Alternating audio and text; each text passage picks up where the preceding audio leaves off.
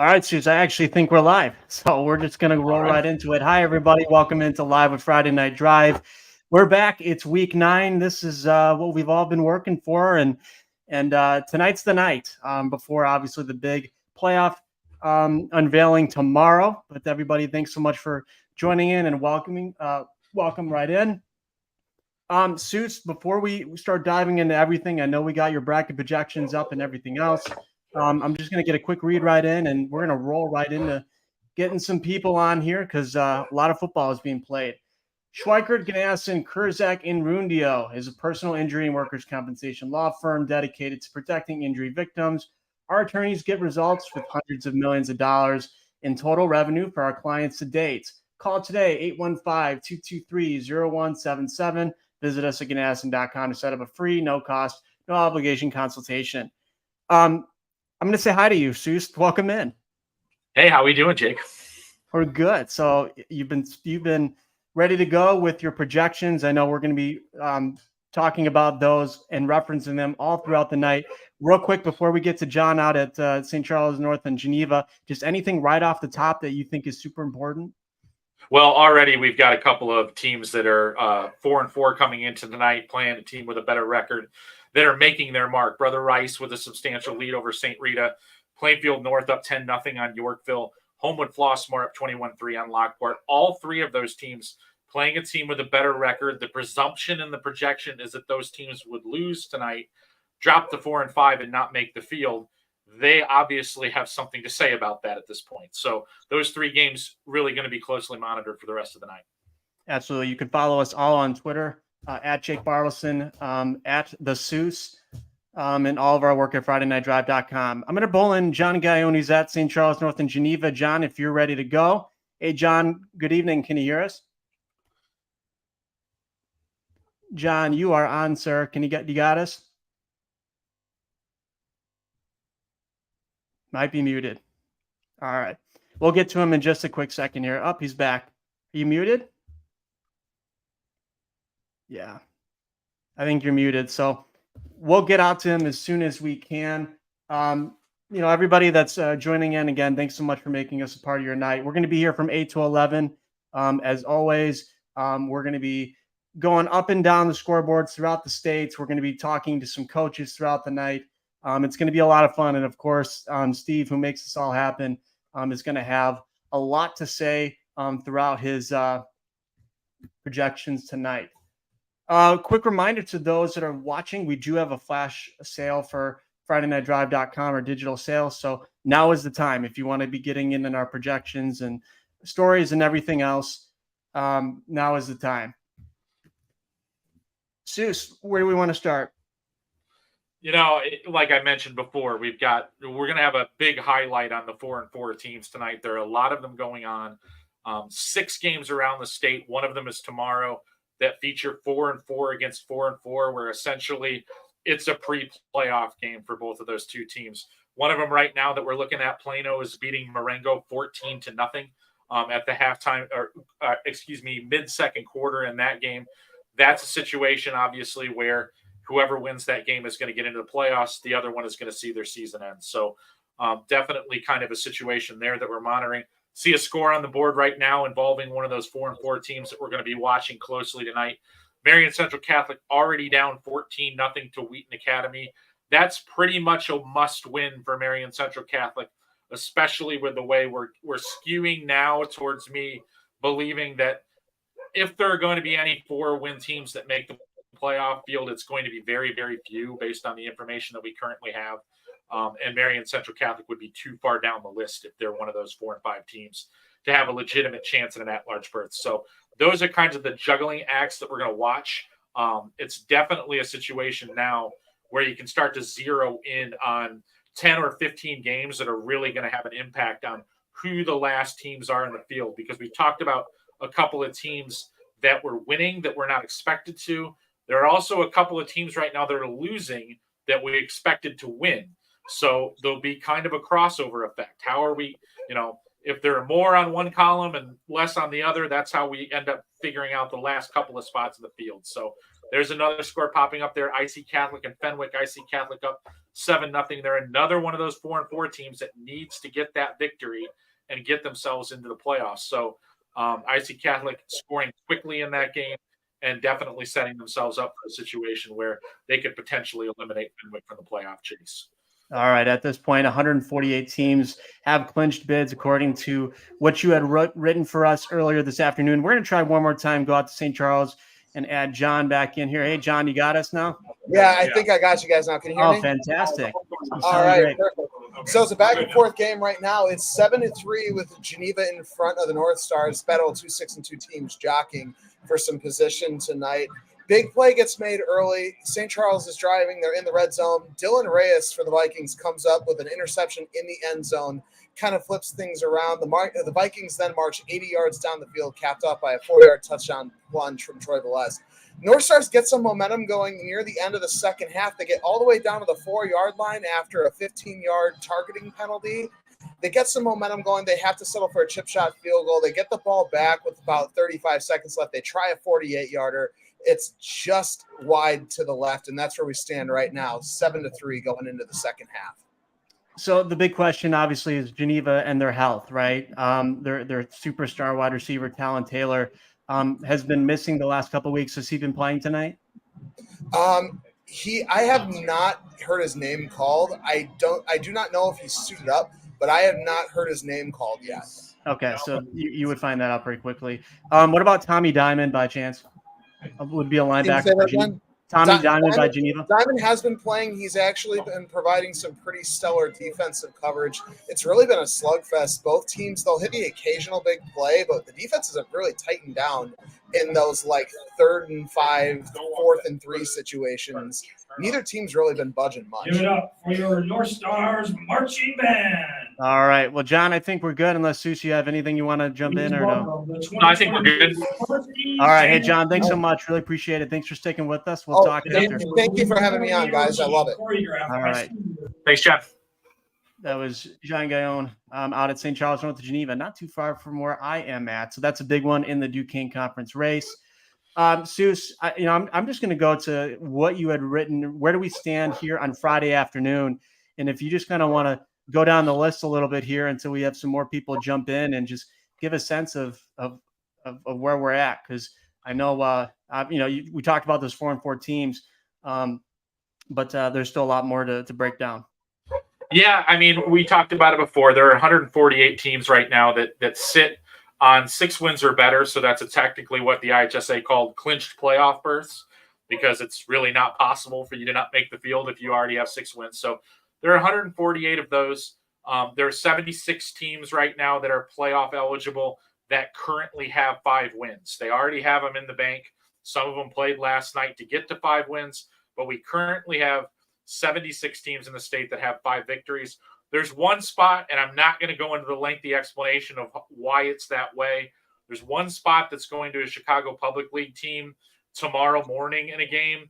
The explanation is far too convoluted for me to go through it all here, and it'll take me about 3 minutes to get through it.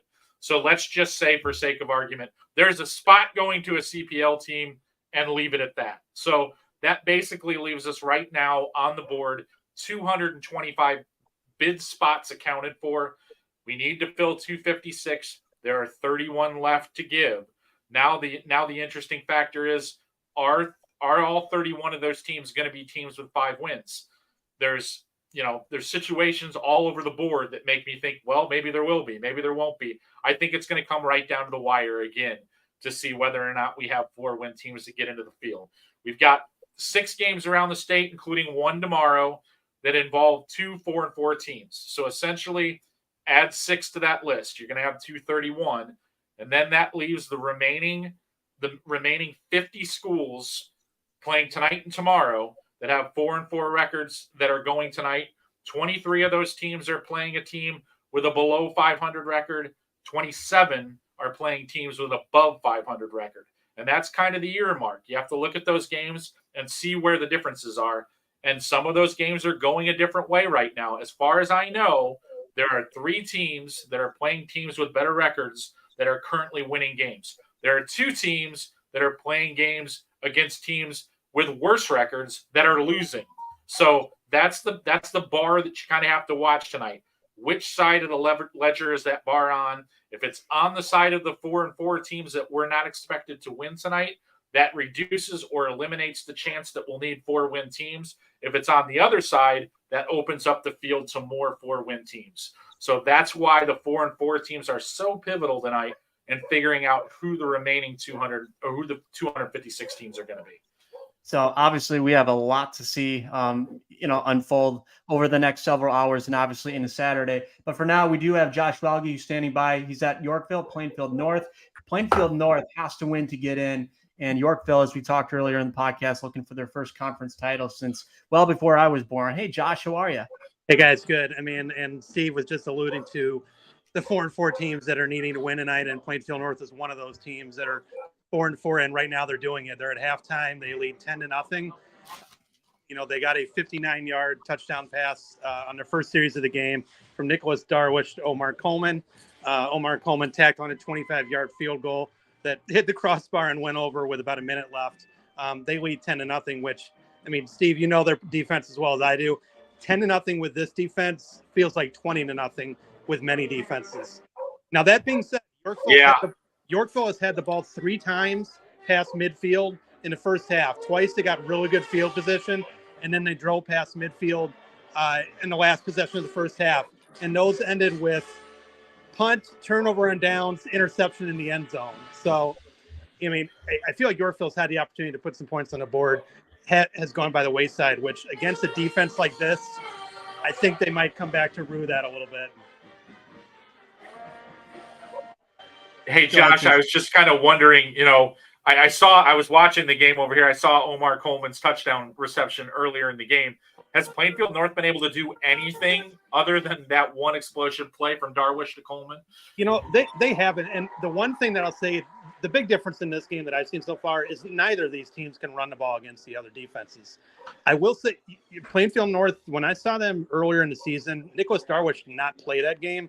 He was hurt in that game. They're back in there. He's actually looked pretty good. I have him 8 of 12 for 134, which if they can get a little bit in their passing game, they become a little bit different team than they've been in a lot of their games this year. Whereas Yorkville only has 42 yards passing so far. So that's the big difference, in the game is Plainfield North been able to do a little bit with their passing game. Yorkville has not to this point. Awesome. Hey, Josh, anything just to add before we let you go? No. The big thing is if Plainfield North scores first in the second half, then it could be very, very difficult for Yorkville to get back. I mean, I tweeted before the game storylines, and the 4th storyline I had was first team to 10 points, and Plainfield North has 10 points right now. So We'll see what happens the rest of the way. Awesome. Josh Welge is out at Yorkville, Plainfield North. Josh, thanks so much. We'll talk later. Sure, guys. Josh Welge, that was interesting. We'll see how that goes. They're looking for their first conference title, Yorkville, since 1989. Looks like we have Rob Laird that is standing by. He's at Newman and Mendota. We'll pull him up. Hey, Rob, how are you? Hey, how's it going, guys? We're good. Here I'm Mendota, showing Newman Class 1A team is ahead 33-0 here against the Trojans, the host Trojans. 5 different Comets have touchdowns today. 3 on the ground, 2 in the air. As Sterling Newman is not having really any problems with the Mendota defense, and has held the host Trojans to about 20 yards of offense here in the first half. Much better start for them. They really struggled last week getting off the bus, and Kewanee fell behind 20-0 right away to suffer their second loss of the season, but things are going much better here now as they close the season out on the road to Mendota. Obviously a lot different a different team, the opposition this week for Sterling Newman. But is there anything that you're noticing that they're doing particularly well that they weren't able to do against Kewanee last week? They're making a concerted effort to throw the ball a little bit more. I think that's probably just in preparation for the playoffs. They're going to need that passing game in the playoffs. They have kind of tripped over their own feet a little bit. 5 penalties, 35 yards, 1 brought back a punt return for a touchdown, and 1 brought back a big gain there that would have brought them in the red zone. They ended up having to punt that ball away on that possession. So some things to clean up. I got a marching band in the background here. I don't know if you guys can hear it. I hope it's not too much of a distraction, but they look pretty sharp so far in the first half here against Mendota. They'll be a force in the 1A field for sure after playing all these 3A and 4A squads in the regular season. All right, Rob Laird joining us from Newman and Mendota. Rob, thanks so much for the time. Really appreciate it. Yeah, no problem. Thank you. All right. Looks like Michael Drojak is ready to go and waiting for us. He is out at, where are we? St. Rita and Brother Rice. Hey, Michael, how are you? How's it going, guys? We're doing okay. Looks like Brother Rice up on top at the half here. Yeah, Brother Rice ran out with a lot of urgency, ran out to a 17-0 lead. But then St. Rita came back, scored 14 straight points before Brother Rice got a field goal here toward the end of the first half. So a much closer matchup. It looked like Brother Rice maybe was going to control this one from the start. Obviously, they need to win this game in order to make the playoffs. But St. Rita is battling back here and making this a competitive game. Go ahead, Soucie. Yeah, I mean, I guess Brother Rice getting off to that fast start, was it something in specific that St. Rita just adjusted to and kind of was allowed to get themselves back into the game, or just kind of just a general quick explosion that just came right out of the gates?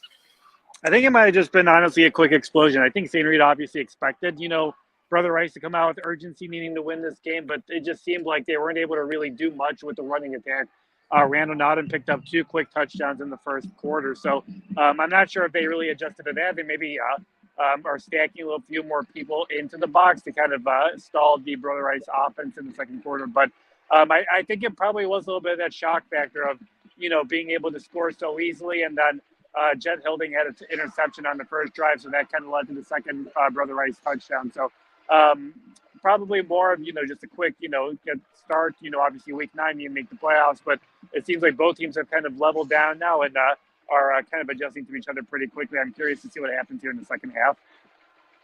Yeah, I was just going to lead you right there. What are you expecting for that second half? I'm curious to see, in the second quarter, Rita started to run more with DJ Stewart. Obviously, their big back, over 200 pounds. He's really tough to stop, but if he has to keep on running, he's going to get exhausted after a while. So I'm curious to see how much they're able to keep on doing that. St. Rita picked up a big first down to score their touchdown on 4th down. So by passing the ball on a 31-yard pass. So I'm really curious to see how much more is St. Rita going to pass the ball? How much more are they going to run the ball? And honestly, with playoffs coming along, how much are they going to play their guys? Is it something that you kind of want to risk any injury, or is it obviously something you want to, win at least one blue game this season and obviously be the Southside rival? So I'm really curious to see, if that intensity kind of continues here in the second half. Michael, I think you covered everything, unless Soucie got something. Hey, FYI, Michael, IC Catholic 14-3 over Fenwick after a quarter. Oh, nice. What's the NAS score? I haven't seen that one, to be completely honest with you.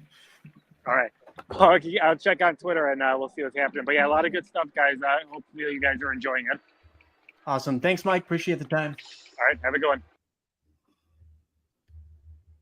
Mike does a great job for us at Friday Night Drive. Absolutely. He really does. Very thorough. We're lucky to have him. Let's see.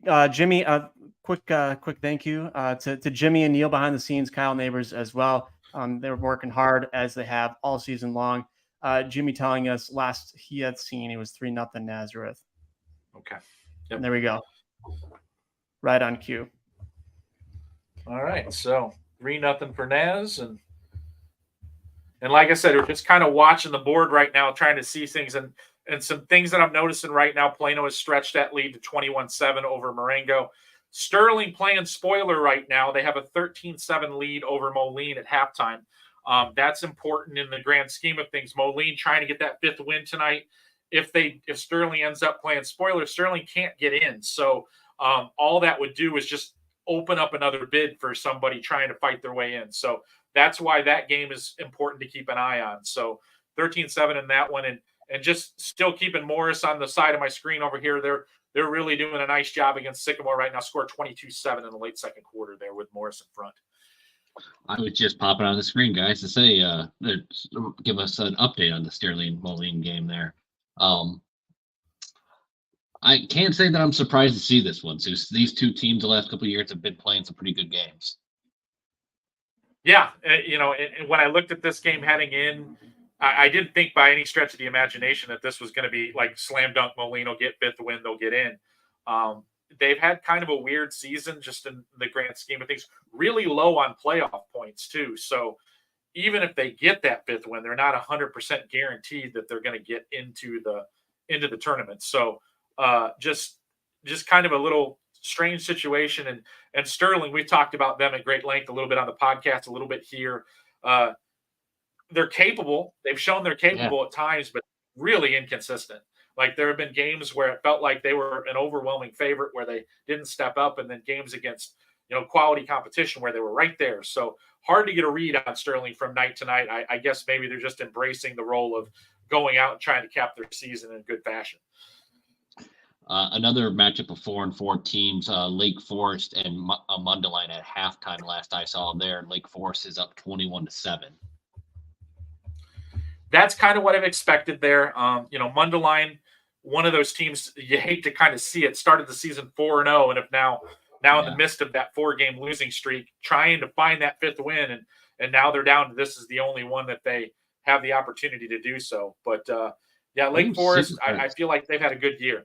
So Sycamore tightening the gap there. Yeah, Sycamore coming back here a little bit. Must have scored right before the halftime. My feed must be a little behind. So seeing Carter Buttons and AJ Zweers hooking up for touchdowns really quickly in that game was not, it's just one of those like, it's officially Friday night. Ooh, Kankakee, 21-0 over Crete Monier at the half. Alex Acevedo checking in with that one for us. I thought that game might be a little closer than that, to be honest with you. I'm a little surprised Kankakee's manhandling them like that. Not that I don't think Kankakee is good. I just think that I thought Crete might be in this one, to be honest with you. I thought that might give them a little bit more of a test. Well, it's also week 9, so we just assume that Crete Monier by this point in the season is just going to find ways to be superhuman. Yeah. Hey, I got one here for you, Kyle, while we're here. Second quarter, Rochelle up 16-0 on Richmond Burton. The Hubs making some noise, aren't they? Yep. Yeah, I kind of thought that might be a possibility. Rochelle, couple of losses, but a couple of quality losses, and they were in those games. So this doesn't stun me. I'm always surprised when Richmond Burton is losing. But Rochelle felt like they had an opportunity to get in this one tonight. So definitely. The Richmond offense just, I don't think it's good. Don't get me wrong. I just don't think it's as good as it's been, over the last 3 to 4 years under Mike Knoll. Right.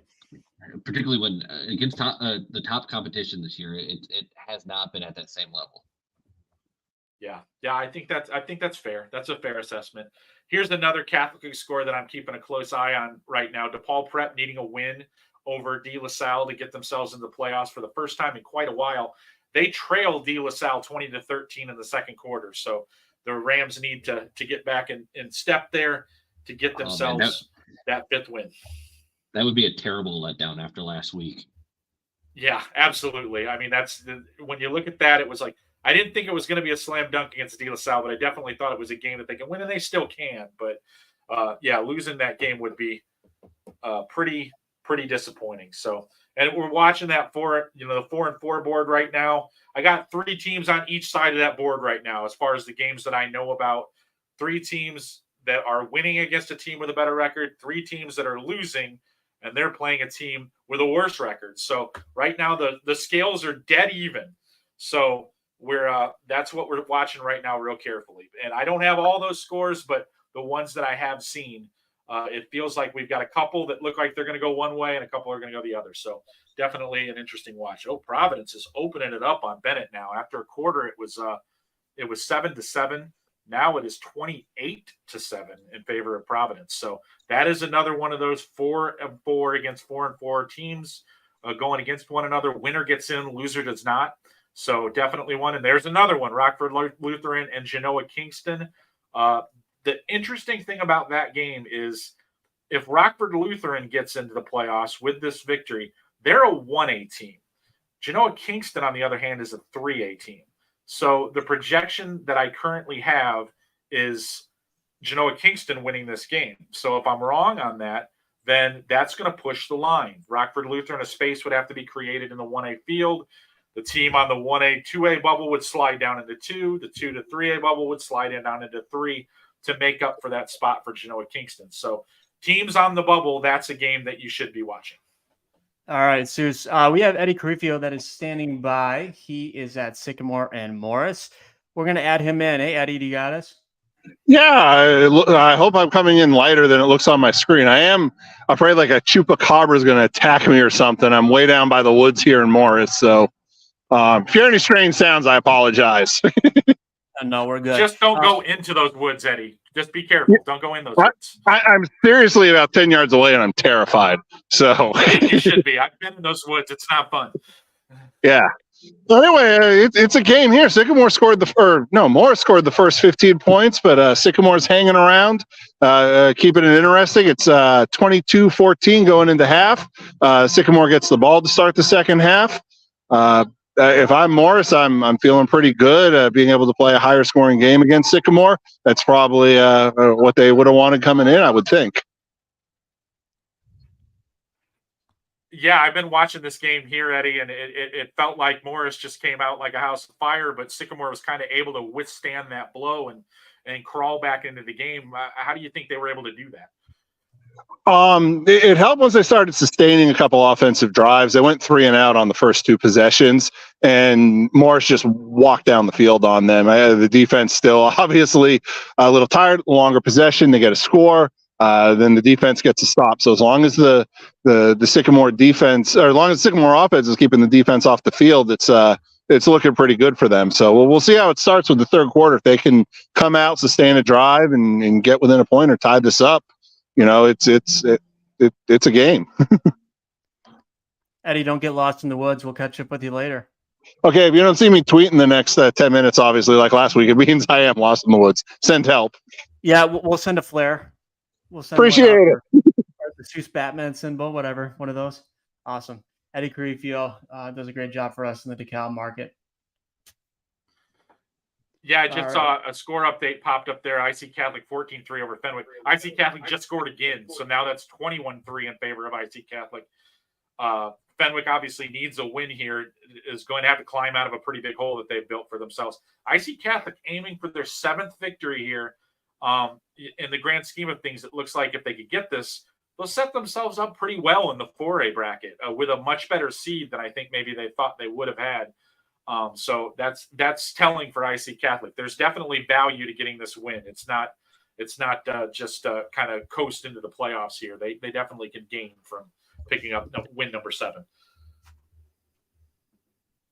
All right, looks like JT Pedelti is standing by. Streeter Wilmington, we'll add him in. Hey, JT, how we doing? Hey, Jake, Souce, how's it going, man? It's 43-0 at halftime, Wilmington. Streeter hung in there a little bit early. Christian Benning, couple big passing plays early in the first quarter, but just can't keep up with Wilmington, can't stop them. Got 1 turnover on downs, the Streeter defense did. Other than that, I guess even when Wilmington kicked a field goal, it's kind of like a win for Streeter's defense. Other than that, just have not been able to stop them. 2 touchdowns each from Braden Anderson and Kyle Farrell, who's run back 2 punt returns for a touchdown. 1 was called back by a penalty, so he went ahead and did it again. 43-0 Wilmington at the half. You getting an early escape there, JT? I see you standing in the parking lot there. You getting ready to just take off? Well, I'm kind of outside the fence. We did have a Wilmington fan ejected here in the first quarter. I was kind of curious what I might have to say to get to go warm up, but nope. I'm in it for the long haul, and the second half it will be a running clock, so shouldn't be too long. All right, well, it'll make an easy deadline for you then. Yeah, we could use one of those. Always nice. Especially week 9. JT, anything else just on the second half before we let you go? Nothing really jumps out. Really kind of just you're hoping that, a team like Streeter with 2 wins this season, a couple seniors, like including quarterback Christian Benning, are going to be get a chance to finish their careers with a little bit of a positive, but a win's not going to happen. And Wilmington going to win their 8th straight heading to the playoffs. Sounds good. All right, JT, thanks so much for joining us, and we'll chat later. Take it easy, guys. All right, so 7-3. St. Francis now taking the lead on Nazareth, which again we've talked about needs a win. They're looking to do the Cinderella story here once again, starting 0-4 and now 4-4. Here we are. Yeah, tough climb, and I've talked to some people from Nazareth. They're well aware that they would be a leading candidate to get in as a 4-win team, but they don't want to put the risk on it, and I don't blame them. I wouldn't want to be in that situation either, hoping that we get that call because it's just too tenuous. So they can take care of their business and get the 5th win and get themselves in. And actually, if they do get that 5th win, they have so many playoff points that they would catapult over all of the other 5-win teams in that bracket, and there are quite a few. So they could go from from potentially being the 16th seed to maybe even as high as like an 8 or a 9. That's what we're talking about there. So, I'm sure the biggest concern is just getting in, but the win would be very beneficial. And just got a final in from one of the early games, a 6 p.m. kickoff that I find a little bit interesting. Lincoln Way East completed its undefeated season, winning 20-0 over Bolingbrook, which is pretty interesting to me just in a lot of ways. Bolingbrook not getting into the playoffs. They were 3-5 heading into this game. Lincoln Way East pitching a shutout, though, against a good Bolingbrook passing attack, but had to grind it out a little bit more than I think I was expecting it in this one. I thought they would probably get away here pretty easily. So interesting in that one. So, Suits, I want to bring you back to that St. Francis and Nazareth. Tyvon Ransom with a 12-yard touchdown. We got that clip ready. Neil, ready to roll.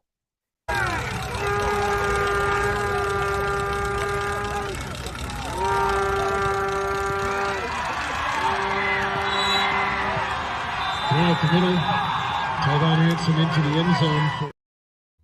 So Tyvon Ransom with that big one. Looks like they went 3 plays in just 51 seconds, according to Chris Casey, who's out there for us.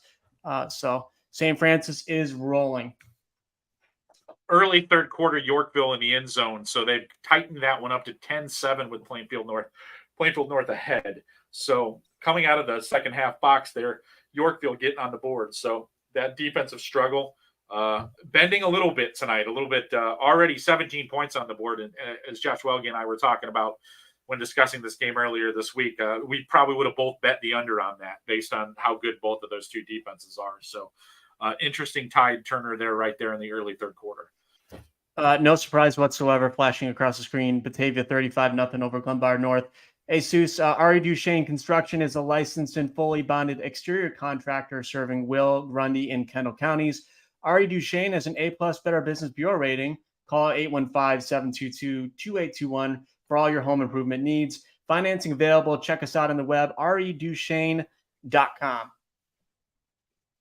I wouldn't be surprised if Batavia is sitting basically everybody at this point. Obviously, they're in the driver's seats already with the Duquesne Conference already locked up. They're 1 loss to Lincoln Way East and a 1-point affair. So they're rolling. Looking at a seed somewhere in the 6 to 8 neighborhood, I think, in the 7A bracket. So obviously that would put them in a pretty good position, especially considering that they are, 8-1 heading in. That's about as good as you can hope to be with an 8-1 record. Hey, Seuss, I got a quick question for you. Belleville-Altoff is up 35-18 at half over Dupac, another 7-1 team. That's a battle of 7-1 teams there. We haven't talked about Belleville-Altoff since, I don't know, maybe week 3, week 4. They took that loss, and, they played that independent schedule. So I think they kind of are under the radar a little bit here. Are they still falling into that 1A field? They are definitely a 1A team. There's really no way that they can not do it. The thing with Belleville-Altoff is they've historically played a schedule that features 4A, 5A, 6A, 7A teams. They dropped out of their conference, the South 7, which is made up of 4A, 5A, 6A programs. But the school itself only has about 250 kids in it. They're very talented, but they lost their multiplier. And that's why they're in 1A. They have a multiplier waiver. So that's why they're in 1A. They're firmly in 1A. And, I don't know how other people are doing it, but since about week 3 this season, I've been in the AP poll, I've been voting Lena Winslow 1 and Belleville-Altoff 2. I believe in that football team. So this win over the potential win over Dupac would not surprise me at all. I'm not surprised to hear that you've been voting them that way. I want to get back to that a little bit later as we start to look at that 1A bracket. I'll jump off screen for now. I know we got Tim Cronin in the chat here ready to go. Awesome. Yeah, thank you, Kyle. We appreciate it. Tim Cronin, you're going to be joining us from St. Ignatius Joliet Catholic. Hey, Tim, how are you? I'm great, and St. Ignatius is great too so far tonight. They lead 15-10 here at the half. So St. Ignatius sitting pretty, 5-3. Joliet Catholic is in. What do you just make of that first half? Well, Joliet has been hamstrung by penalties and turnovers. One of them an interception that helped set up a St. Ignatius scoring drive. And St. Ignatius has what I'd call a secret weapon. Good old number 99. He's listed at 5'4", 270. He's more like 5'8", 370. He's a bowling ball who scored. Guillermo Tapia. They have not hardly been able to stop him unless they throw 6 guys on him at the same time. That's a problem, too, for the Hilltoppers in the second half.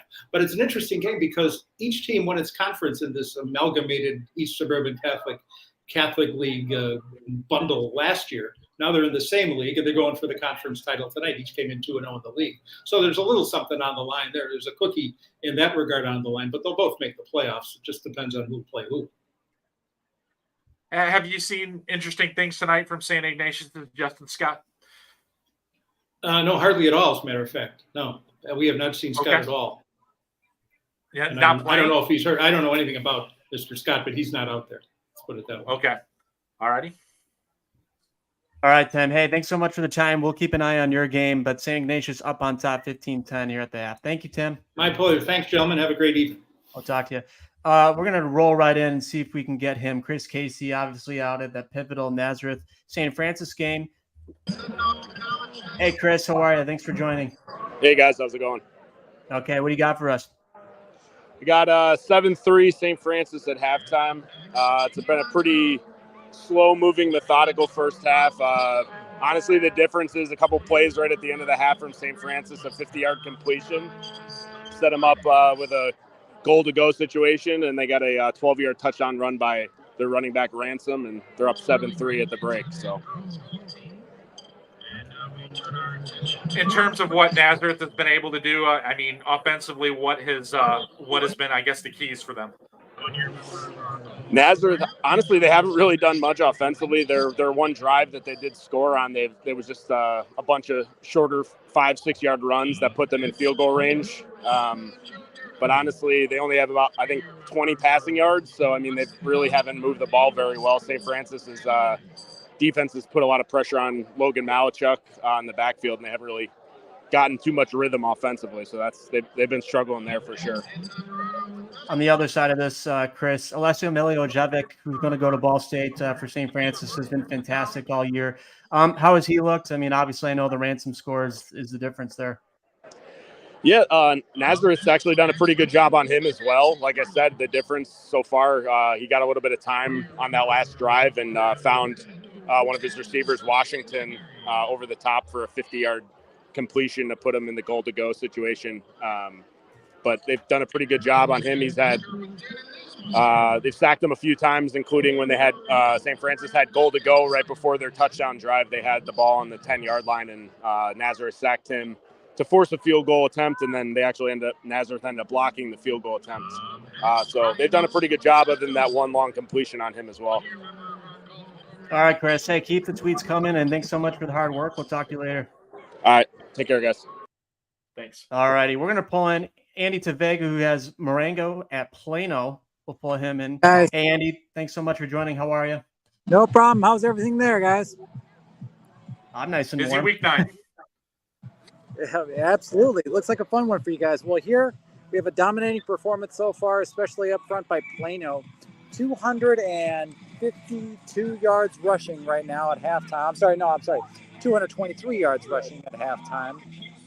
As they lead Marengo 21-7. That includes 152 rushing yards from Waleed Johnson, 2 scores. They came out firing on all cylinders, took the opening kickoff and went all the way down the field. It's just been a terrific performance up front. Life late for Marengo on a nice 14-yard touchdown pass to make it 21-7, followed by a sack to end a Plano drive. But if Marengo's going to get back in this ballgame, they're really going to have to step it up front and also maybe get a turnover here or there. Andy, obviously, both teams 4-4 in this one. Is it? I mean, have you kind of felt the urgency, I guess, on both sidelines with knowing that we don't get it done tonight, we're done? Definitely see that from Plano. I don't know if I saw it as much early on. A rather poignant pep talk from the coach after Plano got up 14-0. Brought a little bit of spark to the Marengo sideline, but then it was kind of thwarted by a key fourth down stop by Plano. So far, I would say Plano has risen to the challenge in this one. I don't have anything more to add. So, Andy, thanks so much for the time as always. Unless, Steve, you got anything else? No, we're good. All right. Awesome. Andy, thanks so much. Really appreciate it. Take care. I was going to throw it to Joe, but he disappeared briefly. So I did see if we do get Joe back eventually. Oh, he is back. Where'd he go? Oh, and there we are. Joe's back. We're going to add him in. Hey, Joe, Stevenson. Sorry, guys. Had a little trouble connecting there. No, it's okay. So it looks like Rochelle up 16-6 at the half. 16-6. Rochelle's looked really good here, guys. Richmond Burton starts the game off with an onside kick and recovers it, drives down, but unable to score. And Rochelle has just been, steadily kind of grinding it out on the ground. Not a great deal of offense. Rochelle has hold on a second, 163 total yards to Richmond's 104. But I tell you, Rochelle's lines, offense and defense, really getting the job done. Richmond came back with RB came back with a really important score late in the half after it was 16-0, and did it throwing the ball. Richmond is a great running team, but really having some trouble kind of moving it on the ground. They aired it out. JT Groh, their quarterback, hit Max Lovall for a 24-yard touchdown. So that's where we're at, 16-6 here at halftime. Seriously, looked like you were about to say something. No, I'm good. I just was just kind of checking around here. Rochelle basically, I'm not shocked by this. Rochelle's played good football all season long and lost a couple of narrow decisions. What are you seeing with Rochelle right now that's kind of giving Richmond Burton trouble? Like I said, their offensive line really getting the job done. They seem to just be able to get 4 or 5 yards and just kind of grind away. And they're really good. All three of their running backs have been great. Which Gensler is it? Grant Gensler. It was Garrett last year, right? Yeah, I think. Yeah, and Villalobos and I can't remember the other one's name, but they get it done with all three backs, and their line has been blocking really well. And like I say, on defense, Richmond. What struck me is that Jack Martins is such a dynamic and electric player for RB, and he has not been able to get around the corner on these guys. When he gets around the corner, he often goes for like 50 yards and takes it to the house, and they've really spread him out, and he has not been able to get around the corner on him yet. So it'd be interesting to see what adjustments RB can come up with here to try to get some more offense going. Both teams already in the playoffs. Rochelle up 16-6 at the half. Joe, thanks so much for the time. All right, check in with you after the game. Sounds good. We're looking forward to it. Joe Stevenson's been doing this long time, does a great job for us at the Northwest Herald and beyond. Let's see, a couple this is a good kind of just a quick reminder here for those that are in the comments. You can participate in the show. Leave us a comment with some score updates, questions for Souce. Obviously, we're going to be referencing his playoff projections all throughout the night. So make sure you are active in the comment section, and we'll get to as many of them as we can throughout the night. Couple of interesting updates that I've just recently seen. St. Rita has now taken the lead over Brother Rice. They now lead that game 21-20 in the third quarter. Once again, Brother Rice obviously needs that win to get to the 5-win level. St. Rita already has their 5. Want to get to 6 to try to keep out of those really low seed areas that potentially they could fall in. A couple of interesting scores from Southern Illinois at this point in time. DuQuoin having their way with Murfreesboro, a team that entered the night undefeated and a potential number 1 seed in the Class 4A bracket. DuQuoin up 3 touchdowns in that game right now. So a little bit of a surprise. And another game that I find pretty interesting from the Edwardsville is playing Desmet Jesuit, one of the better teams in Missouri, and they're up 22-7 at halftime in that game. So, doing pretty well in a game that I wasn't sure that Edwardsville would be able to bounce back from last week's loss to East St. Louis, but it certainly looks like they have been. Soucie, while we have a quiet moment here, do you want to throw up some of your spreadsheets and we can just kind of take a look at what you got here? Okay.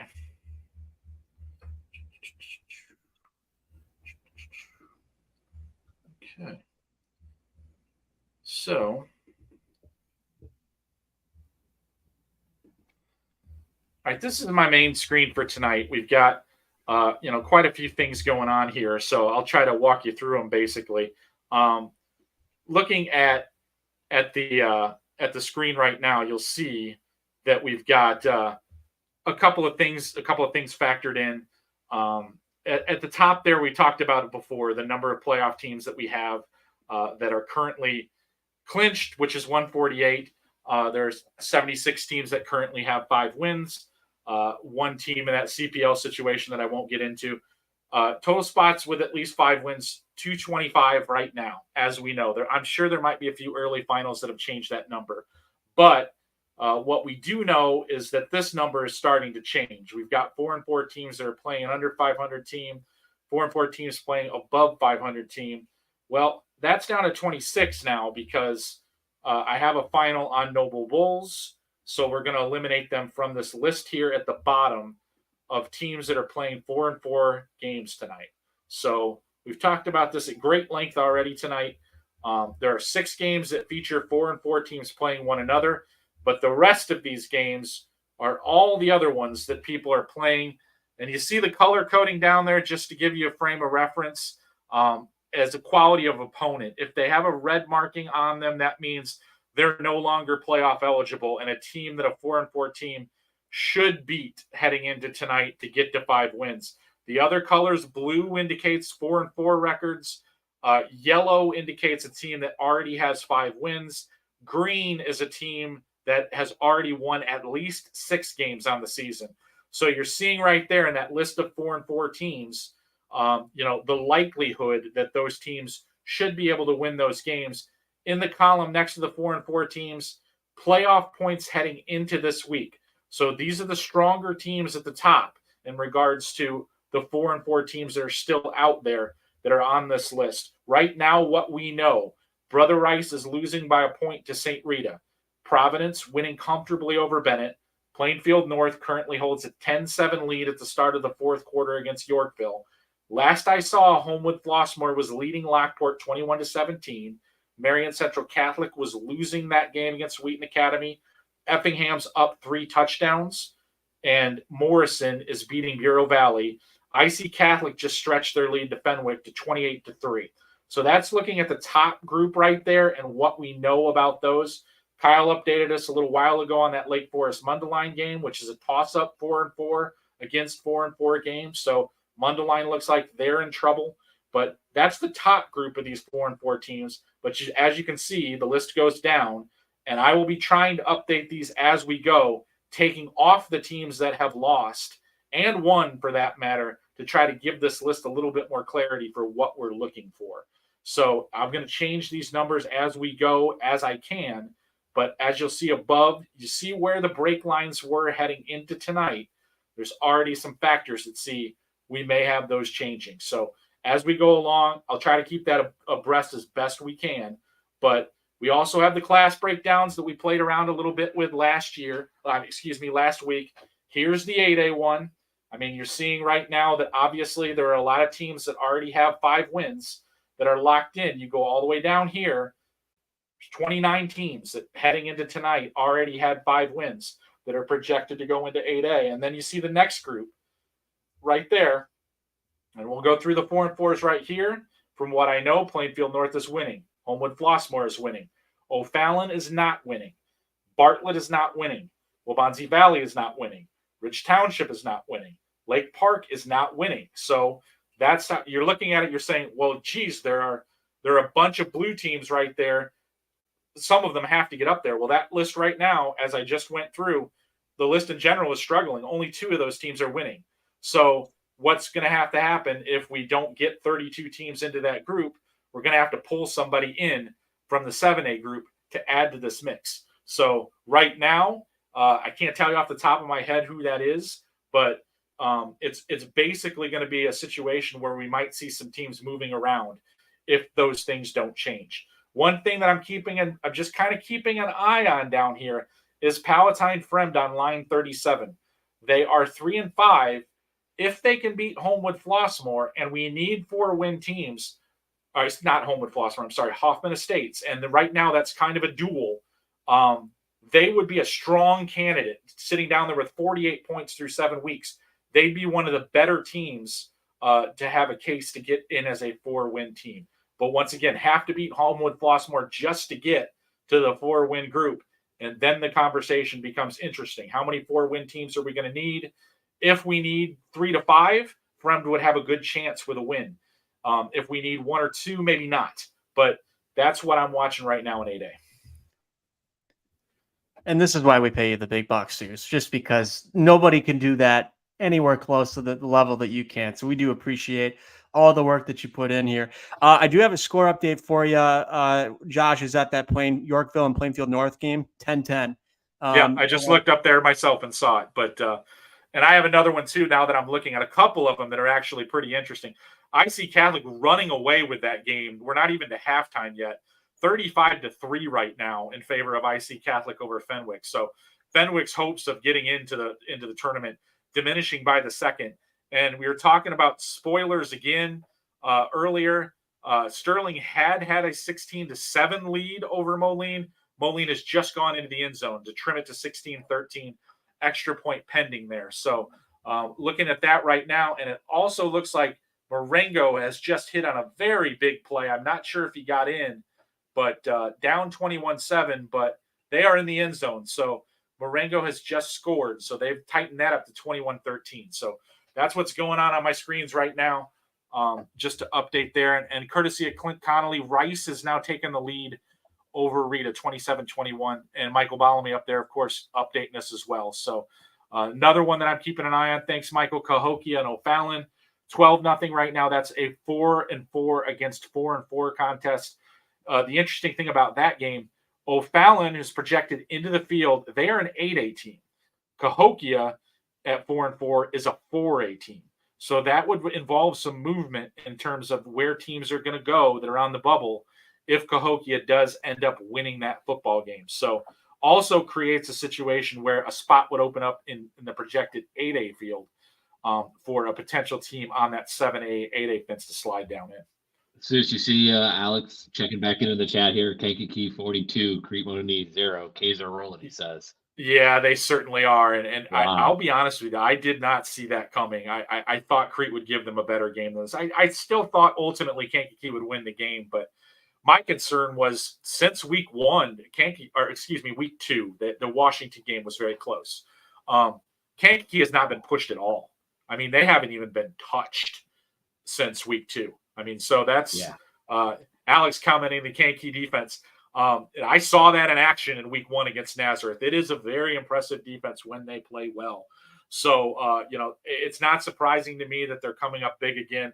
I mean, I'm watching a lot of games now. I'm not actually at games live, but the one thing that struck me in that week 1 game was Kankakee's ability to play, man defense against opposing passing attacks. Really impressive.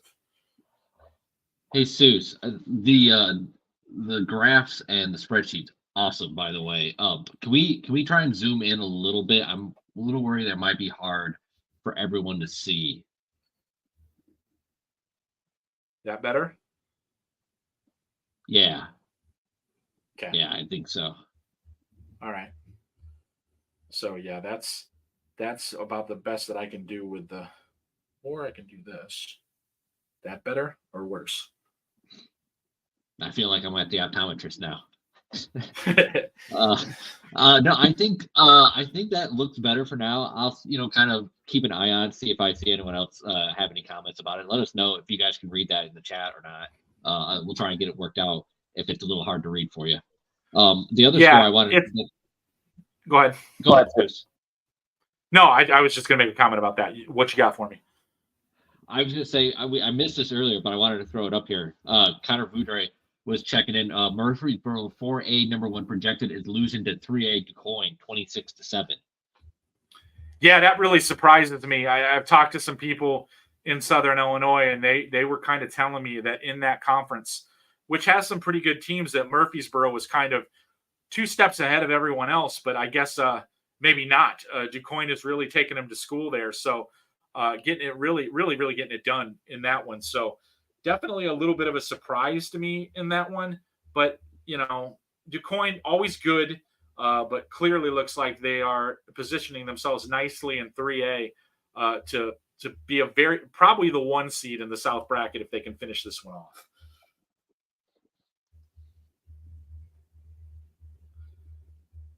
So just kind of looking around at some scores right now that I'm noticing. Just some interesting games from Central Illinois that I've noticed. Prairie Central and Bloomington Central Catholic are locked up in one right now. Bloomington Central Catholic undefeated. They're tied at 15. And one that is, because of the 4-4s, that this is interesting. Illini West trails Central A&M 21-20 in the third quarter. Illini West coming into this game at 4-4. A&M at 3-5. Illini West obviously needing the win to get in, and they've just kind of been down by like a point almost all game long. So they need to topple that one over to get themselves in. If they don't, that's a field breaker for somebody else. So and in the second quarter, another one that I see here that is kind of a little bit surprising to me. Manuka and West Aurora are tied at 7. So that's one that I thought Manuka might have a little bit of an easier time with. So you just want to kind of go up by classes, or people in the comments, kind of help guide it and where you want to go. Okay. I'm seeing that someone is posting in the chat there that Rockford Lutheran has won that game over Genoa Kingston. So that is a difference, but that was a 4-4 showdown game. So we're not creating or denying a spot that was on the board. So let's take a look and see what that does now.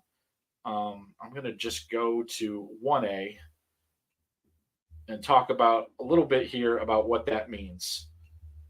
Okay, so you find Rockford Lutheran down here at team 34. So they're going to go right there and take them in. Put that out. So Rockford Lutheran is going to go up the board right there, pop in. Right now, tentatively around 27, 28 in the draw. Originally, I did not have them in, so that's going to factor them into the situation that they're in right now. So moving on up and moving them into that situation. They'll be in the North bracket, which has been very interesting so far to look at because, someone's probably going to have to move out now for Rockford Lutheran. And then the big school is kind of hinged on what happens in a Saturday game tomorrow. So we've definitely got some little nuances that are going on with the Saturday game in this class. So a big win for Rockford Lutheran gets them in. And then with Genoa Kingston, we had them at 30, which meant that they probably would have been in the field with a win tonight. Almost certainly would have been in the field tonight. But now they're gone. They are at 4-5. Do not have anywhere near enough points if we need them. So they're essentially going off the board. We're going to move them down here for now. But yeah, that is a final, and that's one that we can figure out. So now we've got 10 of these, and we've got 77 of these. So that's going to jump to 26 because we know that answer now. So now we're going to go down here. Going to take out line 30. That's Genoa Kingston. No longer have to figure out what's going on with them. Hey, Suze, do me a favor. Hit at the top there. Can you bump it up to 125%? Yep. Let's try that. See if it's a little easier to read. Yeah, definitely. That better? All right. Yeah, okay. Thank you. You can see. We will roll with that. Yeah, that is better. I can see on my screen right now it's better. Okay. And then we'll take Rockford Lutheran off the board because right now we're just charting the teams that are left. that are playing 4-4 games tonight. So there's still quite a few of them. A couple won't on Saturday tomorrow. We won't get those ironed out until then, but definitely interesting there. So we talked about 8A a little bit. Let's look at 7A. All right.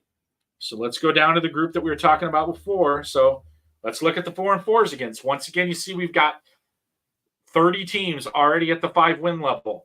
You've got Brother Rice right now in a duel with St. Rita. Last time I saw, I think they had taken the lead back. Fenwick is losing. Wheaton Warrenville South is winning. Mundelein is losing.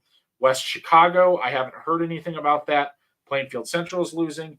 And Moline is down by 2 and late in the third quarter. So once again, you're seeing 3 teams that are in this blue group right now. This field needs 2 teams to get to the gold. That means we're probably going to have to move somebody around in regards to the 5 wins. So that's where we're at right there with these. In the gold group, we've got St. Rita in that game with Brother Reese. Collinsville is losing right now. I haven't seen a Libertyville Stevenson score. Wheaton North is winning. Kenwood has already won. That's gone final. I'm going to change that right now while we're here. So Hoffman Estates, I saw that the score was a little while ago, but I haven't seen an update on that one. So, and then Yorkville, Plainfield North are currently tied. That game with 6 minutes left in the fourth quarter in that one. So that one's going on. Plano 28, Marengo 14. That's also on my screen right now to keep you updated. And then I saw Buffalo Grove is winning. I see that in the chat. Thanks, Ben Olson. And then, so they're in there. Harlem is most likely winning. I haven't seen a Jacobs score in a while. The last time I saw it was 14-7 Jacobs. So that's where we're at the bottom of 7A. Whitney Young won that game. I can change that. That game was this afternoon, so I can move the Dolphins up. This is going to be an interesting class, I think, the way that it finally shakes out. We've got some pivotal games here in the middle of the draw, Bradley and Lincoln Way Central. This is kind of figuring out where they're going to be on the seed line. The projection has Lincoln Way Central winning the game. Bradley Bourbonnais is currently winning that game. I believe it's 19-7 last I saw. So West Chicago and Larkin, this is a game. I see that score on the screen, 14-13 in favor of West Chicago. They're trying to break a long streak of not getting into the playoffs there. So they're trying to hold off a Larkin team that, is really just playing for pride tonight. I think Larkin entered the game with a 2-6 record. So that's the situation there. Up at the top, not seeing any really big surprises here. Obviously, this bracket will be shaped by tomorrow's Mount Carmel Loyola game. Mount Carmel currently rests on the top of the projection. It's presuming a win in that game. Easily could see a situation where Mount Carmel would lose that game to Loyola. They would likely fall possibly all the way down to a 7 seed if they were to lose that, considering that the other 6 teams that also are undefeated could all win their games. So that's where that will be shaped. That one will be in flux until tomorrow, the beloved 1:00 Saturday afternoon game getting in the way. So all right, Soucie. Hey, you're on a roll. I don't want to completely break up. I don't want to completely break it up, but we're gonna toss the break and we come right back. This is great stuff. So just keep the mojo going. But until then, keep tuned to Live Friday Night Drive. We'll go to a quick break. We'll come back and Steve will keep doing his thing. Come to Candlelight Inn, home of the original Chicken George and Jan Sauce. Dine in, carry out, and catering available. Located in Rock Falls and Sterling, Illinois, as well as Clinton, Iowa. Come try our original Chicken George today. Need a roof, vinyl windows, or doors? Call R.E. Duchesne Construction. With an A+ rating for the Better Business Bureau and servicing Will, Grundy, and Kendall counties, call R.E. Duchesne. 815-722-2821. Financing available. Find out more online at reduchene.com. are going to come right down to the wire.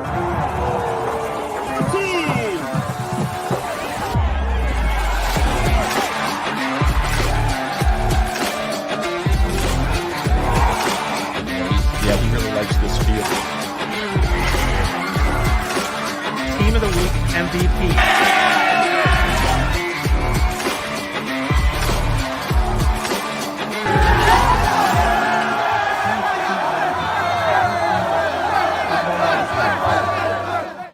like Reich. I like Reich. Since 2016, it's been my privilege to represent the people of the 63rd District. I want to continue representing you as an independent voice in Springfield. I like Reich. We like Reich.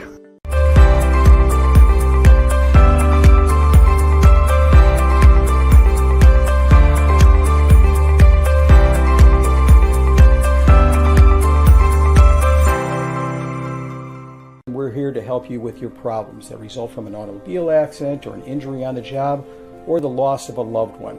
There's no reason you should go through this alone and guess that you're doing things right. We deal with tragedies that affect families and individuals every day. Come here and protect your interests. We've been doing this collectively for over 100 years. Let's put that experience to work for you.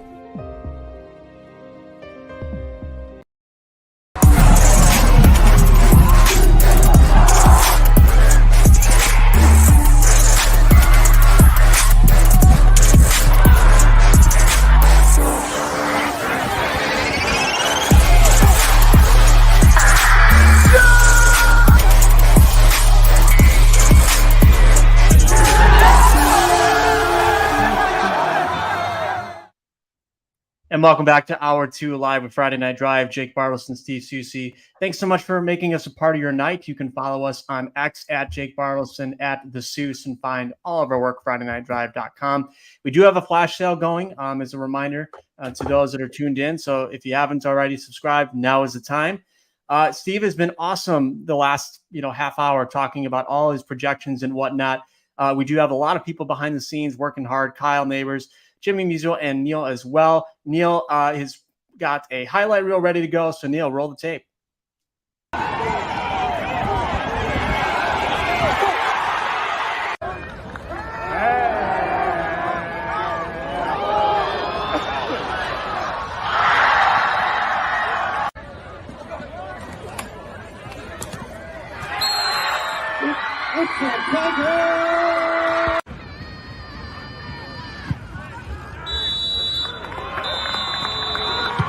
The field goal is good.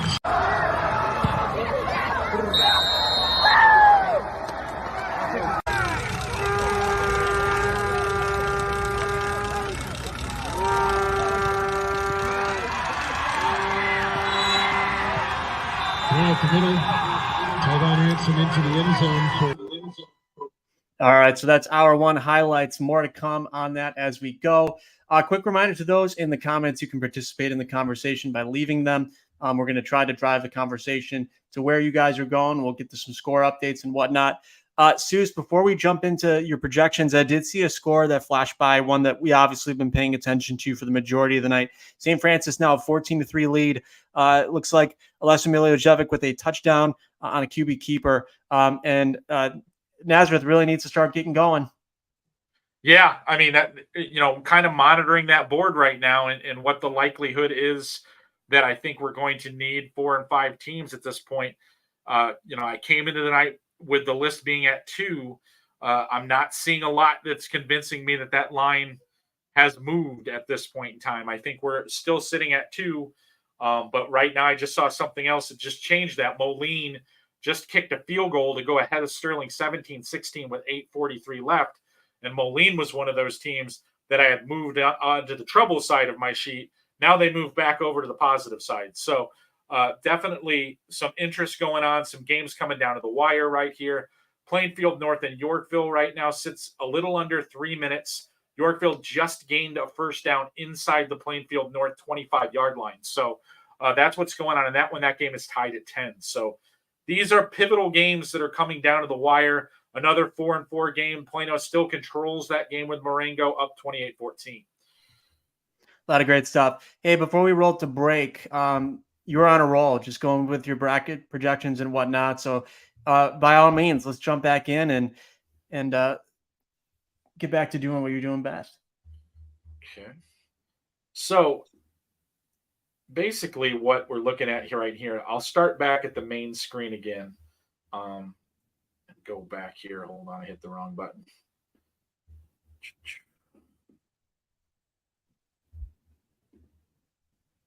All right. For some reason, there it goes. I was going to say it's not sharing. There it is. Okay. So I'm looking at the main board again. Got a couple of pieces of information while we were at our little short break there.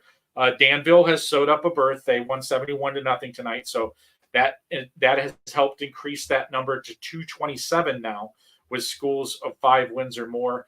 Also moved Beardstown off the list. Just got a direct message that they lost their game at 4-4, 41-0 to Hardin Calhoun. So that's one less team on this list of 4-4 teams that we're looking for. Slowly kind of moving through that group. But we had talked about 7A last. I'm going to go to 6A here.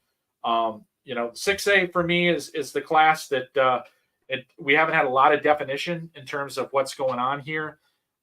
As you can see, one team remains in the 6A draw that has not lost yet. That's Kankakee, who's comfortably winning against Crete-Monee, and now I'm seeing that that's final. So I'm just going to change that on the screen to reflect that. So it looks like Kankakee will be the only team undefeated. And then further looking at this bracket kind of down the line, one of the things that I notice here is the geography split. If you notice, even though Kankakee is not necessarily considered in the southern portion of the state, for bracketing purposes in 6A, they're going to be in the south. So is Washington. You see East St. Louis on the 5 line right there. Even though they just lost, Crete-Monee is going to be, strangely enough, also in the south bracket. So a lot of the heavies, at least record-wise, are going to be in the south bracket here. And so then, okay, what logistically means for the north? It means that, your top seed is going to probably be Lake Zurich if they stay in 6A, which is very much in flux right now. They're sitting right on the bubble between 6 and 7A. So if they stay, they're likely the north bracket's top seed. But if they don't, we may have to go all the way down to the 7 and 2 group to find the top seed in the north bracket, which I'm pretty sure has never happened in the 16 bracket system that we've been in for going on a decade now. So that would definitely be a really, really unique situation if Lake Zurich slid down to 7A. So you're looking at, potential candidates for the top seed in this situation, just based on points. It probably comes down to Lakeview out of the public league, Belvedere North, and maybe on a geographical tack, maybe Richards ends up in the north bracket. That's possible.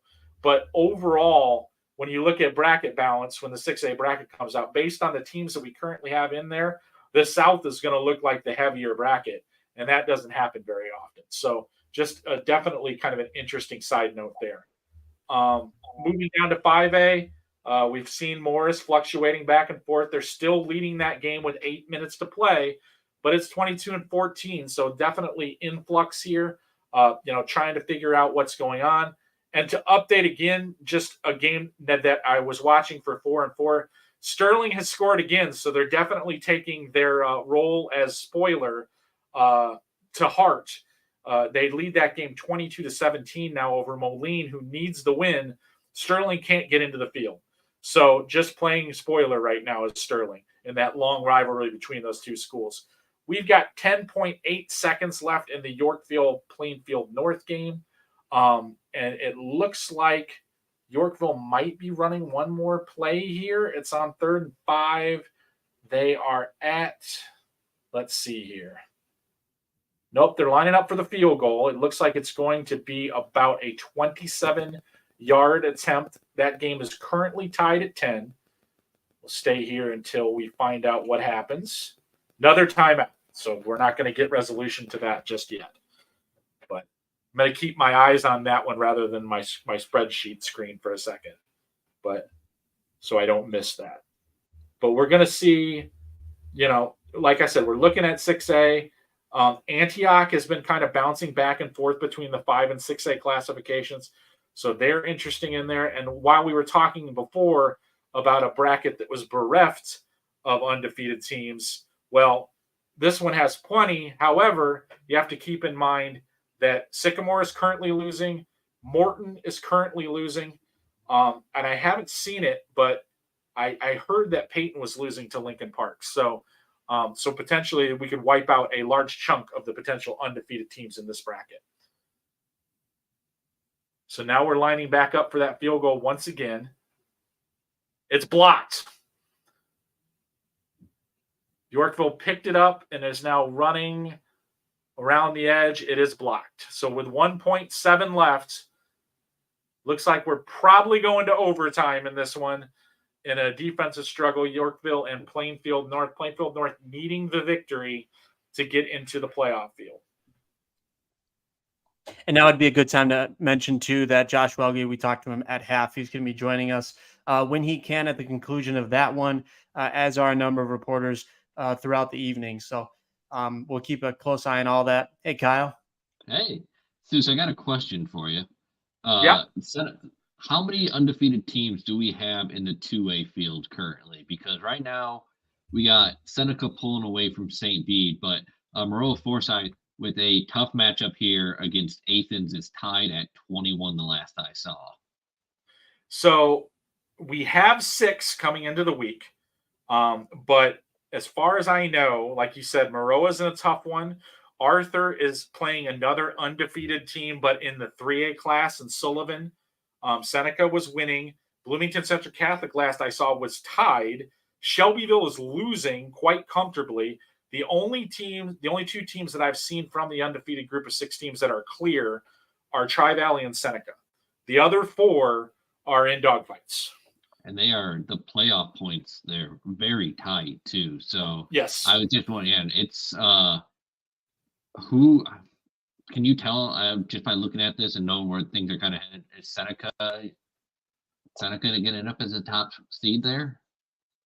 Well, it just kind of depends on the mapping of this one because Maroa Forsyth has been bouncing back and forth between the north and south bracket based on the construction of the field. So if Maroa wins tonight, they're in a situation where their maximum number of points that they can achieve is 36 because they're in a locked conference. They can't go any higher than 36 or any lower than 36. Seneca, on the other hand, I don't know who they're playing in week 2, but they will get 3 wins from their conference opponents tonight and 1 win from Wilmington. So they'll definitely get to 36. If their week 2 opponent gets them a win as well, then they would get to 37. They would leapfrog Maroa Forsyth. Arthur is in the south bracket if they do win. So Seneca could go to the 1 seed, provided that their week 2 opponent, whoever that was, wins their game. So they could get to 37 and topple Maroa Forsyth. If they both end up at 9-0 and 36 points, there is no tiebreaker for that. That would be a coin flip that would decide who would be the 1 seed and who would be the 2 seed if Maroa ended up in the north. Man, it is still wild to see Moments in there at 7-1. Every time I see that, I shake my head. Well, they're actually 8-1 now, Kyle. They played last night. They played last night. I forgot about that. I didn't update that. So they're 8-1 now. So they're going to don't shortchange my hometown, man. There you go. So yeah, but they're positioning themselves, I think, in most of the projections I've come up with a 5 or a 6 seed for them. But I mean, just looking at it right now and what's going on, that could potentially, they could move up quite a bit with all of these undefeated teams losing. And as you can see, they have more playoff points than those teams. So they could potentially move up past a couple of teams that picked up a loss and jump and drop down to the 8-win loss. So that might, the activities of tonight might really improve Moments' seed. Here's a fun wrinkle. I don't think we talked about this on the air when we recorded the podcast the other day. Moments now going to be in the playoffs. They don't have a home field to play on in the postseason because they just started a renovation for field turf and redoing the track. So that's a unique story, certainly.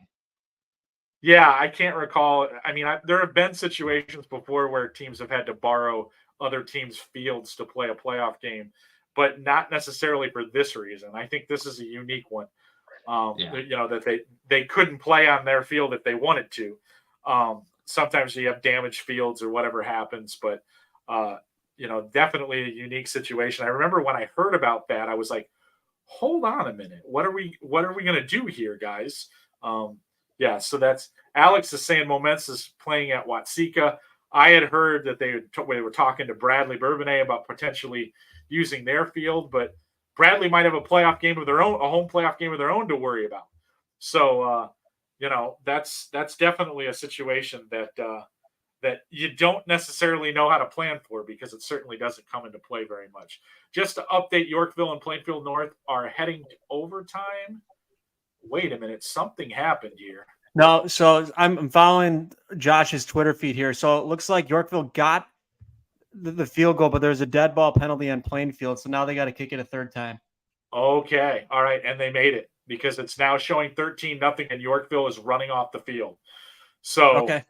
Yep. So that is a Yorkville victory, puts Yorkville at 6 wins on the season, drops Plainfield North to 4-5 on the year, and puts them in very perilous position to try to get into the field, because Plainfield North has a bunch of points, but like I said before and several times earlier this evening, we might be getting into dire straits for the teams that are hoping to get in at 4-5. And Yorkville with their first conference title since 1989. Yeah, I was thinking that too, Alex. Moments can play at St. Anne, a brand new fresh field turf over there. St. Anne starting an 8-man team this year, but I know they're not going to the playoffs in there. So maybe Moments can drive 15 minutes away and get St. Anne's field usage. This is how we know we have a regular for the Friday Night Drive podcast and a longtime subscriber, which we absolutely appreciate, Michael. Saying one of my favorite teams, Nashville, won 54-20. I just don't doubt Nashville anymore. I've learned my lesson over the years. Yeah, that's a big win for them. That when you're looking at what was going on with them heading into this game, this looked like a game that I don't know. It's one of those cross conference games, so it's difficult to tell. But Shelbyville came in at 8-0 tonight and playing pretty good football. So that's a nice win for Nashville. Moving into the postseason now, gets them to the 6-win group, kind of keeps them out of a potential bad seed situation. So nice win for Nashville there. And once again, bumps another one of those 2A teams out of the ranks of the undefeated. So definitely kind of a neat situation there. So yeah, still trying to get over that crazy finish in Yorkville. My goodness. Hoping to get Josh back on so he can give me a little bit more detail.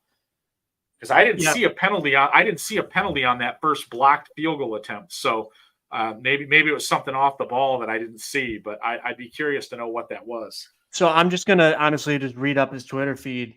So it looks like so they had that blocked field goal, but he was noting that the attempt was on third down, and so Yorkville able to recover that. Okay, now I get it. All right, yeah, right. So then the ensuing field goal, there's a dead ball penalty in Plainfield. The third kick is good. So, honestly, like that's the type of ending that you love as a sports writer, right? Like just the final seconds, drama, not 1, but 2, but 3. I mean, I feel like he's going to have to start channeling LeBron James a little bit there. Goodness gracious. Yeah, that's definitely a bizarre ending there in that game, but almost strange. It seems strange to say this, but based on what those two teams have done, it almost seems fitting that this ended on like blocked field goals and all kinds of other crazy stuff, because coming into this game, I would have easily said I could see a 13-10 final where, both teams had a hard time getting into the end zone. So, and that's what appears to have happened. So definitely an interesting finish there. So I'm just kind of moving around some finals here on the board right now that I know. Just moving Yorkville up a little bit here to accommodate for that. Change them to green. So with that loss, of course, Plainfield North heading into this game had a bunch of points, but needed to get that 5th victory and didn't get it. So you see that 44 next to Plainfield North. That's a pretty high total and puts them in the mix. But they're going to need some help. They're going to need a fair amount of help tonight from upstarts, and there are some happening. I'm getting updates right now that there are 4 minutes left in the DePaul Prep De La Salle game. De La Salle is losing that game. I'm just seeing an interesting one right there from Breeze Modern Day Highlights that you just threw up on the screen. Stockton, that's another one that a game we were heading into this game. You see it right there. Stockton was playing a 2-6 team this week, expected to get to 5-4. That's not going to happen now. They lost that game. They drop all the way down here, and are pretty much done. So that is definitely something that was unexpected coming into tonight. But Stockton has now been added to that list of schools that are losing. And the last I saw, there are 4 teams that are on that list right now that are either currently losing or have lost, that were playing teams tonight with a better record. And that list is larger than the list of teams that are winning over teams with better records. So what that means in the grand scheme of things, to reiterate, if that list is larger, then we need more 4 and 5s.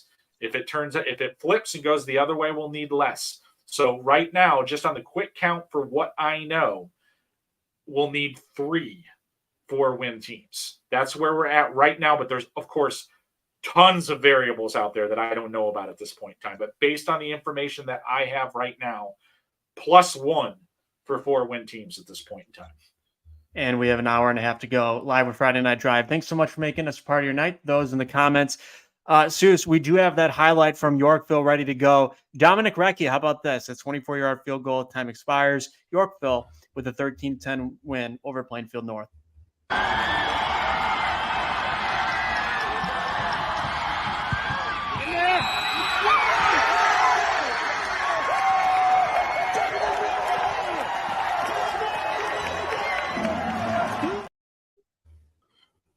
Dominic Recchia with the game winner.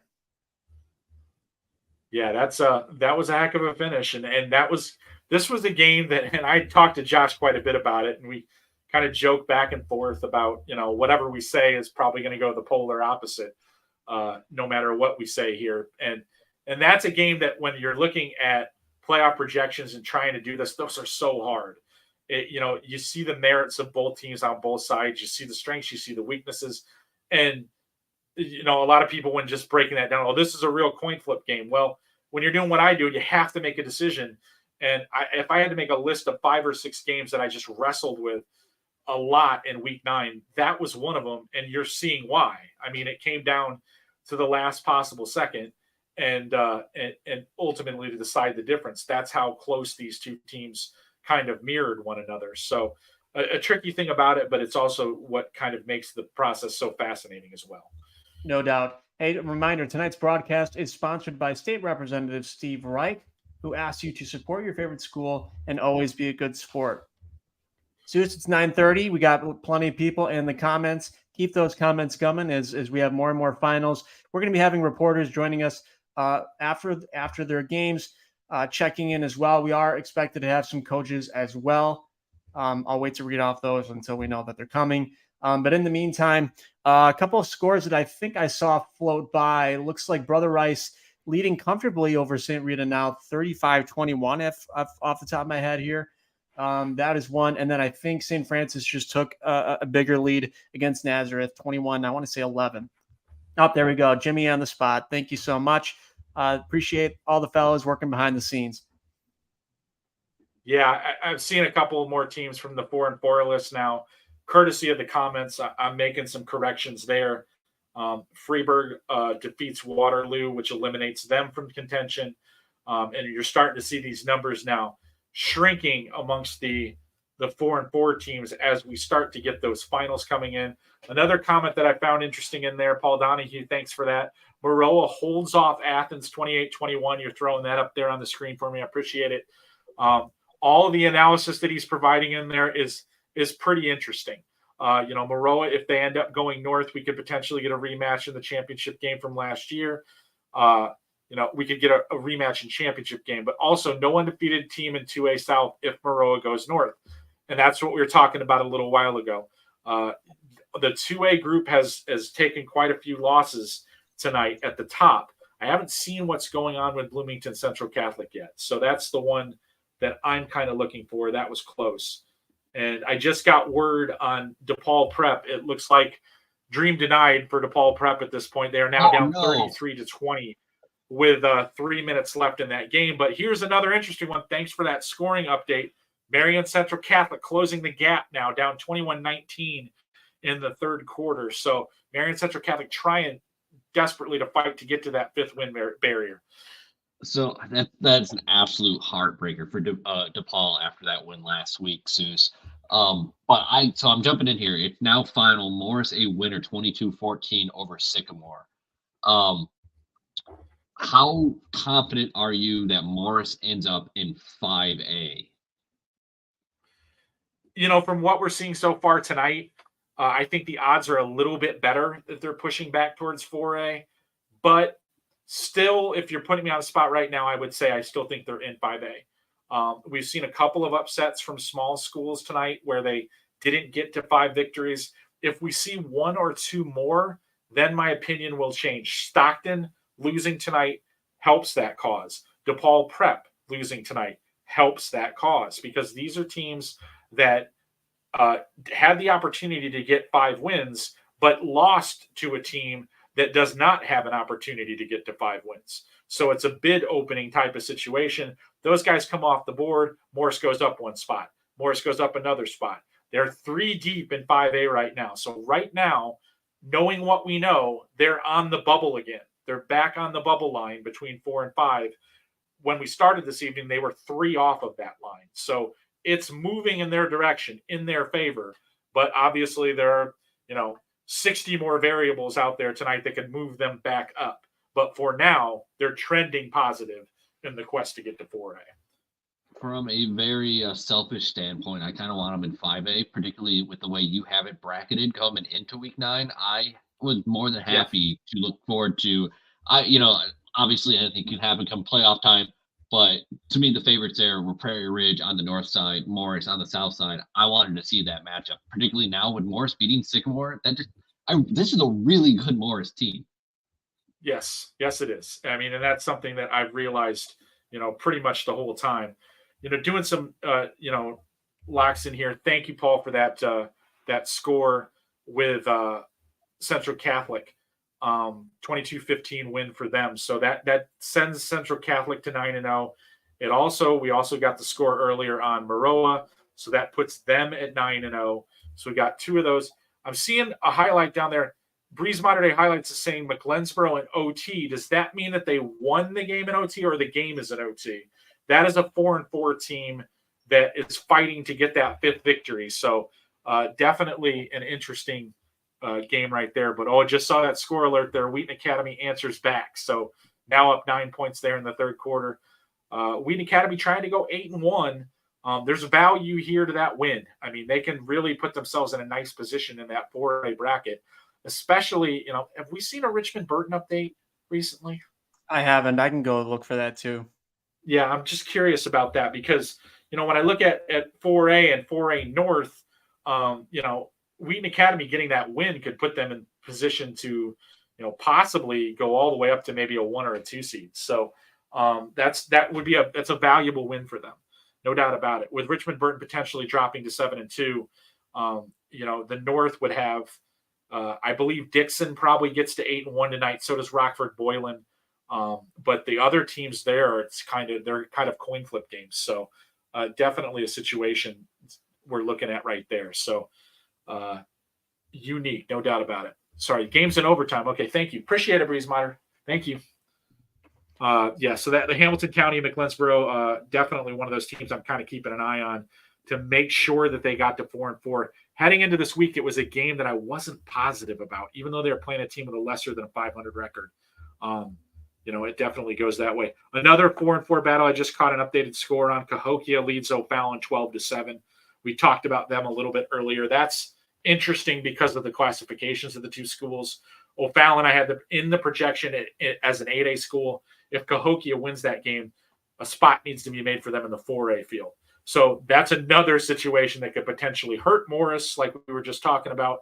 If I need to move a team in 4A, it would move Morris down 1 more spot. So that's a game that could go the other way. Quick score update here for you, Seuss, from Michael, who's out at Brother Rice. Looks like Randall, is it Newton or not in? 56-yarder to give Brother Rice a 42-21 lead with 2:08 left. Okay. Yep. So that looks like, and thanks for the Rochelle Richmond Burton update there. Appreciate that. 24-12 now in favor of Rochelle. But, Brother Rice, a team coming into tonight, was sitting at 4-5, but had more points than any possible candidate on the board as a 4-win team. They look like they're taking care of business themselves. So the fun thing about that, or I guess the not so fun thing about that, was if Brother Rice would have finished at 4-5, the logical matchup for them, pending what happened on Saturday, would have been Mount Carmel and Brother Rice in the first round. And I'm sure that would have caused people to throw their hands up in consternation over that one. So now Brother Rice, with potentially that 5th win, would move up the seed chart considerably because they have a ton of playoff points. They'd leapfrog every 5-win team that would potentially get it. Jesus, down goes Moline. Yeah, I just watched that go final while we were talking there. But yes, that's definitely a team that's come off the board. So we now have 2 official teams of 4-4 teams that have lost to a team with a lesser record, and a third that I think has lost. I just have not seen it. So yeah, the last update I got was 33-20 in favor of De La Salle. So that is trending towards another one. So, but I also got a recent update that had another 4-4 team fighting their way into the field. We've already talked about Brother Rice. The other one is, let me make sure I got it right here, Homewood Flossmoor with a 34-27 win over Lockport. So Homewood Flossmoor has now punched their way into the field in the 8A field, which is very interesting because now you've got an 8A team that has moved in there and pushed one of those teams that I had to add in from the 7A field up. So now we're looking at a situation where I believe it's Prospect will go back from 8 to 7 tentatively, and now moves Downers Grove North onto the bubble between 7 and 8A. So those are 2 teams, and Michael's just providing me with another score right there that is interesting. Mattoon 43, Marion 28. If that's a final, that's yet another team tonight that was playing a team with a worse record that lost and failed to get to 5 wins. We are definitely trending now in the positive to 4-win teams. We are now sitting in a situation where everything I'm seeing so far is leaning me to believe that we may have more teams that are upsetting the apple cart from a situation and not the other way around. So that's another one. I'm going to mark that on my board over here. So Marion is down. Marion, Moline, Stockton on that list. I haven't seen an update on DePaul, but I believe DePaul will make 4 of those teams. So we're starting to get into a situation now where let's go here and start taking some of these teams down. Moline comes off, and then they are playing a team below 500, so that changes to 21. And then I'm just kind of moving along here, just looking at these teams. Marion was an interesting team because even if they got to 5 wins, I think they would have been the first team removed if we would have needed to remove 5-win teams because they had so few playoff points. That was a problem for them. So, yeah, so Brother Rice has just gone final. So that is a team clinching that spot. So we're going to move these here, 79 and 80. So that number has now jumped to 229. And they were playing above 500 team and they lost.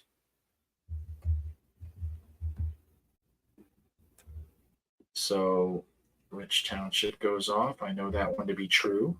So now, yeah, we're moving these along here, and it's just kind of interesting to take these in. Homewood Flossmoor was a winner tonight.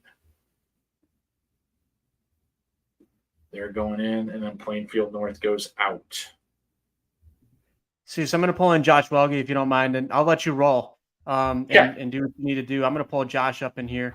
Obviously coming off a big emotional win. Hey, Josh, how are you? Hey, guys. I'm here walking out of Yorkville. Final here.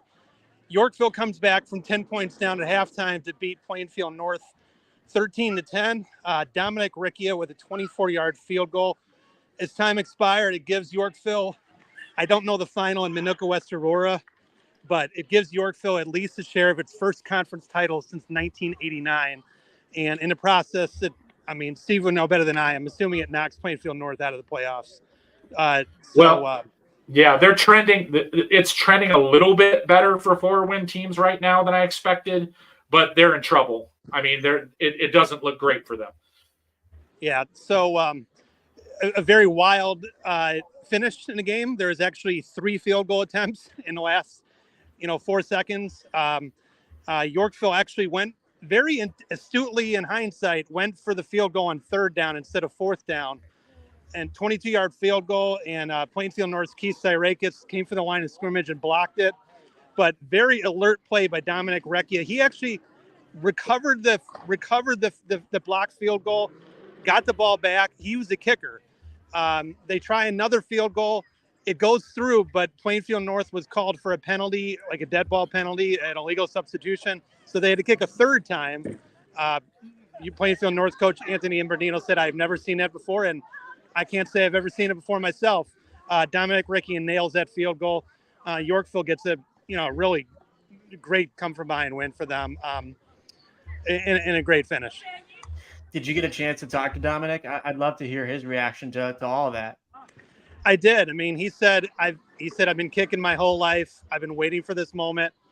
It's a dream come true, and he knew he had the confidence that he could do it. I mean, he was pretty cool as a cucumber. I mean, the kid's a wrestler too. So Jake, the mindset of those kind of guys. I mean, they're tough mentally and physically type kids. So, big finish for him. Michael Dopart, their senior quarterback, they had a very difficult time in the first half against a very good Plainfield North defense. He really kind of found something in the second half. I mean, he completed 9 straight passes at one point. On the game-winning drive, he completed 4 passes, including a very difficult 23-yard pass on 3rd and long to Josh Gedemy to keep the drive alive. So credit to him. He had a tough first half against a very good defense, but they found it in that 3rd quarter and 4th quarter. Awesome. We will we'll let you go. Get on deadline, and obviously writes an exciting story. We're looking forward to reading it. Thanks, guys.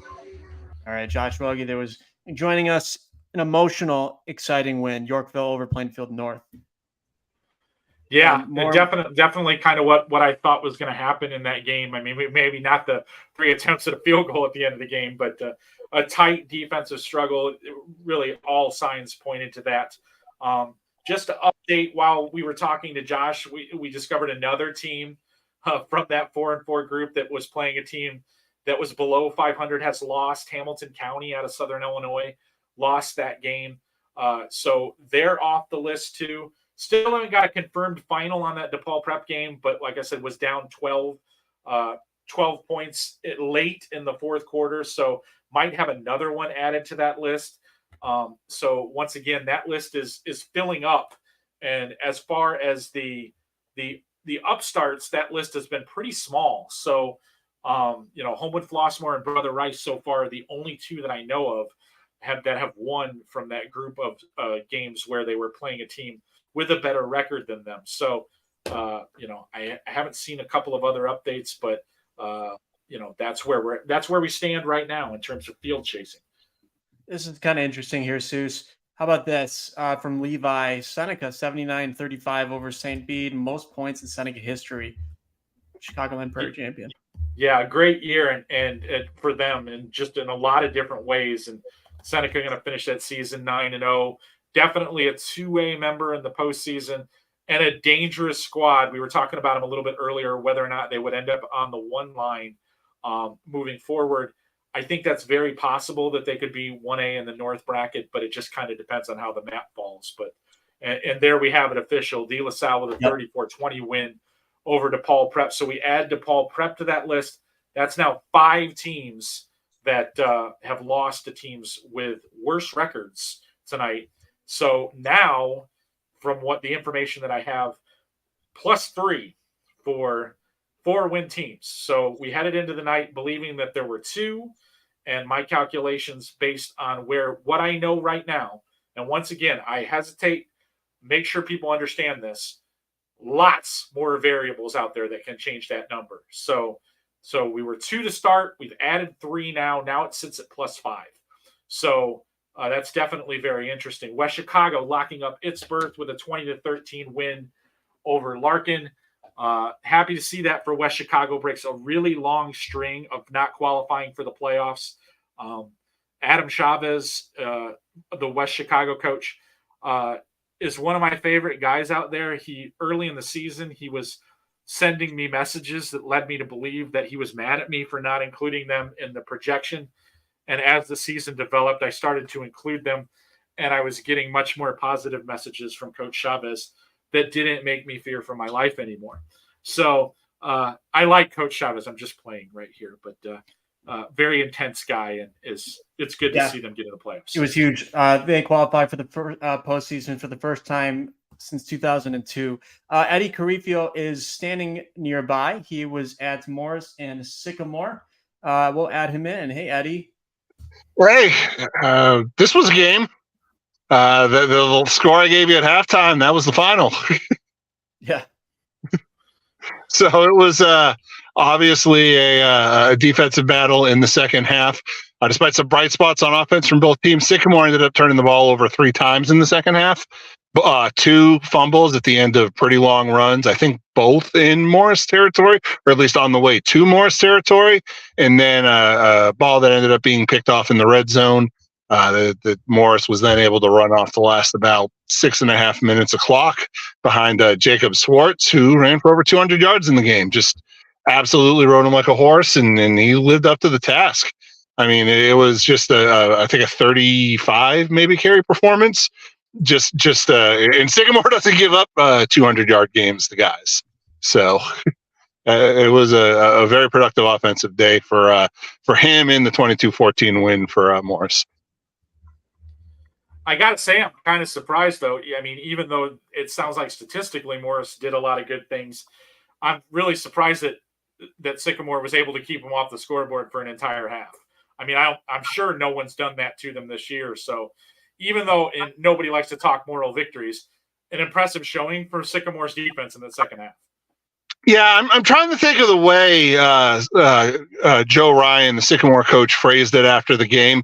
Something along the lines of pointing out that they had the 3 turnovers in the game, and yet it was still only a 1-score game, so that they, could still do that and be able to hang with them. That they still, I think, must be pretty good, or something along those lines. I referred to Morris as pretty good, but he still pointed out how, again, the words "moral victory" would never escape from his mouth, but it was something along those lines, pointing out that, hey, we still had 3 turnovers, and we were still able to keep them off the board in the second half and have a chance to win this. Real quick, Eddie, just Sycamore are now 8-1, rolling into the postseason. They got to feel pretty good about this still, heading in. Yeah, I mean, obviously after the loss digests and you realize it's just a 1-score loss to a team that is now undefeated on the year. Going in is, well, Steve would know this more than me, but is what, a 3 seed, a 2 seed, something like that. Got to be feeling pretty good. Yeah, I think probably a 4 might be in the cards right now, but around that area. Okay, 2 might have been a little high. Forgive me, I'm on that deadline high. Yep. No, okay. In fact, we'll let you go. Thanks so much for the time. We're looking forward to reading the story. Hey, no problem. Appreciate it. See you guys. Always. Eddie Carifio. So while we were talking there, I noticed another score in the comments. Thanks, Clint Connolly.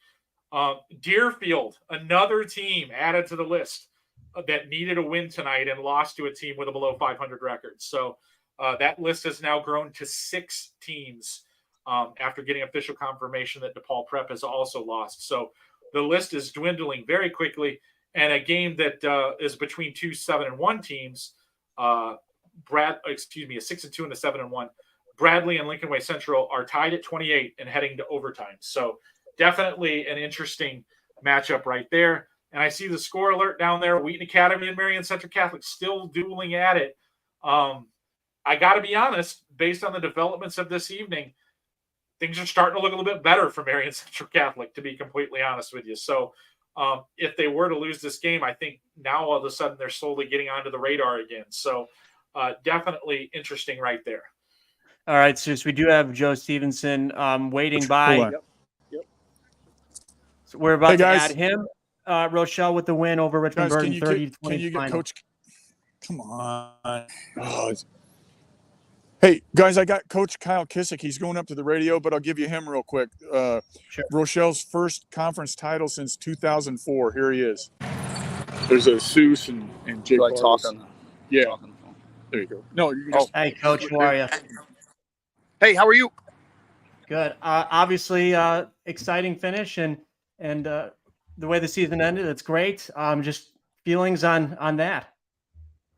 Well, I just think it was important, for us to play well tonight, as it is every Friday night. But, when you're playing a team like Richmond Burton, you need to do the things, fundamentally, you need to execute on a consistent basis when you're playing a team like that. And so I thought we did that tonight. And I think, ultimately, it's like round one for us tonight.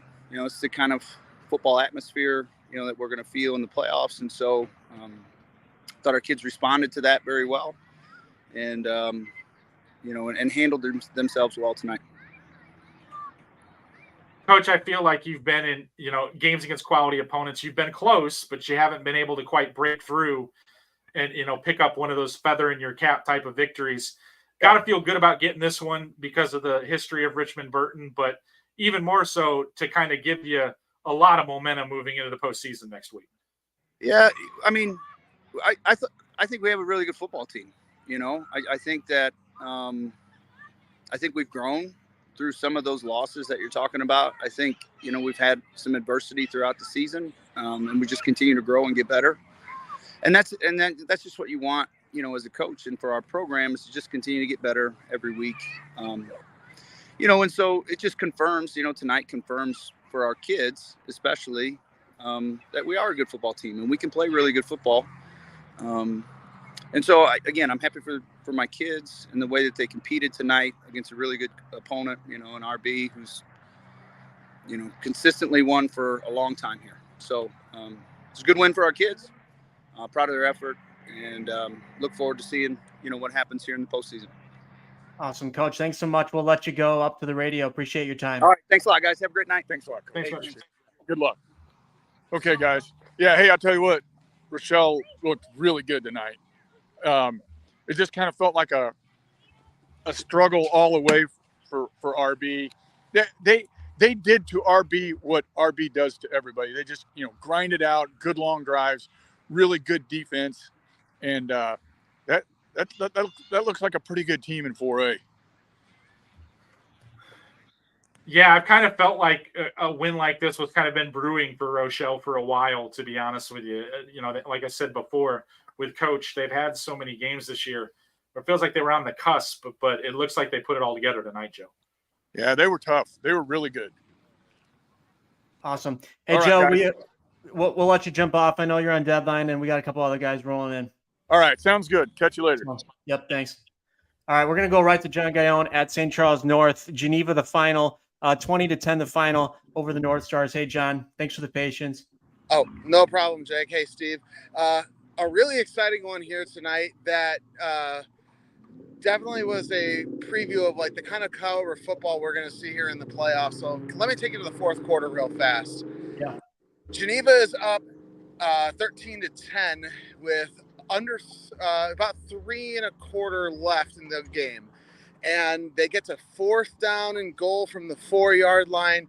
You could easily kick the field goal there, go up 6. They keep the offense on the field, and Nate Stempowski gets flushed out of the pocket. He rolls to his right, makes one of those shortstop kind of throws where he drops his arm angle, and he throws a touchdown pass and effectively ices the game. And I had a chance to catch up with him after the game, and he said that was something back of their playbook. It was a levels concept. He told this guy, he said, run the drag. It's going to be there. I'll get it to you. I don't care if it's the last thing I do sort of thing. I'm going to get you the ball. And as he's hit, he lets go of this ball, kind of Patrick Mahomes style sidearm, and throws the ceiling touchdown pass. St. Charles North execution was the downfall tonight for these guys. I saw one of the biggest things that I saw was they'd get into these high pressure downs. They'd get into these 3rd and 4s or these 4th and 3s. They couldn't get off the field. Geneva ran a fake punt, I think, on 4th and 9 from midfield and gained 15 on the play. It was just, there was a bunch of things that did not go the North Stars night tonight. So they're going to lick their wounds a little bit at 6 and 3 for the playoffs coming up here. Awesome. John, really appreciate the time. Thanks so much for being out there. Oh, no problem. Have a good night, guys. All right. There's Jean Gaillon from St. Charles, Geneva, the big win. Looks like we have Joliet West coach Dan Tito standing by. Joliet West with the 35-12 win over Plainfield Central. Hey, coach, how are you? Good evening. We're awesome. How you guys doing tonight? We're good. Obviously successful on the scoreboard, putting up a lot of points. What was key for all that? Oh, we had a great week of practice, and that's where it started off this week. This week of practice was different than the last couple. The amount of energy we brought, and that transition to the field tonight.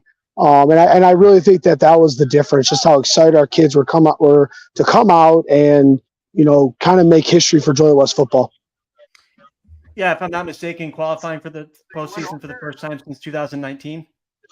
Yes, qualifying first time since 2019. I mean, Soucie's the expert, but we should have a home playoff game. That's never happened before. Coach. Okay, so I can say that we're going to get a home playoff game. Yeah, you can lock it in. Okay, awesome. That's never happened before in school history. First outright conference championship since for 50 years. I mean, for best record since 1968. These kids are doing some, amazing job just rewriting Joliet West history. Awesome. Coach, congratulations on all the historic stuff and keep it up, obviously rolling into the playoffs. Thank you so much. Thanks for having me on. Thank you. Thanks, Coach. All right. We're going to roll right into Adam Chavez, head coach of West Chicago, 20-13 final over Larkin. Hey, Coach, thanks so much for joining us this evening. How are you? It was 35-19. It was 35-19. Okay. Yeah. Sorry about that. No See that problem. roll across. Let's see. Last qualified, postseason since 2002. I mean, I don't have to tell you how, important this is for your program. Just what's the feeling like for your locker room? I tell you what, the community, the kids, man, I'm just so proud of them. The community's been so hungry. After every win this year, I'm walking my wife back to the car, and all the people from the community are like, good job, coach. Restore the roar. For the 4th time in the school's history. 74 years. Just to see the old timers come up and just say restore the roar. That really helped push us into the 5th win. Hey, Coach, I don't know if you can see this, but I wrote it in pen. West Chicago. All right. I mean, I'll tell you a little inside story. Coach and I have been having a few conversations about my playoff projections, and he told me back in week 3 to add them to the projection and write it in pen. So I just officially did it for you. I wrote it in pen. So just thought you might appreciate it. I was kind of hoping that you would keep us off the projections, because we were using that as motivation, as bulletin board material for the kids. Like, see, Sousie's not, he doesn't believe in you. Soucie doesn't believe in you. So we're using that as motivation. So I appreciate it. Yeah. So obviously, Coach, just first clearing that hurdle, but secondly, just hoping to, get yourself a decent draw and make something happen here in the first round, I would think. Yeah, you know what? At this point, it doesn't matter. We're in. We know we're going to play somebody good. Everybody's good in the playoffs. We know we're going to play a really good team. So we're going to do what we do. We're going to try and run the ball and then try and throw play action when it's there. But we're just so pumped and our kids are so amped about it. It doesn't matter who we play. Coach Adam Chavez from West Chicago joining us live at Friday Night Drive. Coach, obviously probably a lot of guys, you can point to, but could you just speak to some of your pillars of your program that helped really, lead you to all this success? There's a lot of work that goes behind the scenes that we don't get to see, but you do. Yeah. Number one, Vincent Mucci, he with tonight's yardage, he went over 1,000 yards. He doesn't get talked about, in DuPage County a lot. just because of his size, but the kid has heart. I think he carried the ball over 30 times tonight. He's tough as nails. And I told him, I said, I've been coaching 23 years. I've coached kids in the NFL, and I said, you were right up there at the top as far as the toughest players I've ever seen. So he's definitely a pillar. We lean heavily on our offensive line. Ian Arizmendi, he's a sophomore. Joseph Flores, he's a senior. We're only starting one senior on the offensive line. So a lot of those kids are going to be back. But those are the guys we really, we lean on as our offensive line. Soucie, anything else? We good? No, I think we're good. Congratulations, All right, Coach. Thank you. I appreciate it. Congratulations. Thank you. Thank you. Head coach Adam Chavez from West Chicago. Great things happening for that program. Soucie, I think as I was looking at this, it was a program that had won one game like each season dating back to at least 2015. And to see the turnaround of that program is awesome. Yeah. There are certain programs that, like I said, when I do what I do, a lot of what I do is based on past history and kind of the expectation of what you're going to get from a program early in the year. And, I knew that I had talked to Coach Chavez before the season started, and he thought they were going to be better, but, still had a little bit of reluctance of putting them into the draw because it's a program that has kind of struggled to get over that hump, but they've really done some positive things. And I like what he said about, it doesn't really matter who we draw tomorrow night. Right. We've just accomplished a lot just to get to where they are. And they really have, because this is a program that for years, I wouldn't envision a real good chance of them getting into the field. So great for them and great for Coach Chavez, a good guy who's building a program the right way. Yeah, no, I mean, he mentioned Vincent Mucci in that interview, and I looked up just some stats. I think coming in tonight, he had almost 750 rushing yards. And, he spoke to how important he is to what they do. So awesome stuff for West Chicago. Hey, Kyle or Neil, are we ready for a break here? Come to Candlelight Inn, home of the original Chicken George and Jan Sauce. Dine in, carry out, and catering available. Located in Rock Falls and Sterling, Illinois, as well as Clinton, Iowa. Come try our original Chicken George today. Need a roof, vinyl windows, or doors? Call R.E. Duchesne Construction. With an A-plus rating for the Better Business Bureau and servicing Will, Grundy, and Kendall counties, call R.E. Duchesne. 815-722-2821. Financing available. Find out more online at reduchene.com. Are going to come right down to the wire.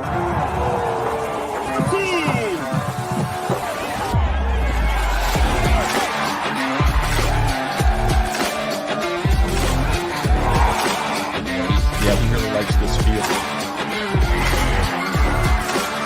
Team of the Week MVP.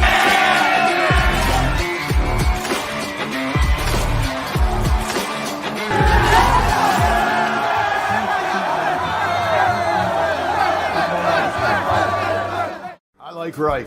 I like Reich. Since 2016, it's been my privilege to represent the people of the 63rd District. I want to continue representing you as an independent voice in Springfield. I like Reich. We like Reich.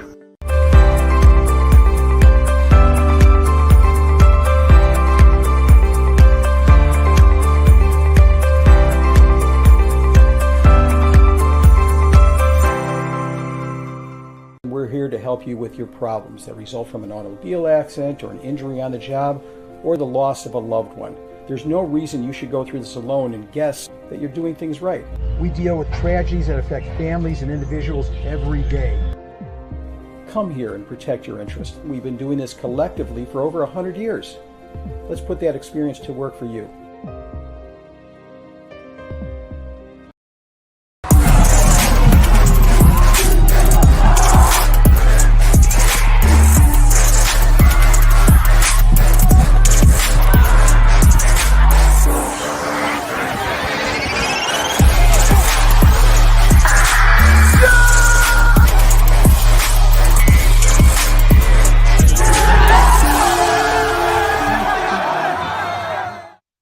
And we're now approaching hour 3 here of our live Friday Night Drive. Thanks so much for joining us. Seeing our numbers climb and climb as finals become rolling around.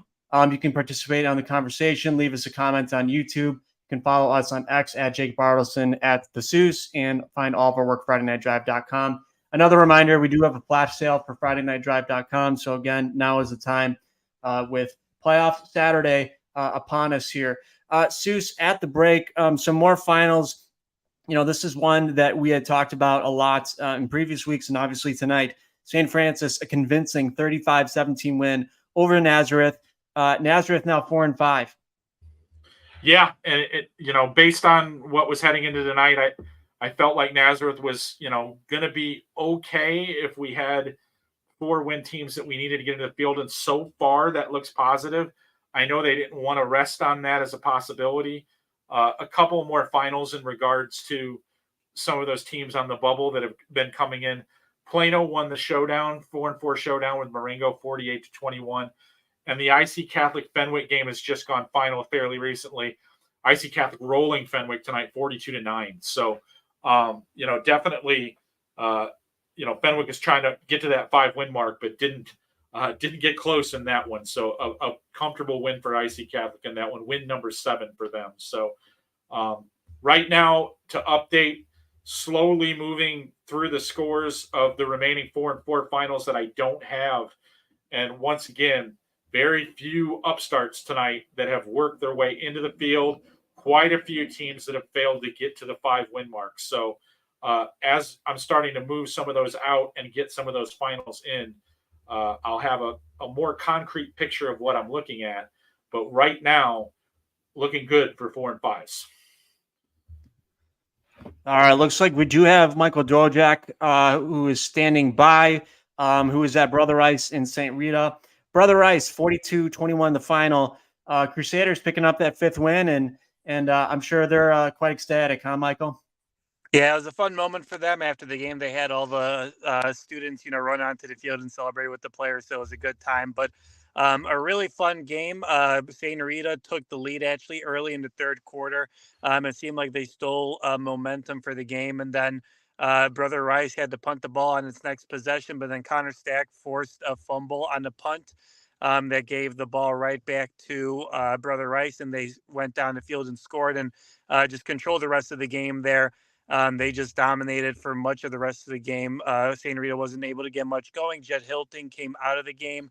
Not sure if that was an injury or not, but St. Rita just wasn't able to keep up in the second half. And then DJ Stewart didn't play on their last drive after Brother Rice took a 14-point lead. So Crusaders are heading back into the playoffs. They didn't need any help, and they were pretty happy after that one. Obviously, a winner get in type of situation. I know Brother Rice didn't want to hand their fate to the numbers gods. So certainly did what they had to do tonight. And it looks like, an inspired effort from the Crusaders this evening. Yeah, they were inspired. I mean, they knew what they've talked about it last week when they covered them. They've been in the playoffs for the last few weeks. I mean, Connor Stock talking to him after the game, he was like, well, they could have quit after the Naz game. They lost to Naz 31-30.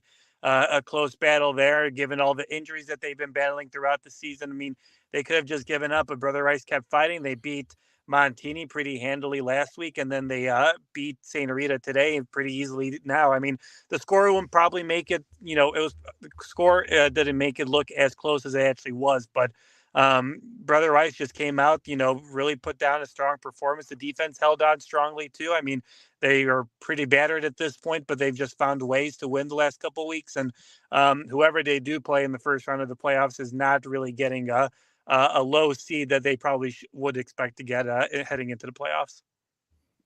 Hey, Michael. Hey, Kyle. So I had to jump on here, guys, because just to share this with you, I just came across it on Twitter. Justin Scott had a rushing touchdown tonight, and I was going to bring this up to you guys. Have you guys seen this video? Yeah, I just saw it. This video is insane. St. Ignatius had Justin Scott run.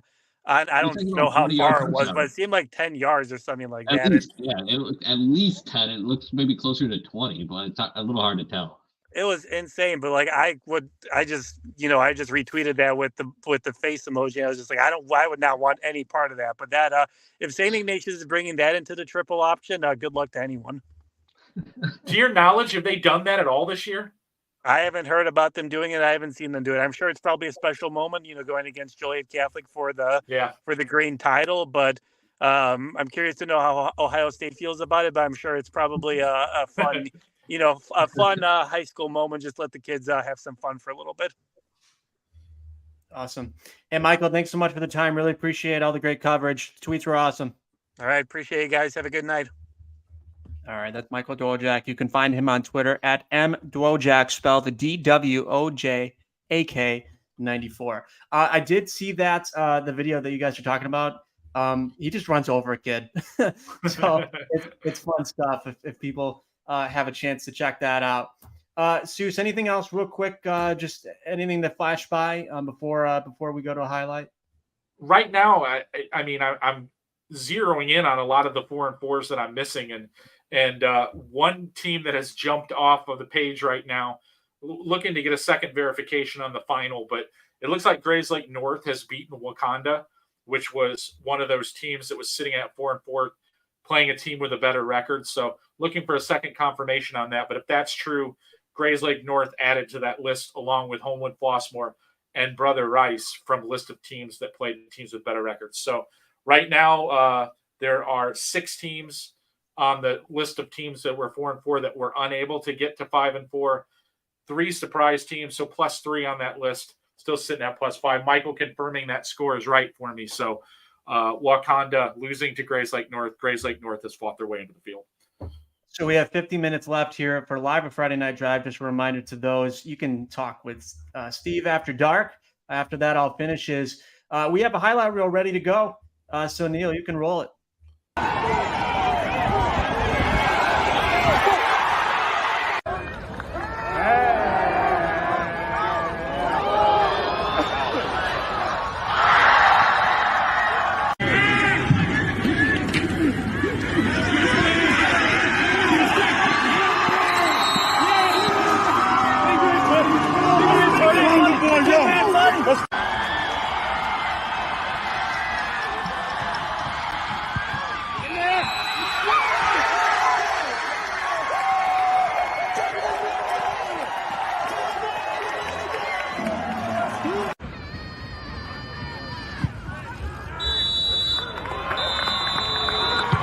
The field goal is good.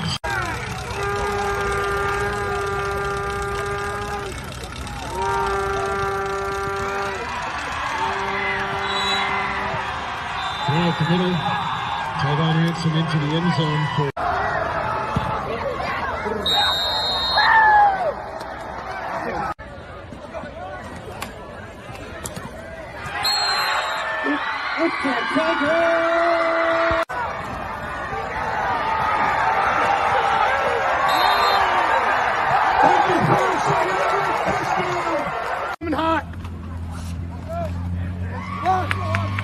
Let's go!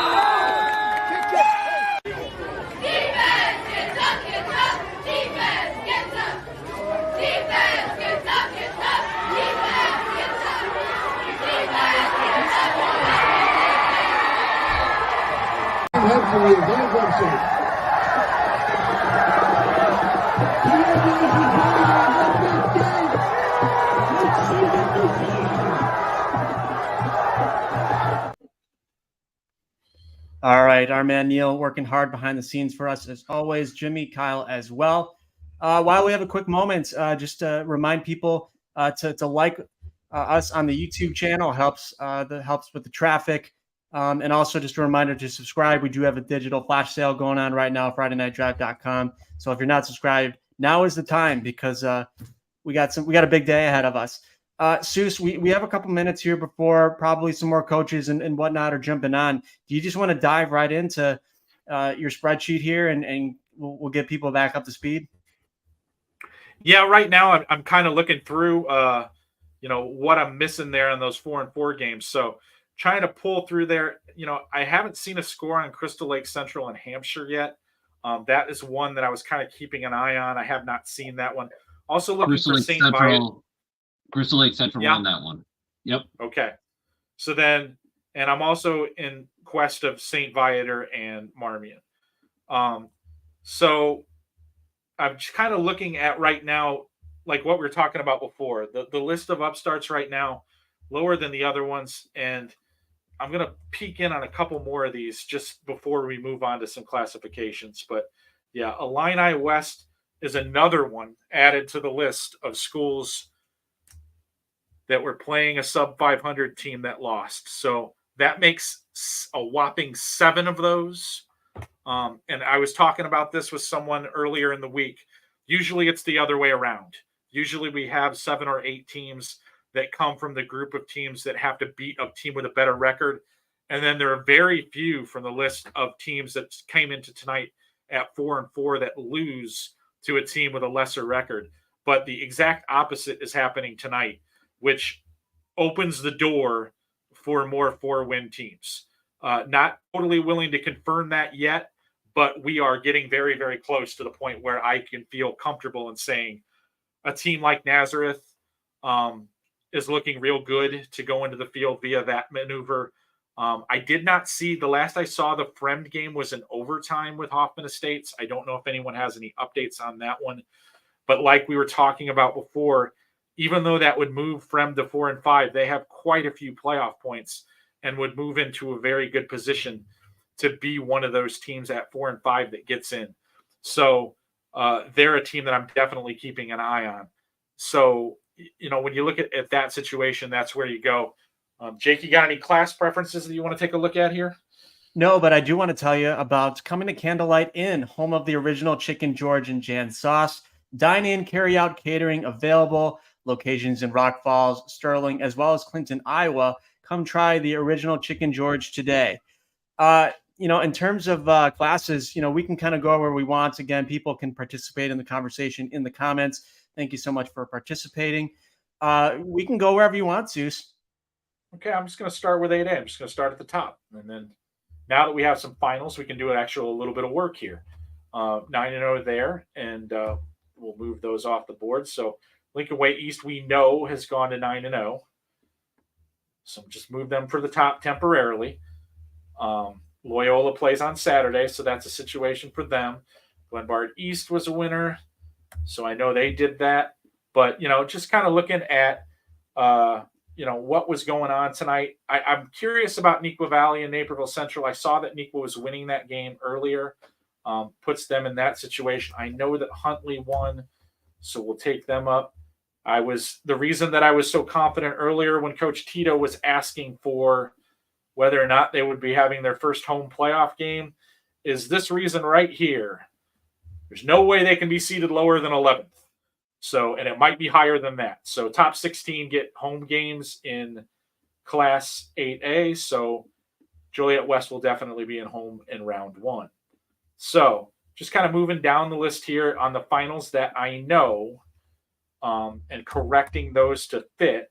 But for me, always when we're looking at these charts is where we get down here at the bottom. So let's look down here at the 4-4s and figure this out. Plainfield North was a loser. So we got those already in that situation. So they're going to go off of here. Let's move Homewood Flossmoor up into the winner group because that's where they belong. And now they are gold, which is 5 wins. They have plenty of playoff points. So they are in the field now. That was not anticipated. Plainfield North, a new team.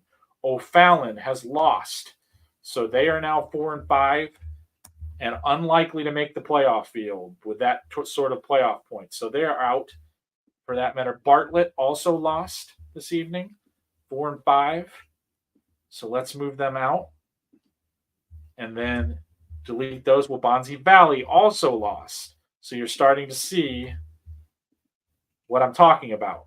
We're not getting any teams that are moving into the gold, and that's what you need. You need to be in the gold to get to 5 wins. Rich Township also lost. So they're gone. So all these teams are staying in the blue. They need to get to the gold to get to the 5-win plateau. Lake Park also lost. So they're out.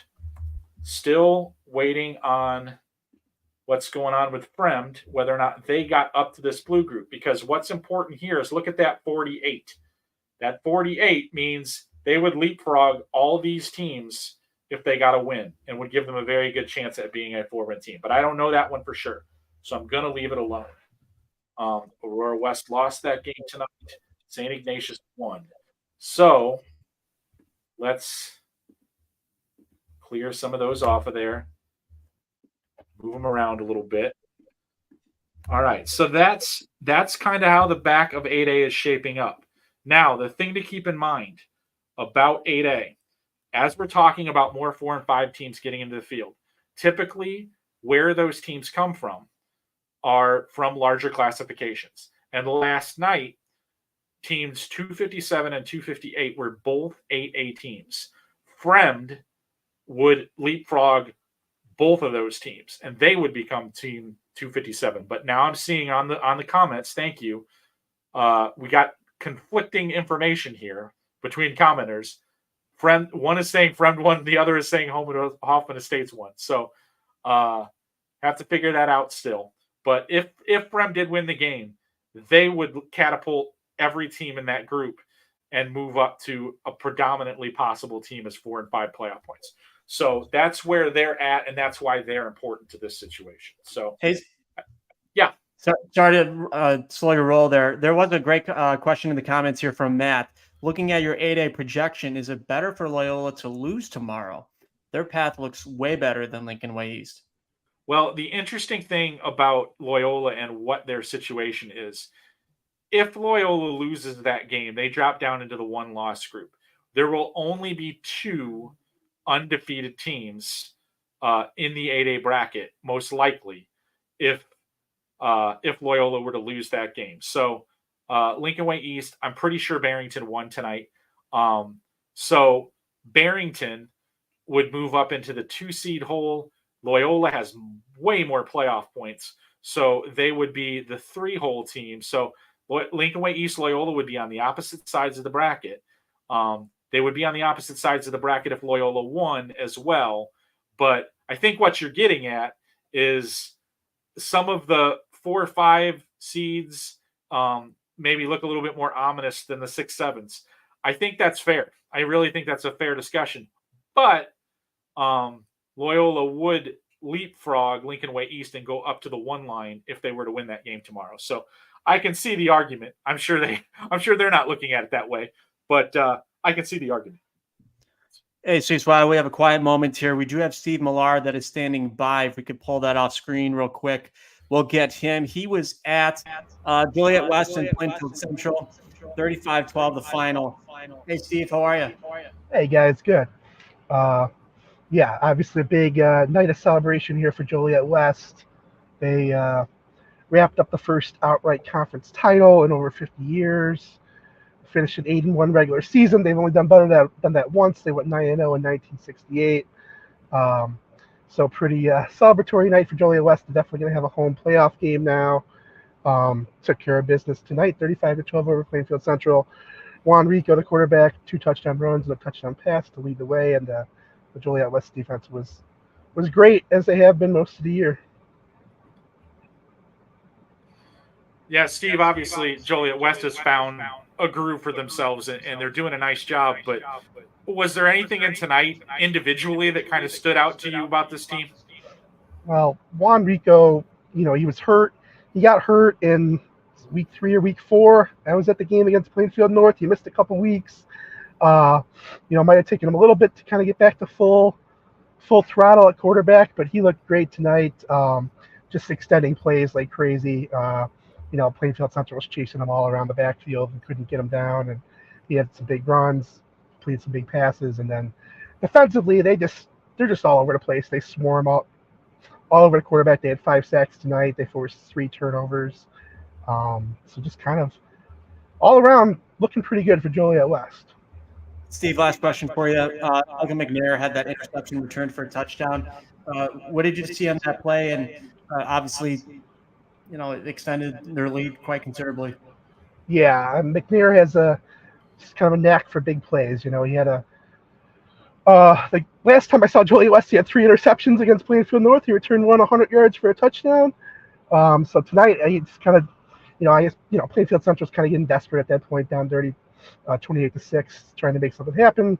And McNair just kind of jumped all over a deep route and caught it and basically untouched to the house, down the sideline. So he's got that kind of big play ability, and he's a fun guy to watch, and he'll be a fun one to watch in the playoffs. Awesome. Steve, thanks so much for the time. Really appreciate you jumping on. Yeah, thanks, guys. Have a good one. All right. We do have West Aurora head coach Nate Eimer that is standing by. Hey, Coach, how are you? I apologize. The score's not right in front of me. Off the top of my head, it was a loss tonight. I think you might be muted.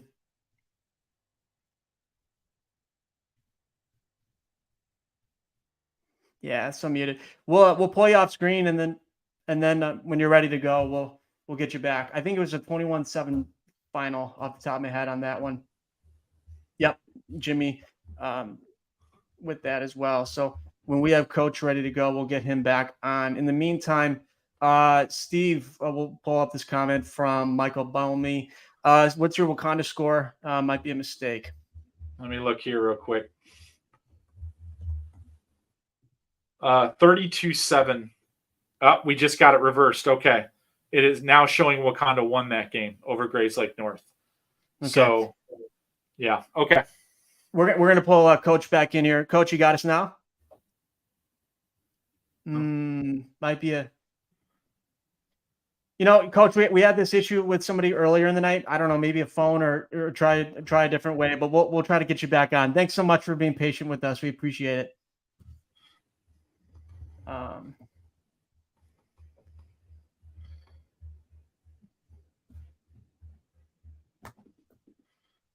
Okay. While we wait to get him back on, do you want to just let's just jump right back into your projections here. Yeah, still kind of working my way through 8A at this point in time. Do we need to share back? I'm getting text in, and we're seeing in the comments here. Looks like Wakanda defeated Grays Lake North. Did we correct these already? Okay, so if that's the case, then Grays Lake North comes off the board. And then I got another one too from our friend Matt Roderwald. Friend lost in overtime. Okay. Yeah, I'd seen that. Someone else had also posted that, so we were on top of that. So, all right. So now I've kind of cleaned this up a little bit with the finals that we do know that are out there. And as you can see, got 30 teams in the gold total, and then a couple of teams right there on the brink. Plainfield North, a candidate for a 4-5 team. So just looking at that right now, still some of these finals I know that I have not documented in here are final, but I just have not been able to kind of log them into my system yet. So that's where we stand kind of with 8A right now. I know that Edwardsville is winning that game, but I'm going to move them down here for right now. Okay. So let's take a look at 7A. Let's look at this middle group. You see Brother Rice picking up that win tonight. It gets them off the bubble, off the fence, where they were looking like they might be a 4-5 team that gets in. And watch how far they go up with that win. They go all the way up here based on their points. So they did. They rocketed from potentially being a 32 all the way up to around 22. So big win for them in that regard. So that's what the difference can make. Now, Fenwick lost this evening. Wheaton Warrenville South won. Mundelein lost. West Chicago won. We talked to Coach Chavez earlier. Plainfield Central and Moline. So what you're seeing is we're going to have 33 teams in the gold. So what logically needs to happen there is we're going to have to move somebody eventually. We're not at that point yet. I will do that later on during dark. We'll start talking about what some of these moves mean, but it is interesting to see that prior to tonight, I had a 32-team bracketing out of the teams that are in here. So with Brother Rice winning, that changes that perspective. So now there are 33 teams in that range. So the range has to change because we can't have 33 teams in this bracket. So now we've got West Chicago. We'll move those up, give them the gold bearing right there. So that's what's going on in 7A in regards to the bubble. So my guess is that a large 7A will be moved down to 8A to fill that field. That's my guess right now. Things might change based on what 4 and 5 teams we have to put in the field. The alternative is that a school on the other side of the spectrum, the smallest 7A, might move to 6. So I'm laughing now at one of the comments right there. No one is friends with Matt Rodewald. I have a feeling I know where that comment came from. That's not very nice.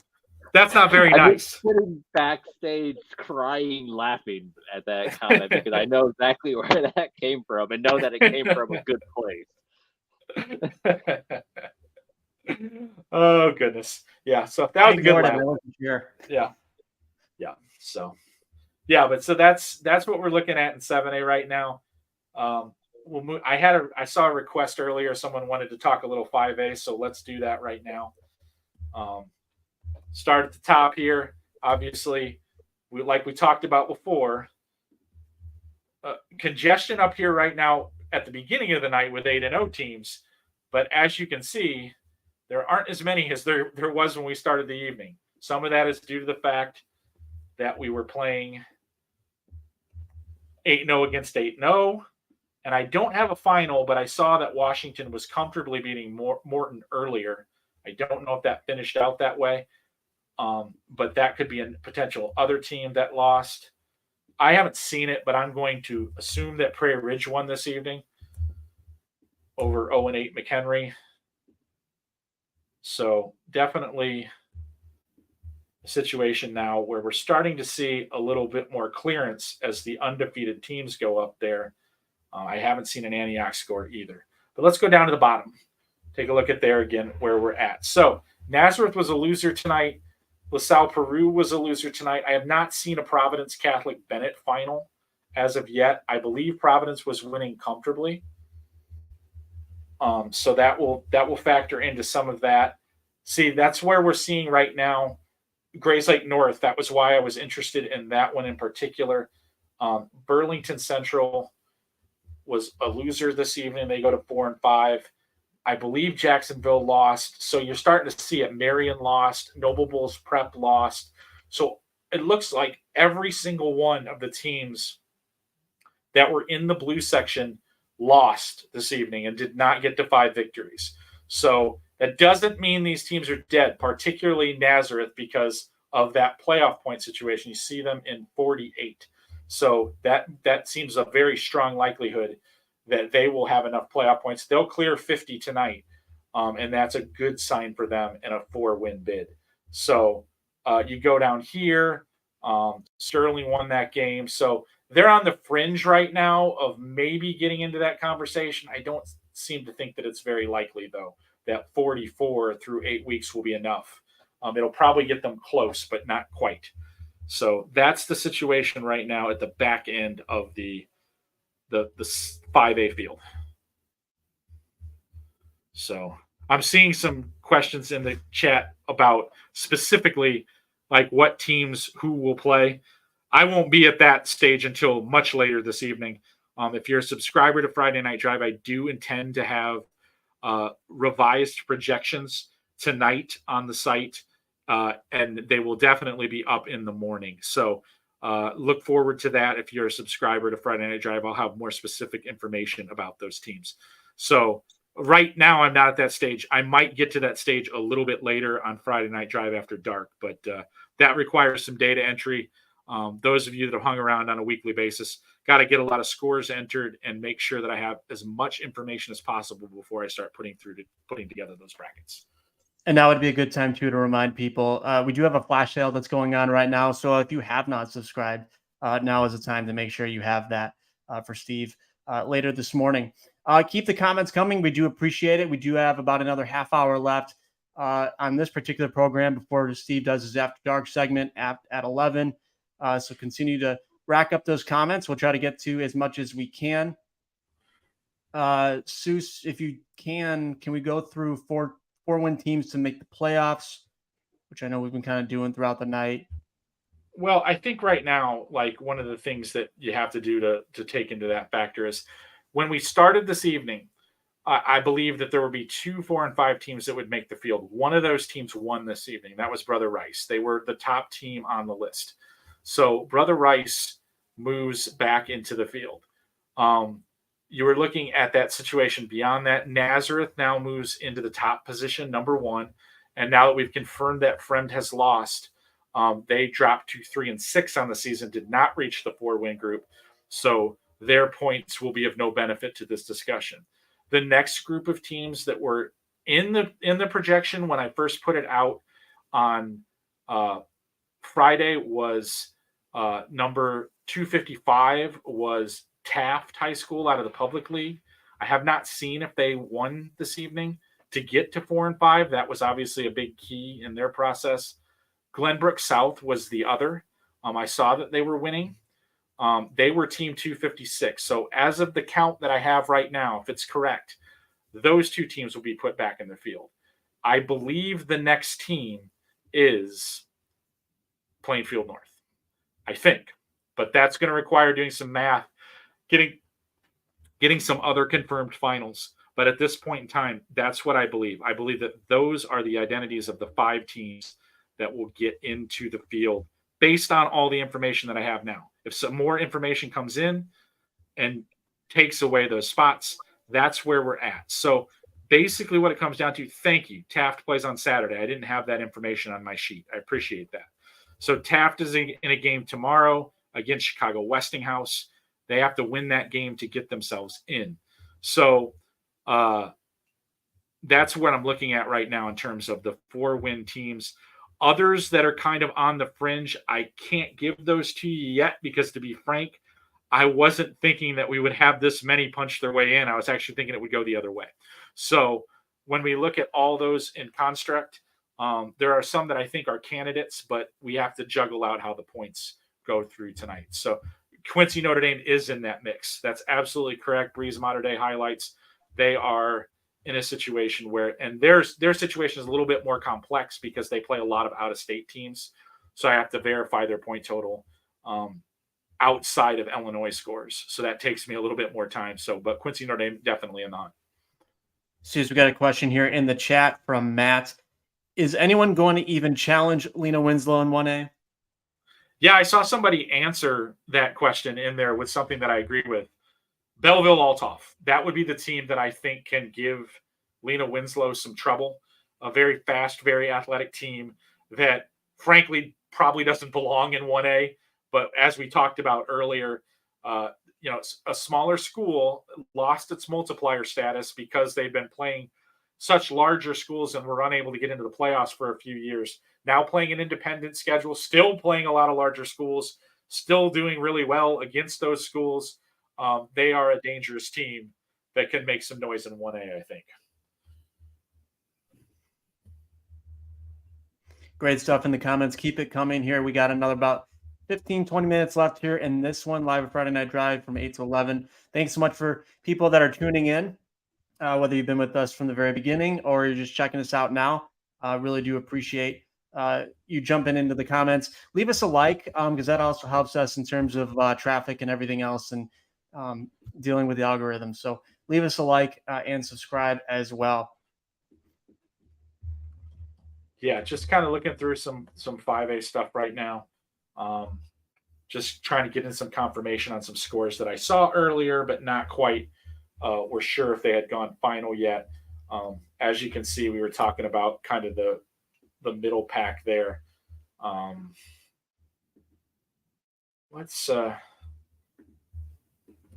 can't answer that question about Morris. I'm seeing there is it safe to say Morris goes south in either 4A or 5A.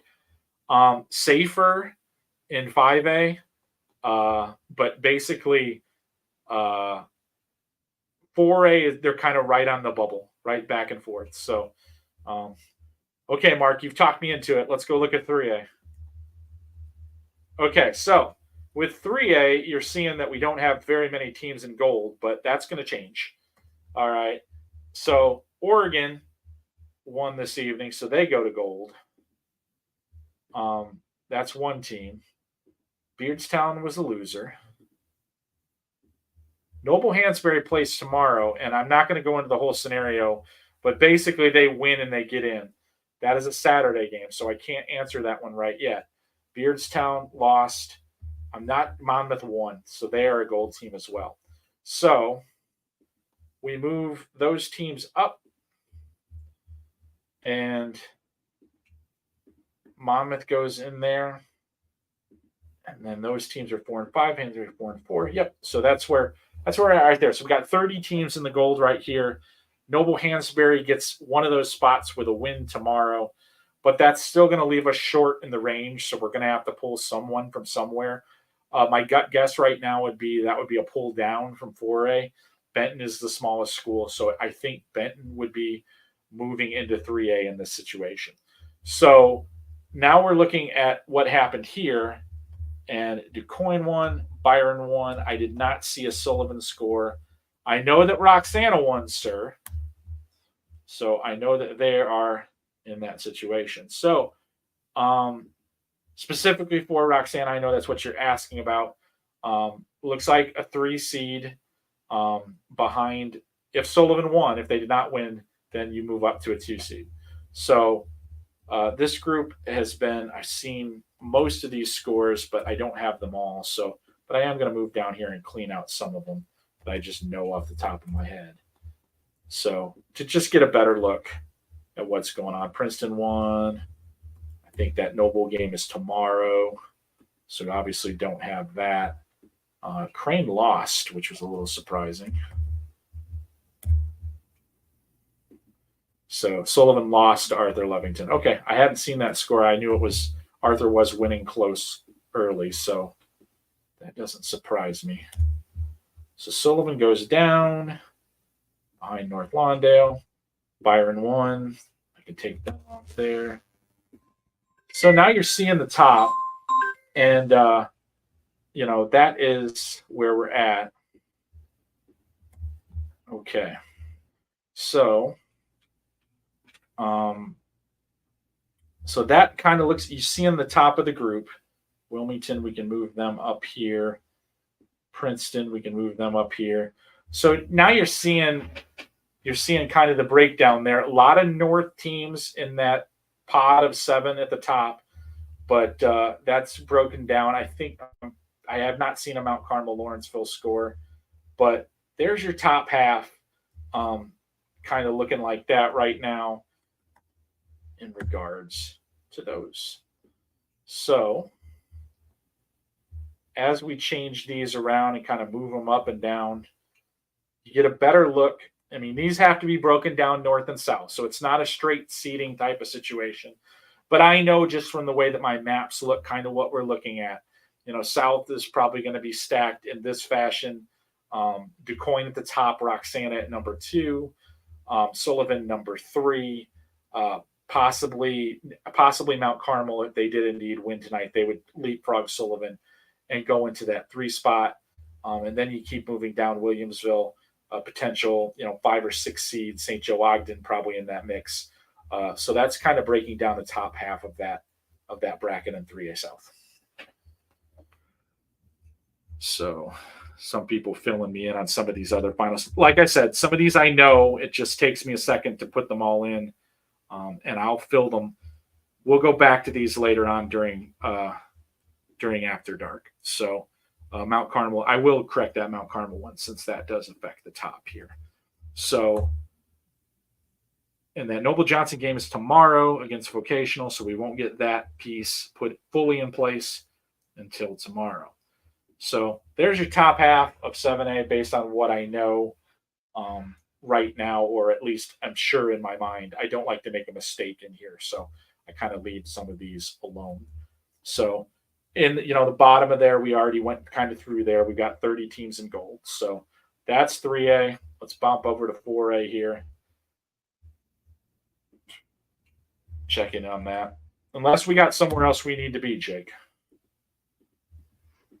No, I mean, judging from the comments, I think we're clear to keep rolling. Okay. So I'll start moving some of these teams around based on the finals that I know. Feel free to comment if you see one that I'm just kind of overlooking. I didn't actually see who won the Rochester Sacred Heart Griffin game tonight. if anybody wants to help me out with that one, I'd appreciate it, because I was following that, and then I just I answered another one of the questions that was sitting around, but I wasn't really paying that much attention to it. So Greenville did win. Yeah, I expected that they would. So Rochester won. So what it does right now, at least with who we have projected in 4A, that leaves us 2 undefeated teams, both on the south side of the bracket. So like we were talking about a little bit earlier, I mean, the potential is there right now. I mean, I'm sure Rockford Boylan won, but I haven't seen it officially. But we're running into a situation where you can be 7-2 with a decent amount of playoff points and be seated very, very high, just because of the situation. So Boylan did win. So Boylan and Kewanee, if they indeed win one tonight, are looking like. And Diet we won't know until tomorrow. So that is another one of those public league games that's on Saturday that will kind of factor into this. So, yeah, that's one that I was looking for too. I was looking for Argenta Oriental earlier. That's a game that kind of factors into the 4-4 mix. So they did lose. Okay, so that's what I was expecting. So it's not a. And Dixon won. There we go. I was waiting for you to comment on that weather. So, did we get I think I saw it earlier. Wheaton Academy, did we get a final on that game?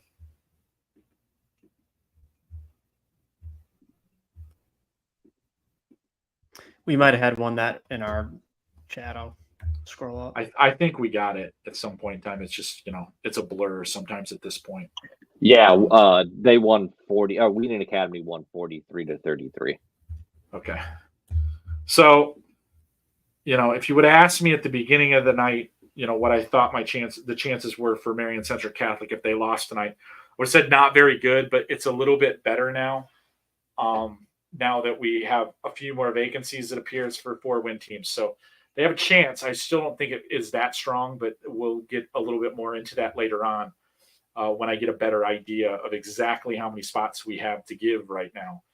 I still think, based on what we know, that we're going to have 5 spots to give to 4 and 5 teams. That may change as I get a little bit more information, but there's not a lot of information that I'm seeking right now, to be completely honest with you. So I think that number is getting pretty close to being something that I feel pretty comfortable with. But a lot of checks and a lot of balances that I got to do once we get into dark. And that's when I'll really get into the guts of this, and we'll start talking potential matchups and things of that nature. So I'm seeing that question up there from Tim Beishier about Homewood Flossmoor and Prospect.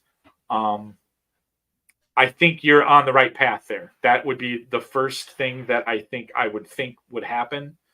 Homewood Flossmoor spot creating would push Prospect back into 7. So that is my basic situation. So we break it all down later on, but that's a good thought in regards to what I think the first move is going to be there.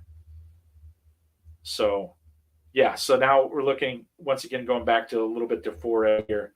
Some of these scores I think I know, but I want to confirm them before I put them in the database. But let's look down here at this bottom group. I'm pretty confident. See, it's like I know some of these teams, 4 and 5, 5 and 4. I just saw we put a St. Viator final up. That gets them in. Cahokia is in now. Waterloo is out. Salem is out. I did not see a Coal City Mantino score. That is one that I haven't seen all night, to be honest with you. West Aurora is in at 5 and 4. I'm reluctant to do this now. Still have a few things to check, but I am really confident right now that if you got to 5 wins, you're in. I think that's based on everything that I've seen so far tonight. I can't see any scenario that would have teams not get in with 5 victories on the season. There's just not enough upsets happening from the group of teams that came into tonight at 4 and 4. There's only so many of those. There's only about 10 of them that I don't know the finals on yet. And some of them would be monster upsets if they went the other way. So we got a few of them on Saturday. that could potentially upset the apple cart, but there's not that many at the 4-4 level. So, but as you can see, not having 2 finals, we've got 32 teams in the gold. So there might be some finagling that needs to be done here. Hey, Soucie, I'm gonna just jump in here. We do have head coach Dave Archibald from St. Viator standing by backstage, so we're gonna add him in. They are coming off a big win, 49-27 final over Marmion. Hey, Coach. Good Hey, evening. guys, How are can you you? hear me okay? Yep. Awesome. Thanks for having me on. Well, Coach, I mean, obviously, needed to get that win tonight. Your kids came in with the right mentality, and it looks like you were eventually able to just kind of pull away and take control of that game. Yeah, we had a wild first half. We were up, by seven and had a pick six that should have put us up 14. We had a penalty called back, and then ended up being tied at 14, got up 28-14 at half, and then the second half went our way. Coach, obviously, Coach, getting yourself into the field. I mean, big goal for you guys. Now that you're in, just kind of enjoying the moment, not worrying too much about what's on the other line on Saturday. Well, Steve, from what it looks like, I can ask you, just jumping on now. It looks like we got a lot of help on playoff points from our schedule. I think we were at 34 going in, and it sounds like a lot of our schedule was able to pull a victory tonight, so that's awesome. We're enjoying the moment. Back-to-back playoff qualifications for us, especially. We dropped a week 1 game against De La Salle. And so looking at our schedule, when we're down 0-1 and you're looking at just an utter gauntlet, and we started 16 underclassmen, like just that kind of deal right there. For us to go from 0-1 with a young group and make the bracket, we're really grateful and thrilled about that. Coach, you mentioned, 16 of those underclassmen. I'm sure there's a bunch that you can pull out of the hat, but is there a guy that maybe is a little underrated or maybe gets overlooked a little bit because he doesn't put up all the stats that has just been so key to doing what you guys now have done? Yeah, sure. I mean, we have some big names in our junior class, Cooper Komet and Davion Ellis. I mean, Cooper had 7 touchdowns. I haven't seen the stats. I think 7 TD passes tonight, 4 to Davion, Ben Konopka in line. But, we have a whole bunch of guys. I mean, Ethan Angst, the linebacker, plays some O2. Zach Mascolo. We got several guys in line. Pete LaFleur. We got a bunch. Honestly, I can't even name one because we're just our underclassmen. We have some seniors that have worked their tails off and are contributing great. And then, our underclassmen, we're super thrilled about their growth this year and going through a lot of different, as I said, different types of games, different types of opponents and getting in this bracket. Awesome. Steve, I think we're all set, right? Yep. All right. Hey, Coach, thanks so much for the time. Really appreciate you jumping on. Yeah, great to see you guys. Thanks for having me. Take care. Always a pleasure. St. Viator, the 49-27 victory over Marmion. So, Steve, we got about 5-ish minutes left here. I'm going to let you just kind of roll. I know at some points we're going to get to some highlights and then wrap up, obviously, after dark. So I'll let you go for a little bit, and then once I get the high sign, then.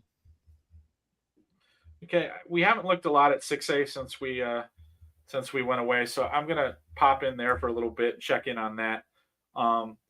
We talked about it before. It looked like heading into tonight, I still think that Lake Zurich is probably going to hold in 6A. I'm not completely confident of that, but it really looks kind of bizarre on screen right now. You got 1 9-0 team in the entire classification right now in Kankakee, 2 8-1 teams. So potentially the North bracket will be helmed by a 8-1 team, Lake Zurich at the top. If Lake Zurich moves to 7A, then you're going to need a 7-2 team to be the top seed in that bracket, which, like I was talking about before, in the 1-16 system, I can't ever recall us having a situation where a 7-2 team would be the number 1 seed. So I'm actually kind of intrigued to see whether or not Lake Zurich is going to hang on in 6A, because that would be difficult. Kankakee, while not considered in Southern Illinois for bracketing purposes, is almost certainly going to end up in the 6A South bracket. And of course, what everyone's looking at when you're talking about, the 6A bracket, where is East St. Louis going to be? Kind of a weird quirk in their schedule. They received a forfeit win from the IHSA this week. Originally, I thought that was going to be a no contest, so East St. Louis would finish with a 6-win record. That forfeit win boosts them to the 7-win mark, and looks like they could be seated, depending on how the geography falls, as high as 3 in the South bracket. And while East St. Louis is constantly a threat, they're usually a threat from like the 6 or 7 seed because of the elite schedule that they play. They did that again this year. Their 2 losses are to obviously Mount Carmel in week 1 and the second-ranked team in the entire state of Texas. And I heard they like to play a little football there. So that was probably a pretty good team that they lost to. So, but they beat a nationally ranked team from Baltimore, Maryland, St. Francis. It's a really good East St. Louis team. At 7-2, they're not your typical 7-2 team. So, but they are actually going to get a high seed this year, which will be different for East St. Louis because they typically do not have a very high seed because they've taken some national losses and enter the playoffs typically at 5-4, 6-3, and come in at an 8 or 9 or a 10 seed. But it certainly looks like they're going to be at like a 3 or a 4. So that's really interesting in 6A.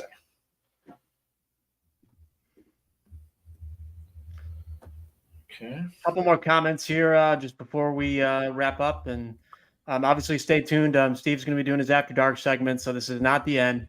This will just be the end of the Live of Friday Night Drive portion, but Steve obviously is going to be doing his deep dive, so don't go anywhere. We still got a lot more.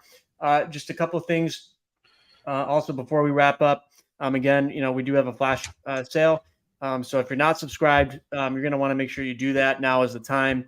Steve is going to have updated projections into tonight and post it probably early tomorrow morning. And then obviously it is kind of Christmas morning, Saturday with the playoff pairings show. We're going to have analysis all at FridayNightDrive.com. So make sure you are glued to us every step of the way. Steve, anything quick else before I toss? Yeah, I think we're at a good stopping point for the primary portion. Like I said, I'll be here forever trying to figure these things out. So anybody who wants to hang around and get a little bit deeper into this, I'll start punching in scores and start processing in some real information. And hopefully by the end of the night, I'll be able to mock up some brackets and talk a little bit about certain portions of the bracket with you guys that want to hang around. I know last year I stayed around until about 3:00 in the morning. I don't know if I'm going to be pulling that off again this year, but I think we'll be in a good position to have you have a really good idea of what these brackets will look like on Saturday night. All right, we got a highlight reel. Neil's been working behind the scenes for us. We're going to toss it to that. We'll come back, wrap up, and then we'll go on our merry way. You're watching Live on Friday Night Drive.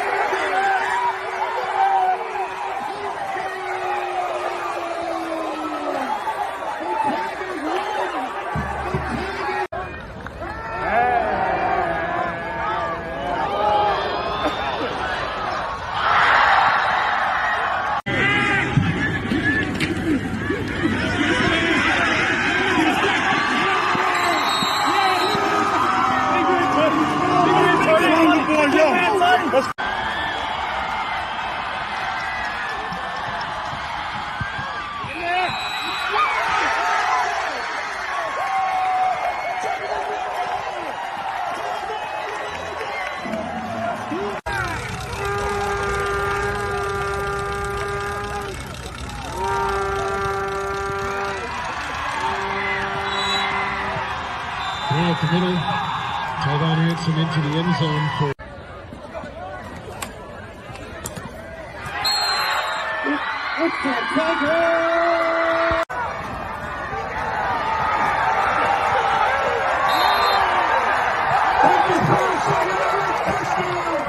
Coming hot. Let's go.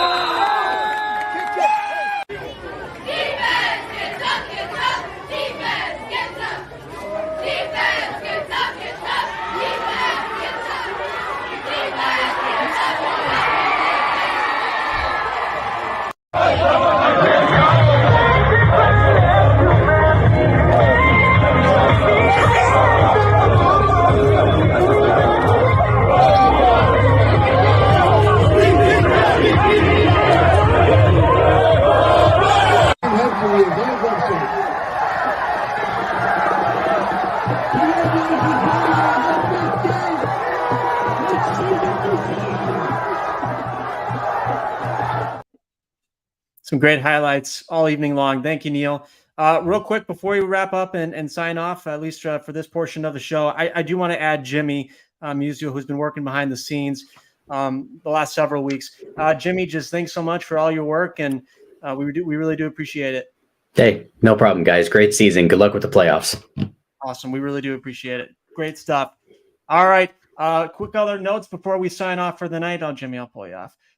Couple other notes before we sign off again. If you're not subscribed, now is the time. Flash sale, FridayNightDrive.com. Can't say it enough. Steve will have updated bracket projections early Saturday morning. And then obviously our playoff pairings information will be up on the site. So make sure you're glued to Friday Night Drive. That'll do it for at least this portion. Live at Friday Night Drive. My name is Jake Bartelson. He's obviously Steve Soucie. Thank you so much for making us a part of your night. And we'll see what happens tomorrow, but really appreciate you guys joining in. Thanks, Jake. Come to Candlelight Inn, home of the original Chicken George and Jan Sauce. Dine in, carry out, and catering available. Located in Rock Falls and Sterling, Illinois, as well as Clinton, Iowa. Come try our original Chicken George today. Need a roof, vinyl windows, or doors? Call R.E. Duchesne Construction. With an A-plus rating from the Better Business Bureau and servicing Will, Grundy, and Kendall counties, call R.E. Duchesne, 815-722-2821. Financing available. Find out more online at reduchene.com. Are going to come right down to the wire.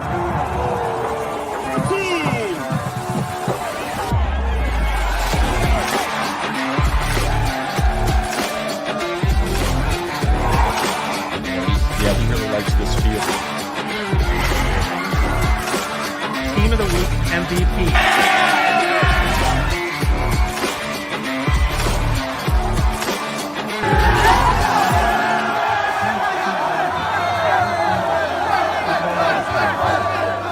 I like Reich. I like Reich. Since 2016, it's been my privilege to represent the people of the 63rd District. I want to continue representing you as an independent voice in Springfield. I like Reich. We like Reich.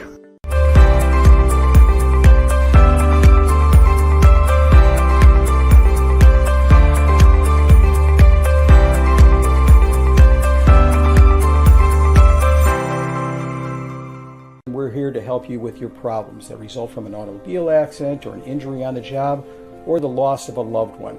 There's no reason you should go through this alone and guess that you're doing things right. We deal with tragedies that affect families and individuals every day.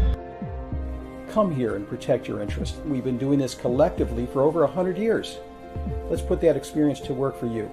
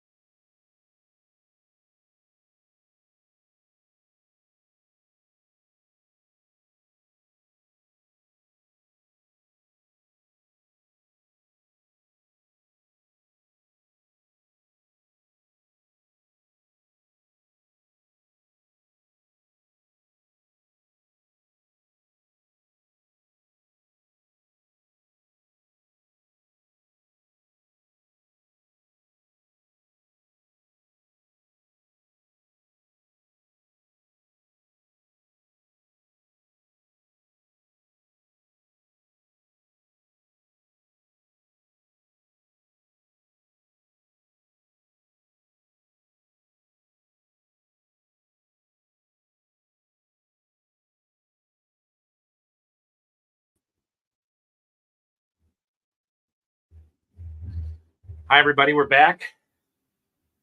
Well, I guess it's just me back now. Had to go to the glasses here. The contacts were bothering me. So I'm going to get a celebratory Dr. Pepper out since we finished the Friday scores. So I'm just going to kind of talk here while I input scores. And by the way, Michael, I don't know you personally, but when I'm going to have to find a time where we're going to have to meet up. So I can buy you a sandwich or something. Thank you very much for the score updates that you provided for me. That is streamlining this process that I'm going through right now immensely. And will probably almost exclusively shorten up the amount of time I have to spend chasing scores tonight. Thanks a lot. It's wonderful. So, primarily what we're going to start with tonight is I'm going to input the scores as we're going in. There are most of them I have seen tonight, or at least have a pretty good idea who won games. But as I see things that are coming up that surprise me, I'll let you know. So, but there are a few scores that I'm looking for, so I'll send you guys on the hunt like I usually do. And the first one tonight, I just found it, so I don't need that one. Chester with a 33-20 win over Warrensburg Latham. So right now, like I said, we do this conference by alphabetical if this is your first time here. So I'm working my way through as we go down. And then once we get all the scores in, I will start to process. I have to do some research on some out-of-state scores tonight because that's the only way to do this precisely. And since Quincy Notre Dame is now in a point situation where they might get in, I have to do a little bit more on that than I would usually do on a Friday night to make this as correct as possible, because in the end, that's my goal. So now I'm starting to move down, and I'm in the Cahokia conferences. So that's about 20% done. I wasn't able to get to as many input of scores during the broadcast tonight because if you were watching, I was heavily involved in the process of the show tonight and getting that stuff done and talking about what was going on. So this is the data entry point of the evening, but I'm confident now, thanks to the fine work of Michael earlier this evening, that this process will go much, much faster than it usually does. So thanks again, once again, for all that help that you provided, Michael. I really, really appreciate it. So I don't know what your plan is for playoff games that you might attend or possibly the state finals, but please give me a heads up so maybe we can meet up somewhere. I'd like to buy you a beverage or something to thank you. Let's see. St. Rita lost tonight. I do know that one. Brother Rice is in. All right. Joy Catholic with that loss to St. Ignatius. That's a big win for St. Ignatius. Gets them out of the bottom half of the bracket. Marist did win, but I think they're probably a bridge too far on points. But they might have a chance here. The door is a little bit open for schools like that. But like I said, so far, I have not seen a lot to steer me off of my belief that we're going to need 4 and 5 teams to fill this field out. I'm sure there are some scores right now that I have not seen that will change my mind on that topic. But as of right now, that's what I'm forecasting. Okay, so Carmel, 42-0. I didn't see that score at all tonight, but a nice 8th win for Carmel. St. Viator won 49-27. So I'm moving through the Catholic League right now. Obviously, the big one tomorrow. Now, Carmel and Loyola, but all the other games in the league were played today, so we can get those in there. De La Salle playing spoiler tonight, knocking DePaul Prep out of the playoffs. St. Lawrence and Montini. I was watching that one earlier. Most of the 4 and 5 teams are larger classification. There are a couple that I know are going to get a look. Quincy Notre Dame, like I mentioned, is one of them. But as a rule of thumb, I think you needed probably 45 to 46 points heading into this week. I think right now, if you're putting me on the spot and saying which teams are they going to be, I think in order it will be Nazareth, Glenbrook South, possibly Taft. I think Plainfield North is in that discussion, and Quincy Notre Dame might be the fifth. Yeah, it is mostly CCL. They're the teams that have the most points. Nazareth is going to be the number one team, so they're the first one if we need them, and then from there we have to kind of break it down. So that's where I'm at. There was another team, Fremd, that needed to win tonight to get to 4 and 5. That would be in that conversation, but they lost in overtime to Hoffman Estates. So that is they are out now. Obviously, they're 3 and 6. They don't have a path. So that's where we're kind of at on those. I'm sure there's probably a team or two out there that I'm forgetting, but right now, I think based on what I had heading into the week, unless one of those teams that I just mentioned had did not pick up points that they were expecting to pick up, there's definitely going to be, those are the teams that are in that conversation. So we'll have to see. Taft is tricky because they do play on Saturday. So they play Westinghouse on Saturday, and a lot of the public league teams are playing on Saturday. So we won't know how many points are on those teams until tomorrow. You can get a guess, but that's what it's going to be. It's going to be a guess. So that's the kind of team that if they're 1 point in or 1 point out, that could change on Saturday with the results of the teams that they play and not necessarily their result on the field. So let's see. Clinton, they're 49-8 over Pontiac. Tuscola, saw that score earlier. Right now I'm looking for Tuscola and Oblong. That is one that I have not seen. I just found it. Don't need it anymore. That was pretty much what I thought it would be. 80-0 win for Tuscola to get themselves in the playoffs, leaving no doubt. All right, so that's a costly loss for Illini West. That's one of the teams that I expected to get to 5 and 4. What's the tiebreaker for teams with the same record and playoff points?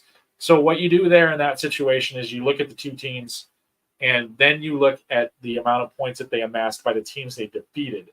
So you just go back to your schedule and take off the teams that you lost to, how many wins they had, subtract it from your total.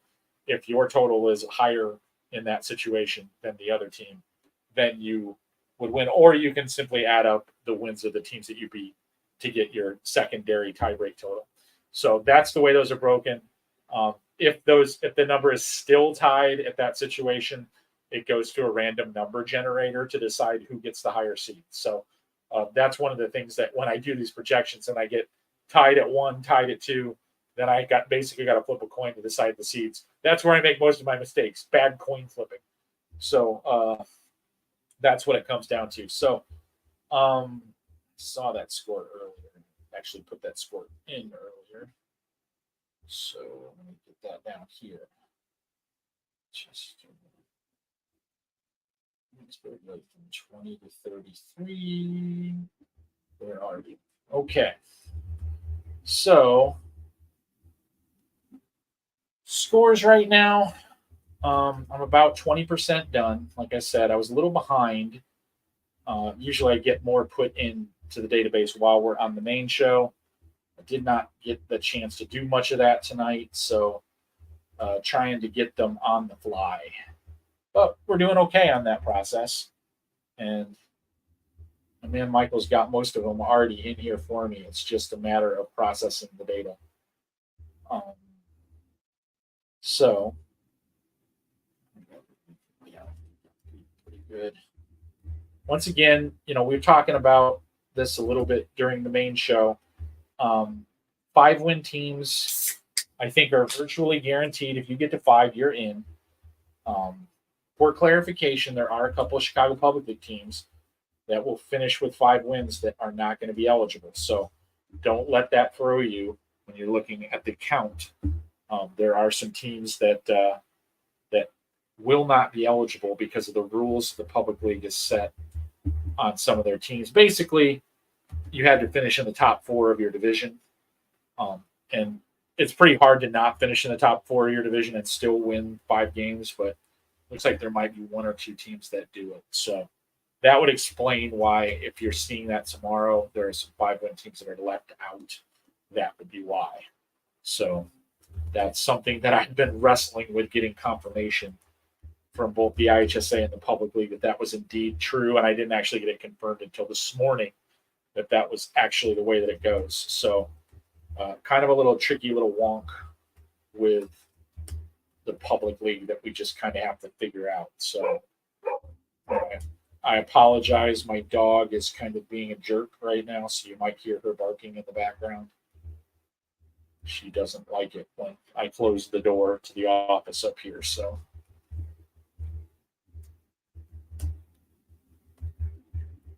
okay. So now I'm into my document is sorted by conference. I'm about 20% done with the document right now. Noticing some things as I go. I mentioned it during the broadcast. Deerfield's lost tonight, cost them a spot in the playoffs. So that's going to change some things in the 6A draw just because they're not in it anymore. And I'm looking right now at the Glenbrook South score. They won 42-21 tonight. They're definitely a team that I'm keeping on my radar in regards to a possible 4-5 team. They're in pretty good shapes point-wise. So outlook on 4-win teams getting in. We've just been talking about that. The color divisions, the top 4 thing works for. It's only for the white divisions. Blue divisions are ineligible entirely. Nobody gets in from the blues. And the red division, it doesn't matter what place you finish.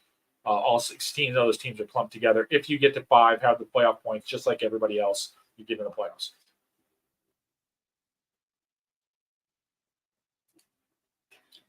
It looks like that's right, Paul. Kankakee will be the only 9-0 team in 6A, unless Antioch moves back into the 6A draw. So that's possible. I'll know more about that question about Belleville East in probably about an hour. I've had them having a home game most of the time. I think the odds are reasonably good. I would say 60-40 on a home game right now for Belleville East. Yes, that Rochelle Richmond Burton game will change the bracket. It kind of, we talked about this earlier this week. It kind of hinges on what Diet does tomorrow in their game. Definitely a situation that has to be figured out a little bit later on, but we will take a look at it tonight as soon as I get the opportunity to move through here. But like I said, just kind of putting these scores in, getting a feel. So Marion Central Catholic losing tonight definitely put a hamper in the possibility of making it in, but I think they're going to be at least in the discussion for a possible 5-4 berth. I mean, a 4-5 berth, excuse me, but definitely not assured or out of the realm of possibility right now. But still got a little bit more work to do. But actually, what's going to hurt Marion Central Catholic in this point is that Richmond Burton lost tonight. So I'm going to venture to guess, just looking at what has happened there, that the fact that they only picked up 4 points tonight is really going to end up wounding them pretty severely in that quest. So Seneca, a huge win over St. Bede, finishing 9-0. Let's see, St. Bede 35-79. Okay. Richwood, Westmont. That is 48-0. Okay. What was the St. Bede Dwight score? Oh, Otto Marquette, 27-26. Looks like that was a good one. So, all right. So now we are moving into the Chicago Public League, and I don't think I have a lot of scores to look up here. Let's see here.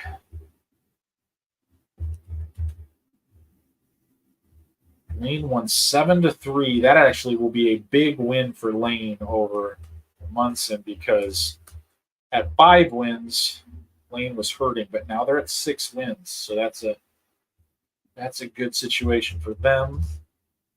All right, so now I'm trying to find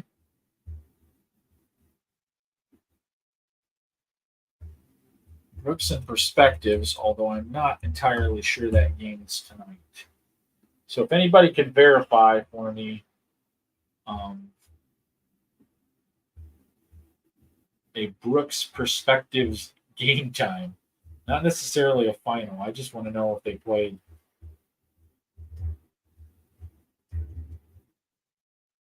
That is a Saturday game. Okay, I had that one wrong. So I'll just change that to Saturday.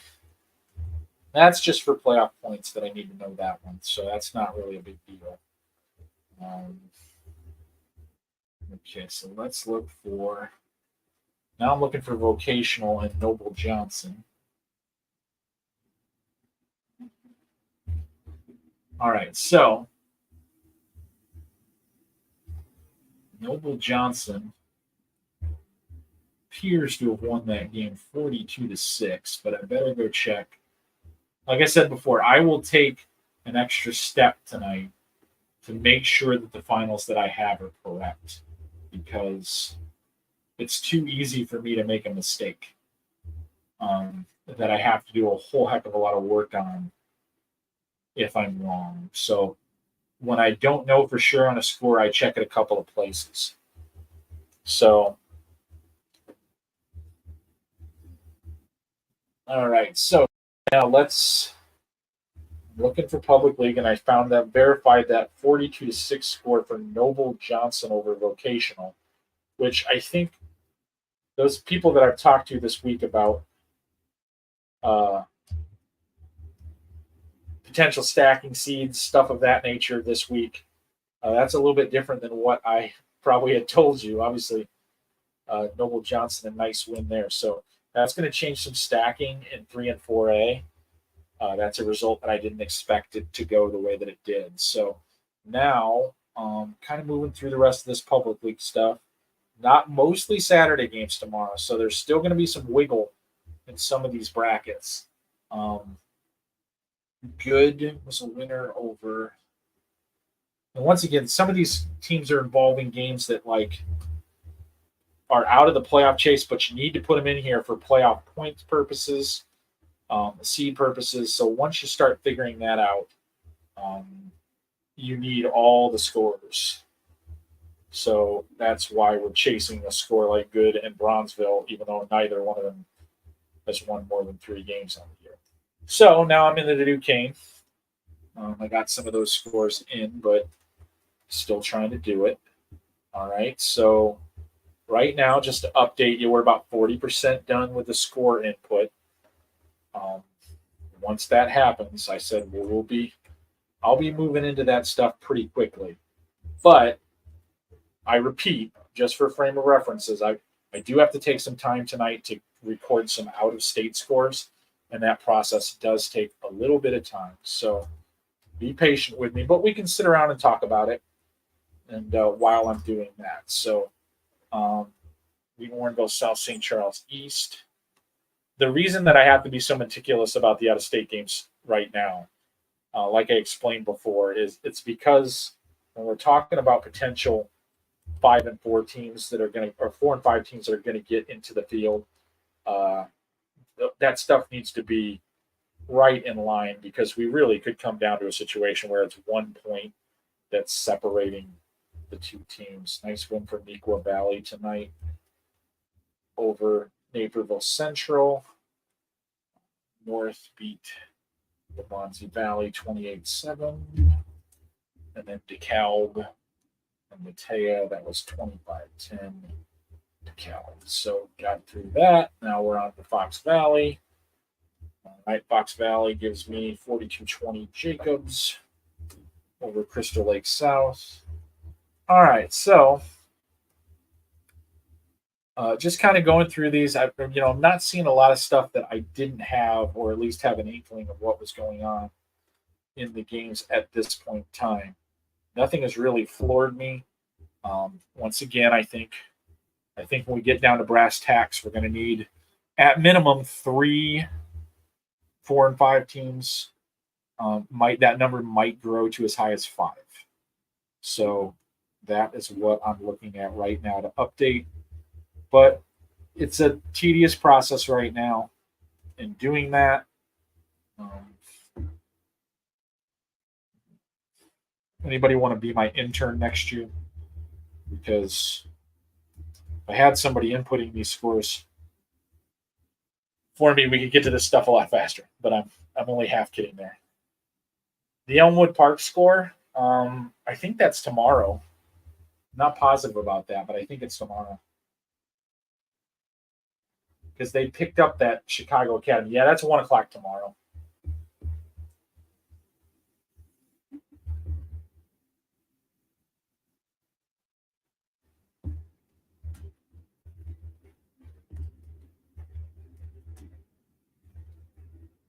They picked up that game to replace Walter Lutheran. So just wanted to get a game in rather than take the forfeit win. So, all right. So Tri-Valley over Eureka, 52-26. Officially 40% done right now with score entry. So moving along pretty good. Okay. So Creek Mackinac beat Ridgeview 22-20. Ridgeview trying to play spoiler there. Okay, on to the Heart of Illinois Small. Hayworth over GCMS, 16-6. A little bit of an upset there. Okay, Leroy Field Crest, 56-28. The Illini Prairie. Newton Central Catholic ended up beating Prairie Central 22-15. 15-22, St. Joe Ogden and Paxton. 50-21.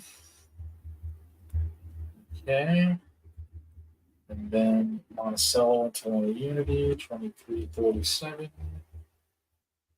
43-27. Okay, and then next up is Pontiac and Clinton. 49. ABC and Rantoul.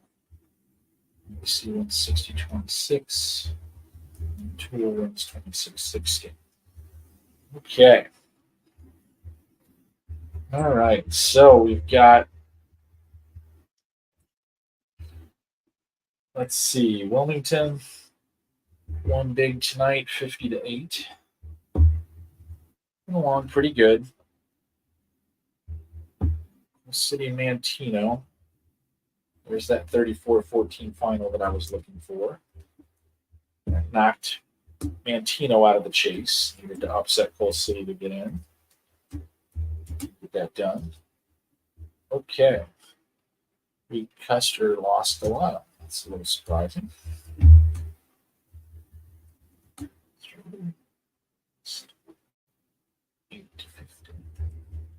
Okay, Lyle 28-22. Okay, so now moving into the independent group.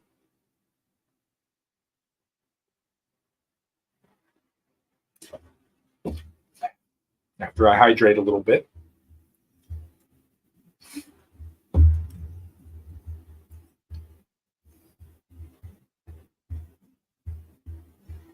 Okay. So now I'm moving up, kind of moving around here, picking up the independent scores. Let's see here. Madison lost 16-56.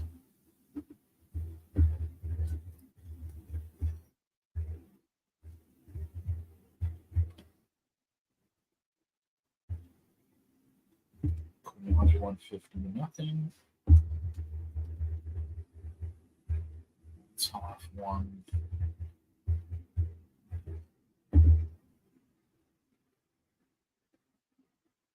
$41-18. Boy, Belleville Althoff is going to be a terror in the 1A playoffs, aren't they? My goodness.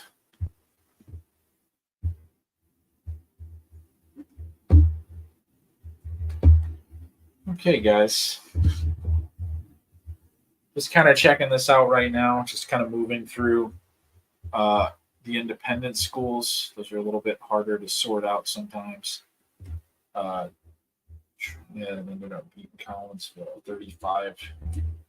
635. That's a good game. Red Hill and Carlisle is tomorrow. I know Roxana won big.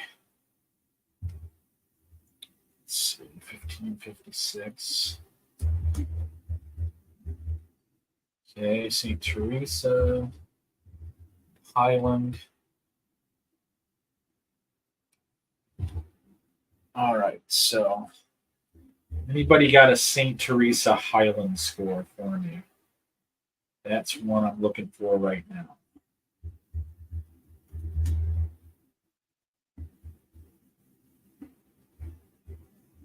Okay, I just found that one, 60-27 in favor of Highland. All right. So now I'm moving down here, trying to find this one. Southwestern. That is 768 loss. Nothing loss. And on to the Kishwaukee River now.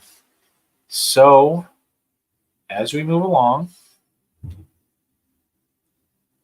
nice win for Rochelle tonight over Richmond Burton. Both teams entered the playoffs at 7-2. Anybody seen a Sandwich Woodstock North score? That is one that I'm looking for right now.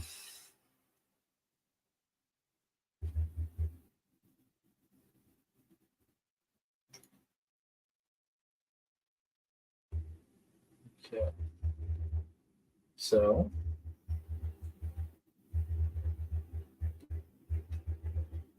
Sandwich. Where are you at, guys?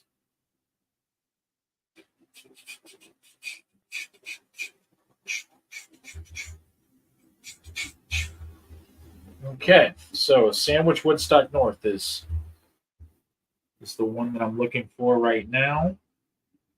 Not having a lot of luck finding her.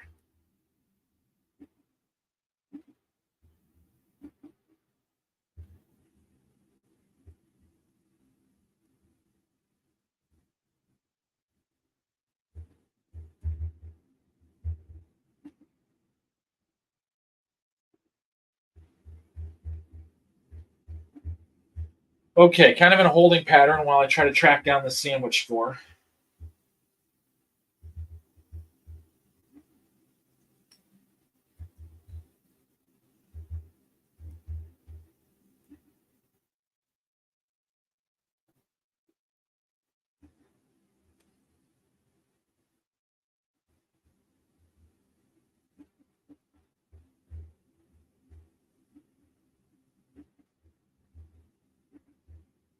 Okay.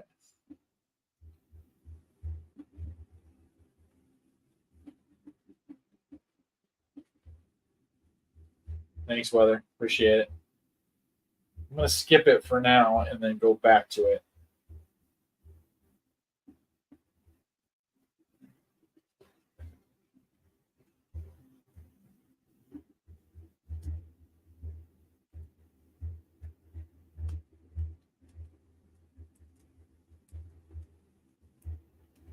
Okay, moving through, about halfway done now. So just kind of looking through that.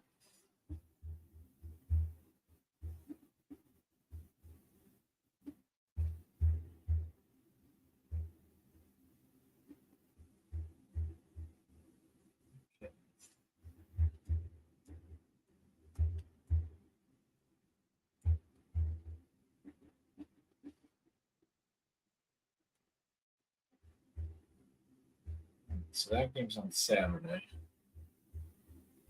Jonesburg.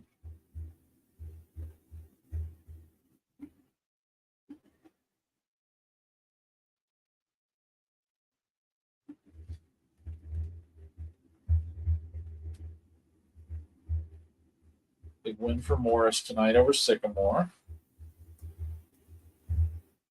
Keeneland wins 42-7 over LaSalle Peru. Okay. And then still looking for Sandwich Woodstock North. So right now, Sandwich Woodstock North is the only score on the board so far that I'm missing halfway through score compilation for Illinois teams. So just trying to find some other ones here.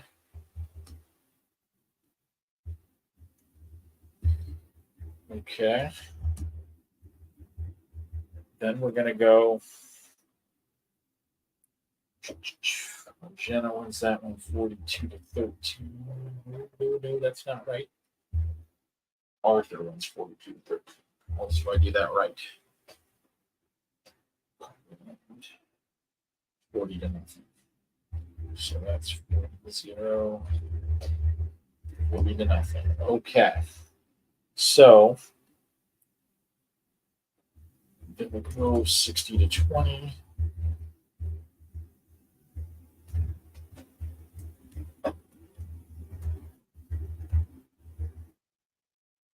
$62-12 there. Sandwich won 21-6. Thank you very much. Okay. So don't have to go running around for that one. Worst comes to worst, I know where I could have found that one, but I appreciate the help. Okay, Nokomis 41-23 over Sangamon. Gets Nokomis in the field. All right. So as we go along here, starting to discover some missing scores. Farmington beat Knoxville. Okay, that was a game that I didn't keep much track of tonight, but I was interested in the result. Mercer County, 44-32 over Hancock. 244. Home, 44-8 over Havana. Okay, so Illini West lost 26-29. They are not in. Okay, so Elmwood, Lewistown, 69-16. All right. So now we're moving along. About 55% of the inputted scores in right now. Stark County had to fend off Monmouth United tonight. Weathersfield with a big win over Princeville. Both those teams are in the playoffs. 43-23.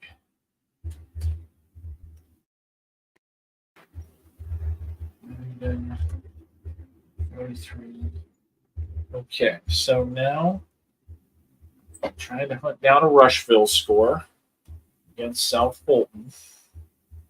Checking a couple of different places.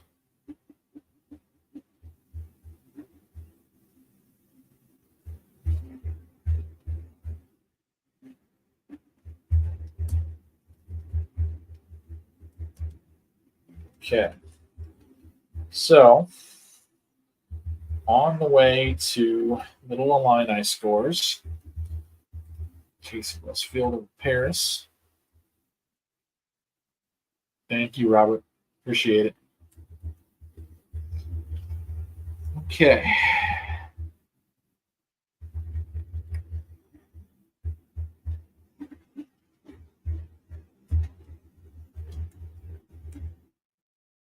Okay, we're on 49-20.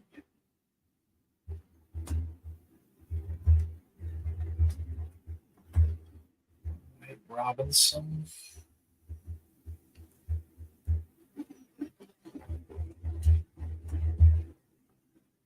$36.35. Okay. So now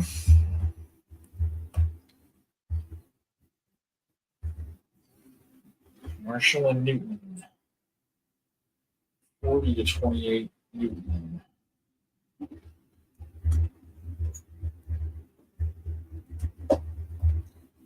Okay, so now I'm into the middle line I. Thought Washington would win that game over Morton, but they did it in more convincing fashion than I thought. That's a good win for Metamora tonight over Dunlap. Not project that, so Metamora will go up, Dunlap will go down a bit in the seedings.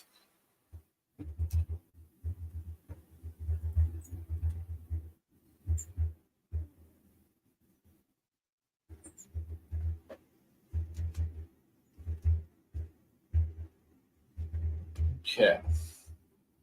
On to the Mid-Suburban East now. We're seeing another big win tonight to finish undefeated.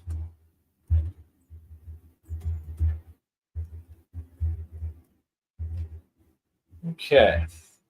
Prospect and Wheeling. 4-7. Rolling Meadows and Buffalo Grove. 42-20.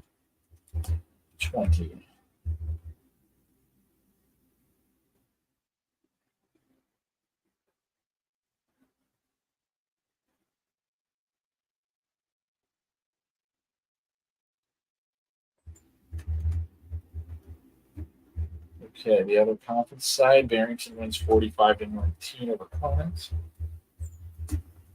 Okay, past 60% now. Inputted. Hoffman Estates, 33 from 27.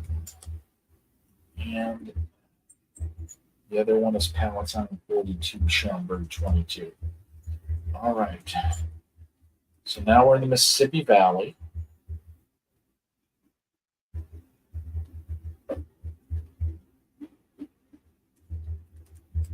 Highland wins that one, 60-27.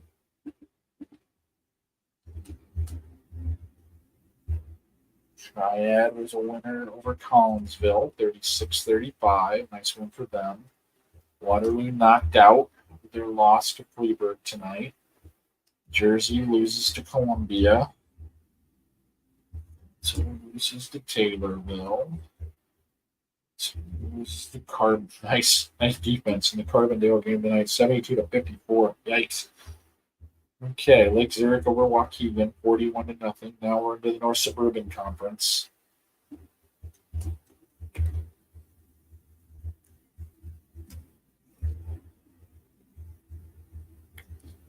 Warren with a win tonight.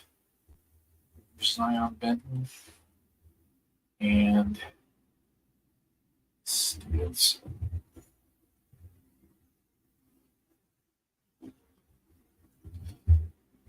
Stevenson beats Libertyville 35-28. So now, essentially, Barry, yes, it is a giant spreadsheet that's got the entire state schedule in it, and then as I'm doing it, it's tabulating playoff points for me, so I can scan and sort in pretty quick fashion. So that's why it's important that I get everything in right the first time, because if I don't, then I have to go back and find my errors after the fact. So that's why I'm really picky about making sure scores are right. If we're not sure, if we've got disagreements, I just skip them and go back. So yeah, that's a situation as we see. So since you asked, and more interesting than looking at my face.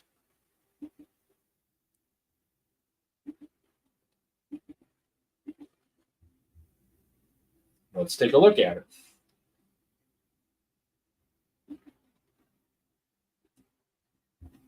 I don't know if that's big enough for you to see, but I'll try and pull it up into a bigger size.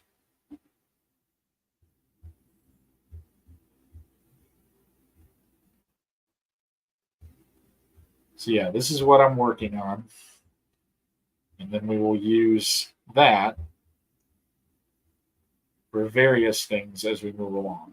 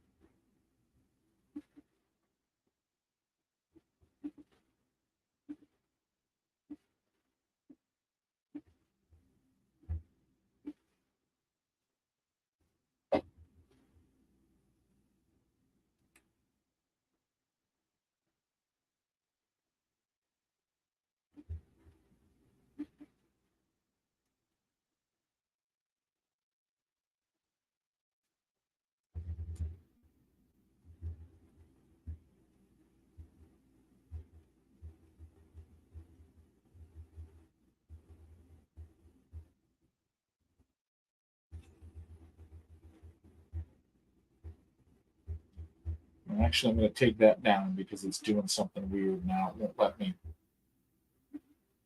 won't let me work out of it correctly.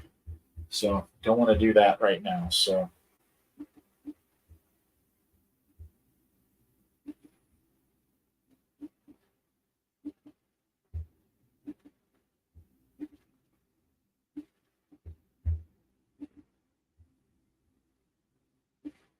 okay.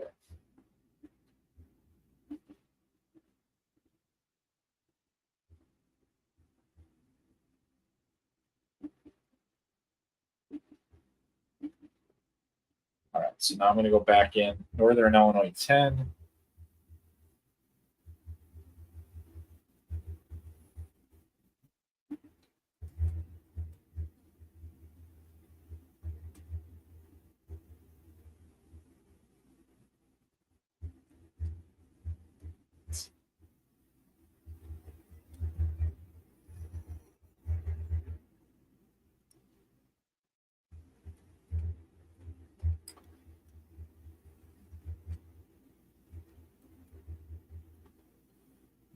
Auburn East. 40. 12. Okay, so getting along here, moving along pretty good. Rockford East and Jefferson is on Saturday.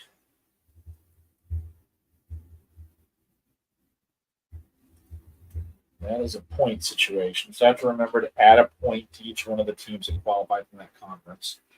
Because they all get them, and neither one of those two teams are going to make the field. So that's a relatively easy thing to deal with that road Saturday game. So now a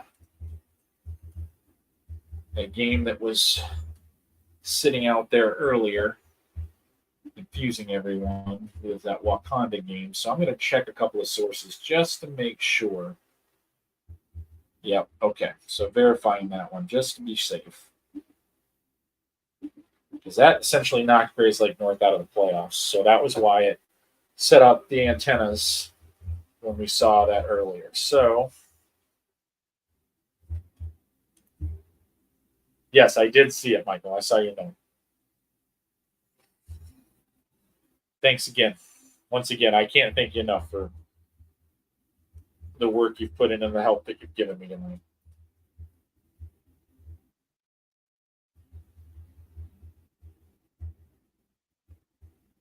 Okay. 36-8 over Forreston.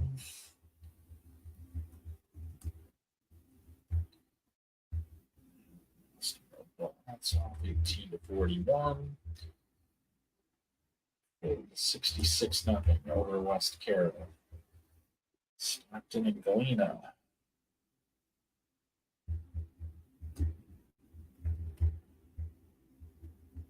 Seven. Okay, so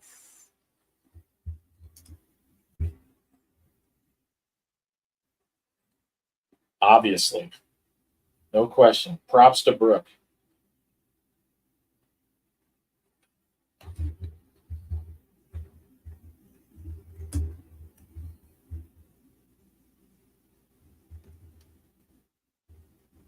Okay. On to the Sangamo. We're getting there, guys. Once we get into the S conferences, I can see the end of the road.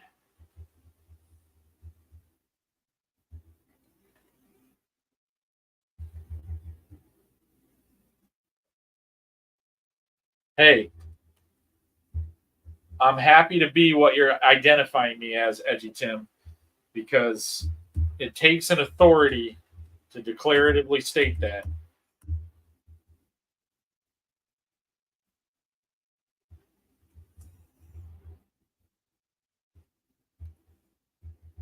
I think you're right, Breeze. I'm fairly confident that both of those are going to find their way into the field.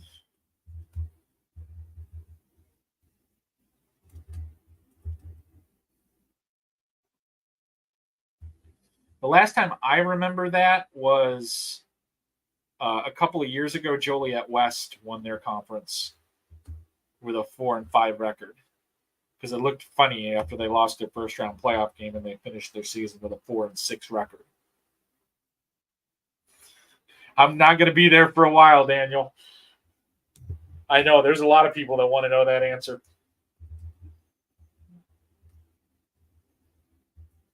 I'm hoping that I can get the out-of-state scores done fairly quickly, and then we can get answers. Because the biggest problem, like I said, it's the Quincy Notre Dame factor. I got to figure them out. It shouldn't take me that long to figure them out, but as far as who gets in and who doesn't, I can play around with the seeds later. I know that primarily what everyone is interested in is who the 256 are and what classes they're going to be in. And hopefully I can get to that question pretty quick. But this is the grunt work. This is where we got to get some stuff done first.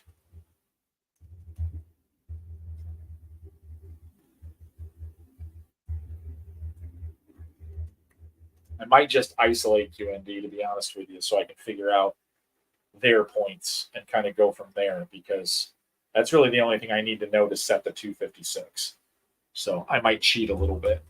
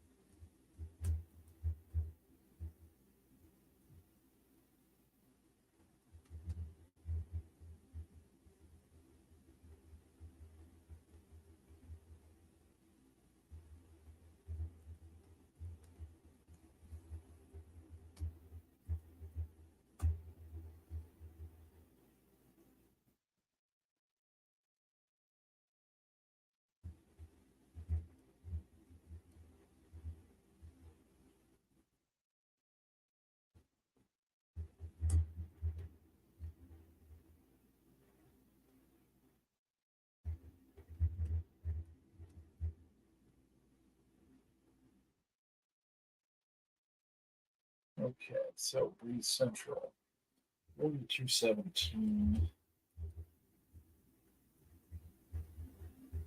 All right, on to the South Central Conference.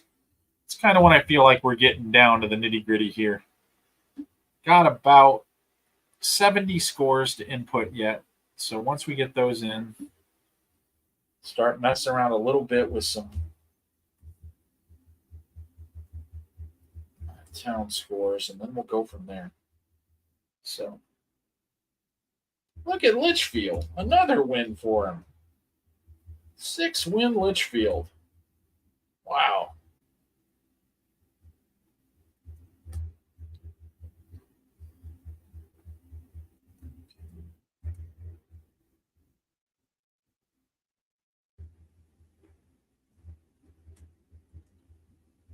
Got anybody from the South Central Conference in there? In here?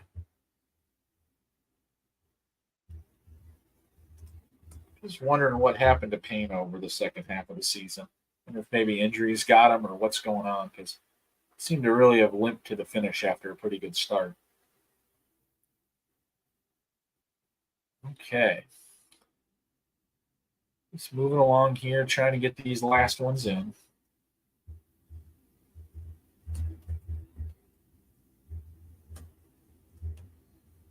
Okay, so let's look at what we got left here. A little over 100 teams to put in their scores for tonight. So that's about 60 games.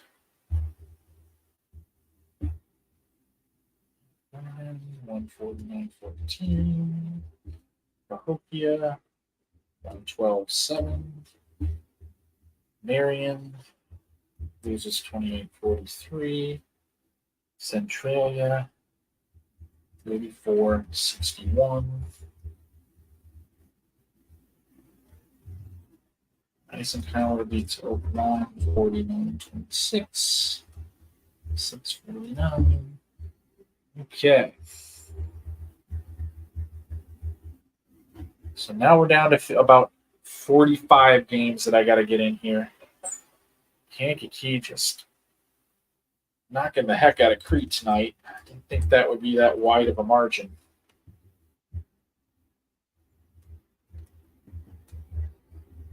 That's a Saturday game between Thornton and Bloom. I think. Yeah. Okay. Southwestern. Head down here. Edwardsville, nice win over Desmet from St. Louis. Quality victory right there. Okay, O'Fallon gets knocked out tonight with that loss to Cahokia. First time in a few years they haven't been in the postseason.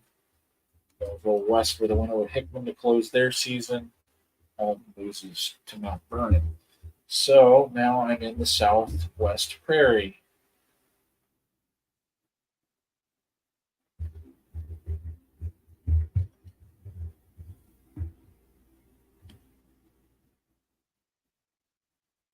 Did you have fun in that parking lot, Edgy?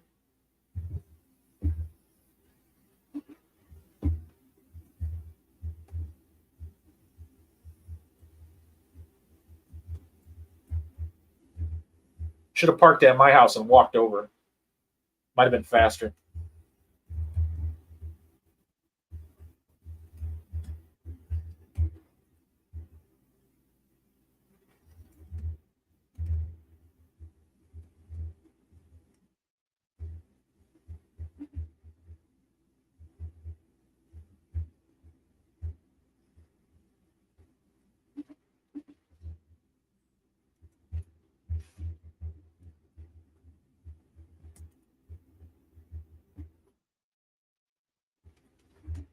Okay, so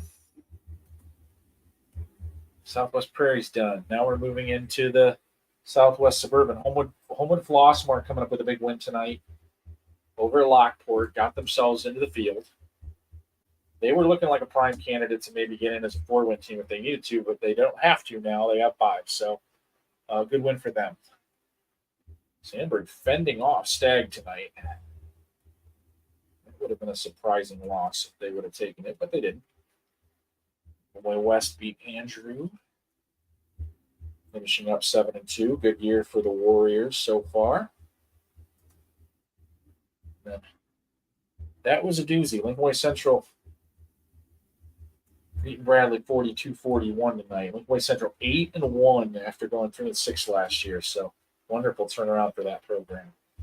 Okay, on to the Three Rivers.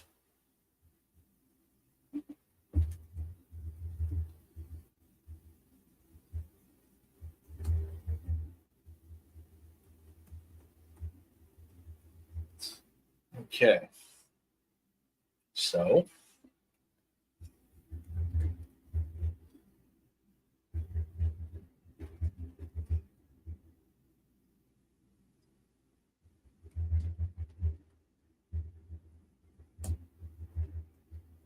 Rockridge, Erie, 41-6. All right.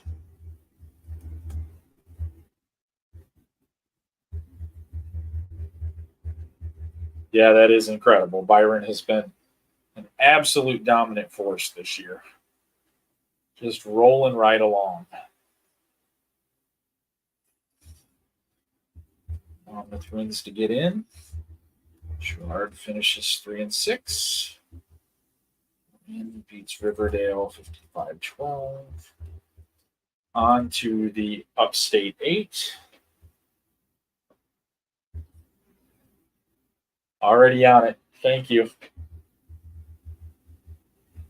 That will be useful in about 10 minutes. I appreciate this. So Father Tolton's only going to get 9.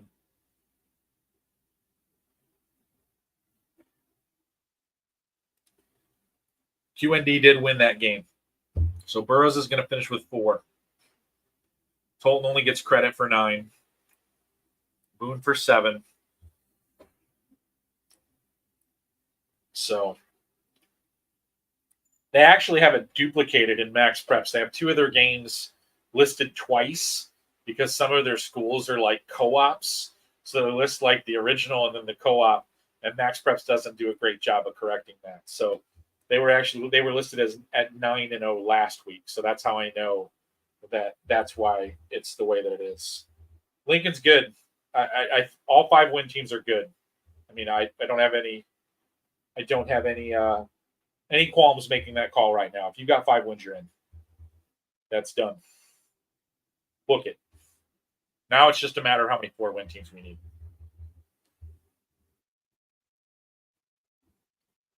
They can print the T-shirts.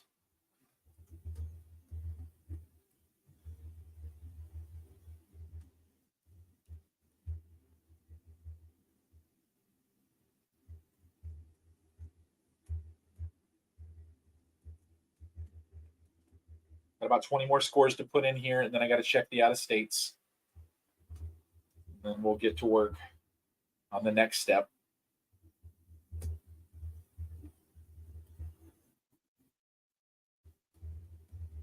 West Chicago getting in the field. Streamwood and South Elgin.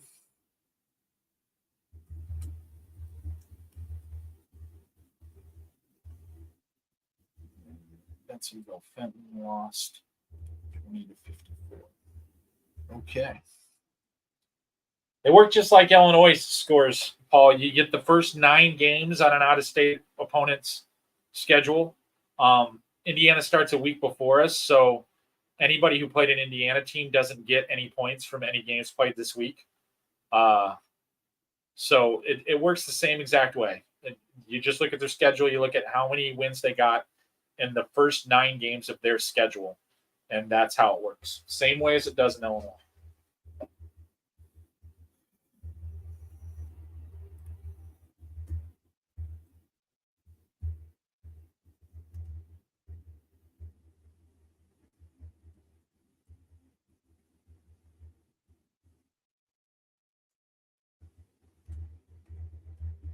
Okay. Getting down to it here. Getting into the W conferences. That means we're almost done.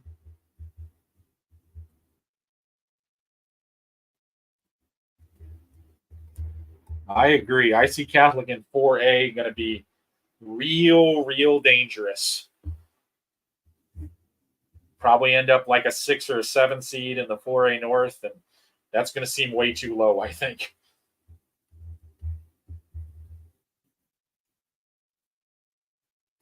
Sika with a win to cap their season at 2-7. They got a good portion of them back. They're healthy again. As far as I know, they have everybody back. That is key for them.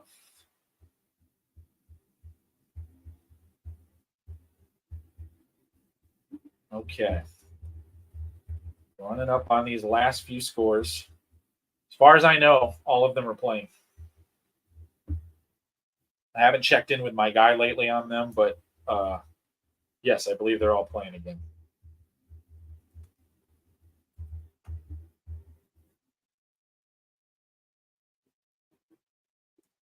Still Southwind's 42-26. Morgan loses that one, 26-42. Maywood Proviso East loses 12-43. Lions wins 43-12. Lombard West 48-8. Now, I think that's an interesting question. I think 2A has the potential to be very interesting. And I think 4A might be a little wide open. Depending on how the field breaks down, it's going to be pretty interesting.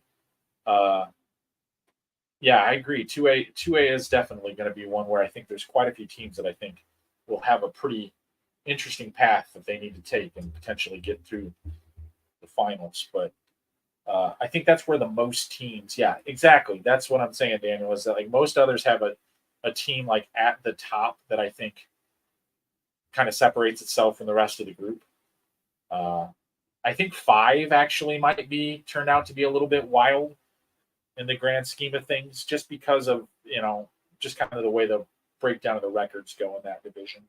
So it's definitely interesting. It's a good question.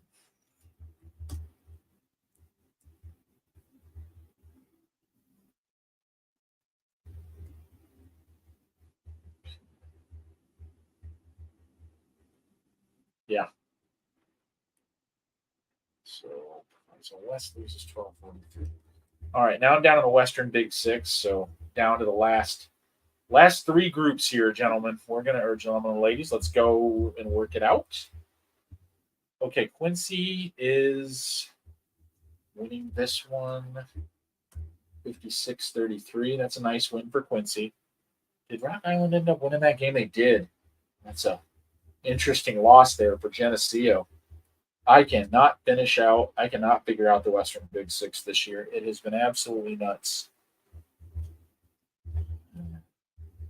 Probably a good thing that the league is only going to send 2 teams because I don't know what to make of the rest of them, and I'm confused by them. So just 2 teams going for the Western Big Six. I'm not a Western Big Six historian, but I think that's what I think is possible there, Mark.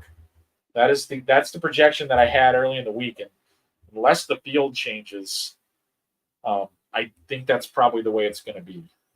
So there's also the little wrinkle there that I'm not 100% sure that Peyton is going to win that game against Lincoln Park. So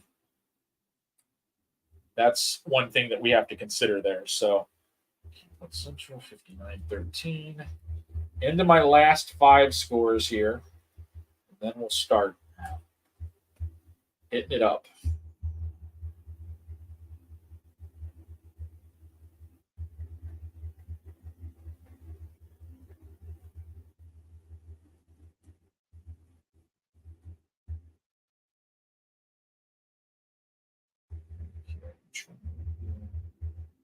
This is 6-54. Greenfield 54-6.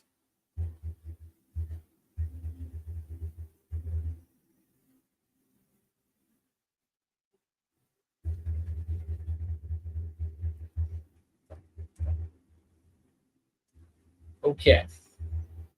So now I have every score that I can have in. So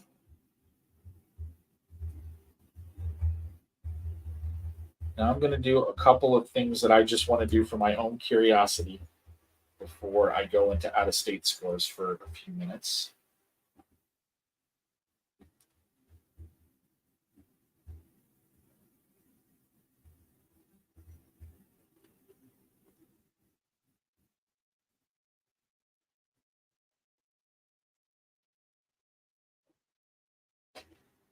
There are 4 8-0 teams that play tomorrow. Anybody want to guess how many 9-0 teams we currently have in the entire state?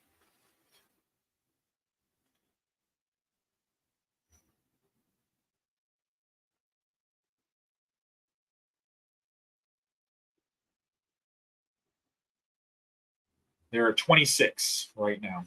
26 teams that have got to 9-0. So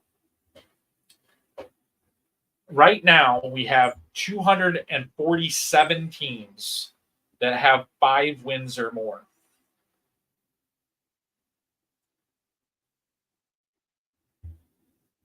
There are 8 teams that play tomorrow with 4-4 records. Of that group,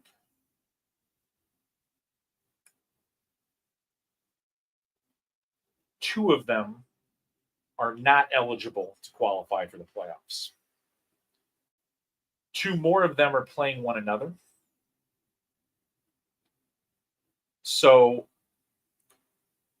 basically what that means is take those out. 248 comes from that one. 249 from Ag Science. 250 from the Roe Clark Hansberry game. Barring a Bremen upset over Hillcrest tomorrow,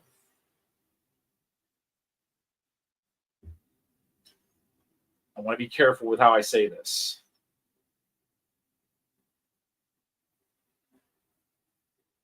I believe we're going to need 6 4-win teams in the playoff field. I believe we're going to have 250 playoff eligible teams finish with 5 wins.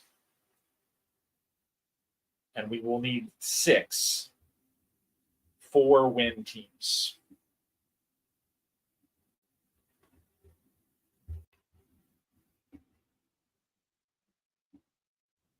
Without checking out-of-state games. These are who the 6 teams I believe will be. Nazareth, Glenbrook South, Sterling, Plainfield North, Marist, and I have to do a tiebreaker for the last team. So, right now, what I believe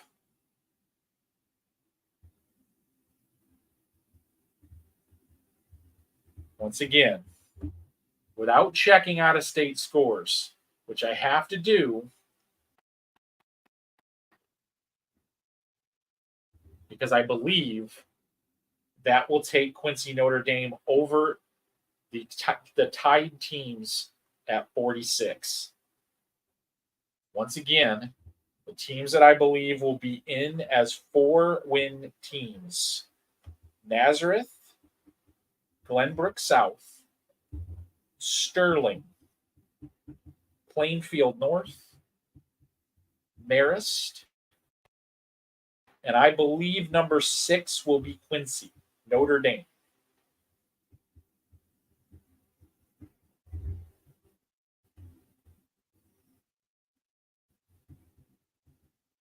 Okay.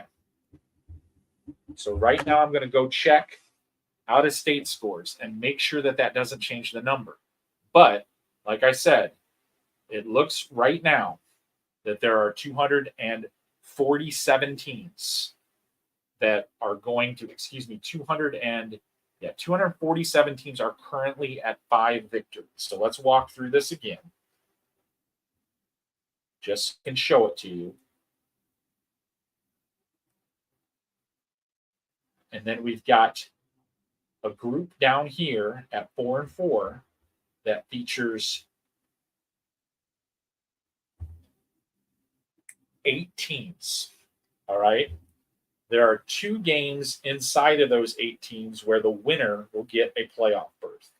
Red Hill and Carlisle, Roe Clark and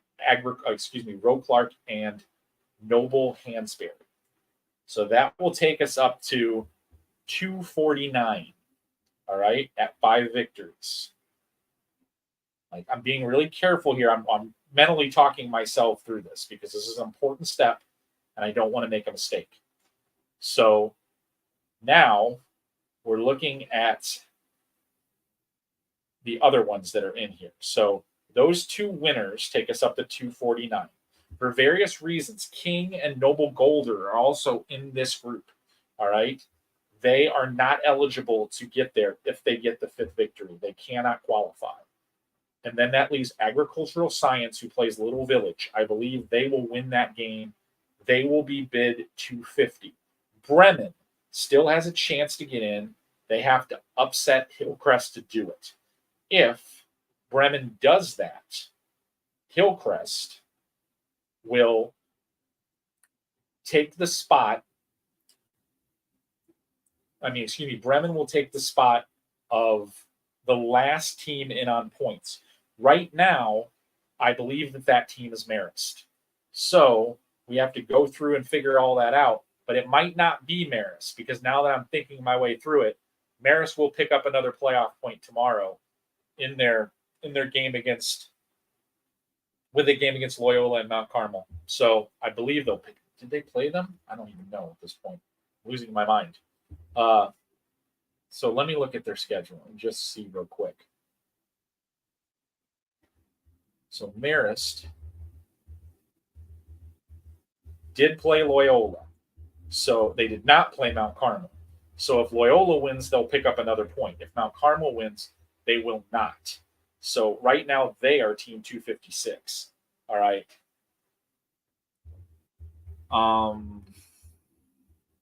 Did Mackinac lose?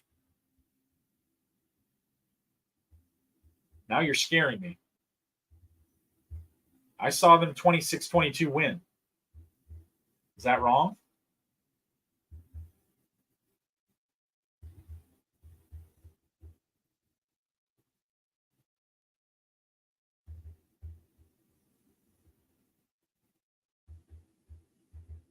Okay. Thanks, Robert. You guys are scaring me, but I appreciate the comment. If you're not sure, then please let me know. Okay, so that's what I'm seeing right now.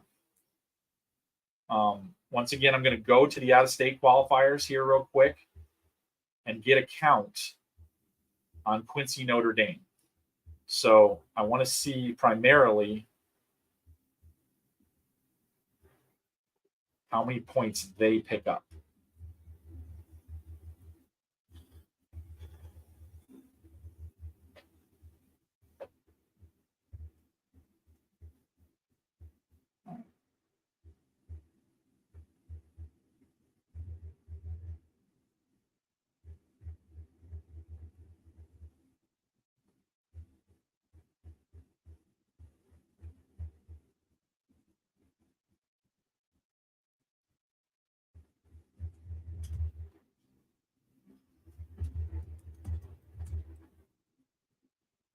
That is true. I am not mentioning Taft. You're absolutely right. Thank you. That's a good point.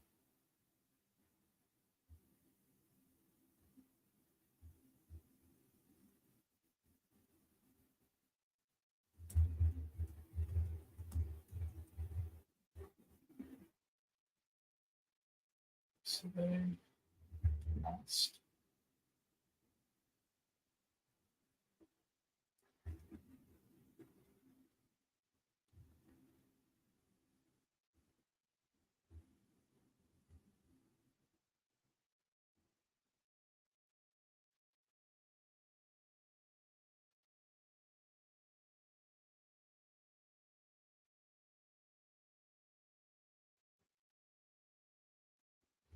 Who's Live for Life playing tomorrow? They're going to win that game, so they're going to pick up one.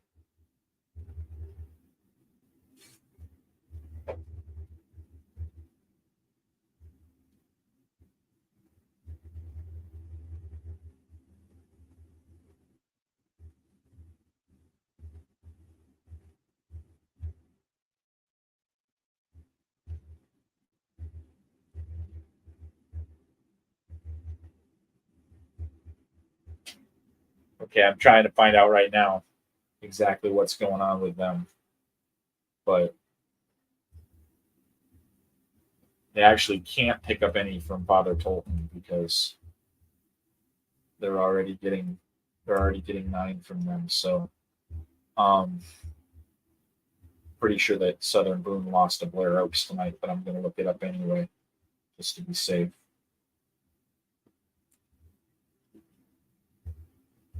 I'm really trying to move through this as quickly as I can without making a mistake, but because I got to go study Taft now. That's a really valid point.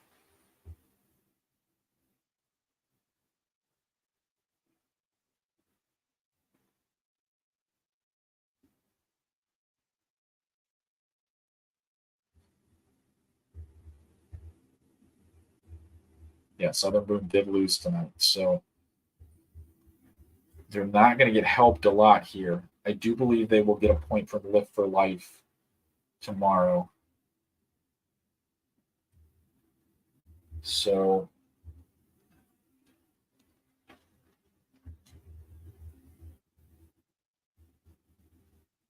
they didn't get one from Burroughs. They didn't get one from Boone.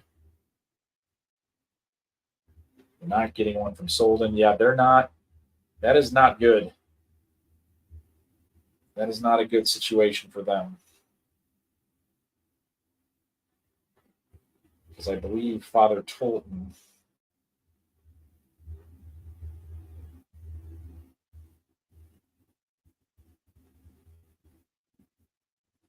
will get them one more. So that'll get them past.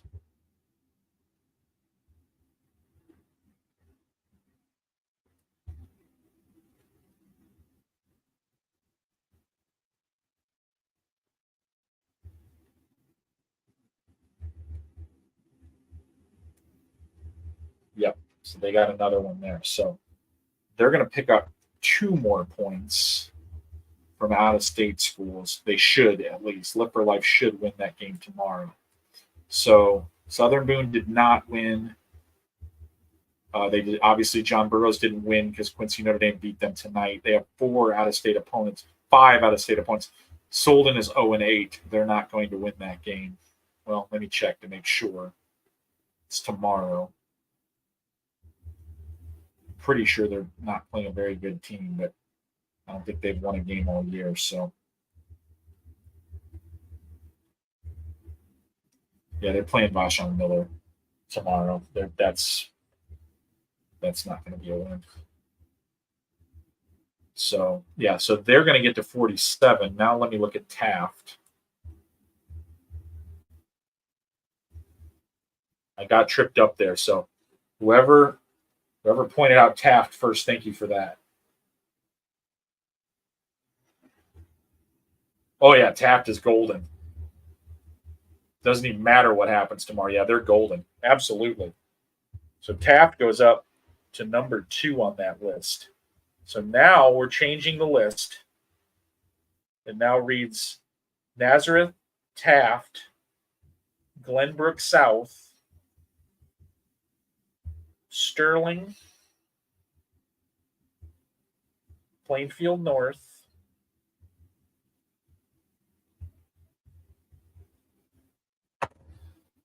okay.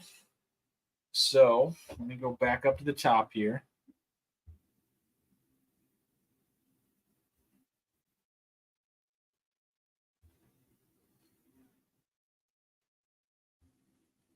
Yeah, Taft still has to win. They got to beat Westinghouse. That's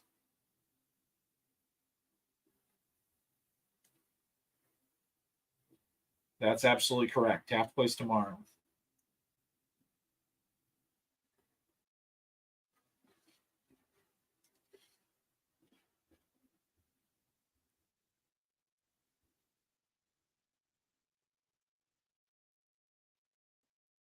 Yeah, so Plainfield North is going to be number 5 on that list.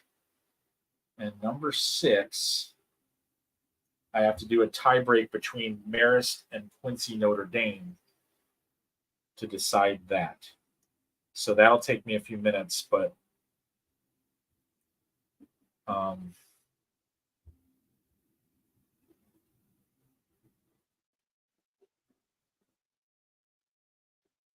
okay, so that's what I'm going with right now for my 256.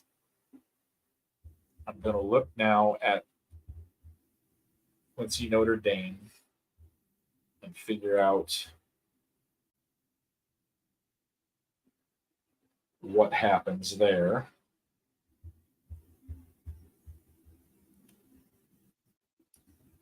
All right, so I'm going to take a peek here at Quincy Notre Dame's schedule because I need the frame of reference.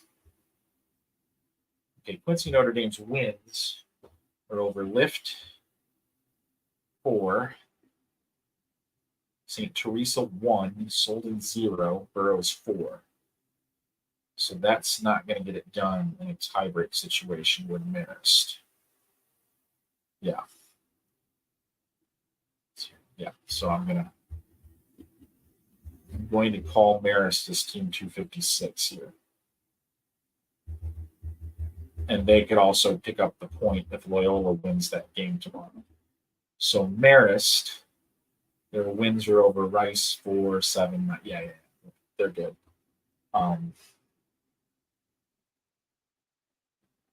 So Marist would get in.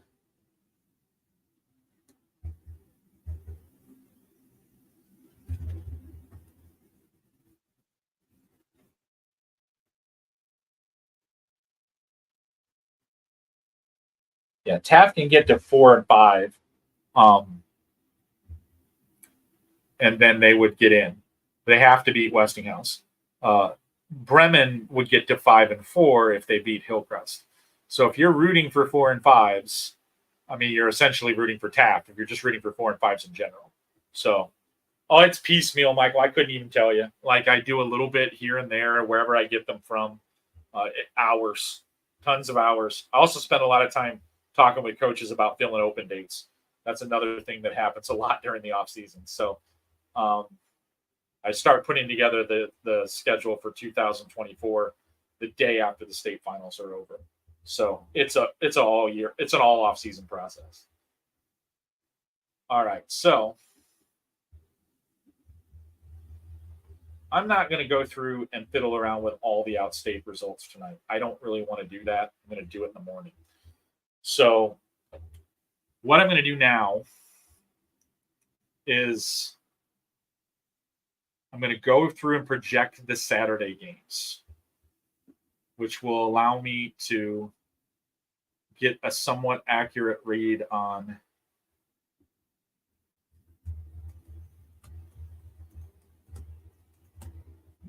okay. So making a copy.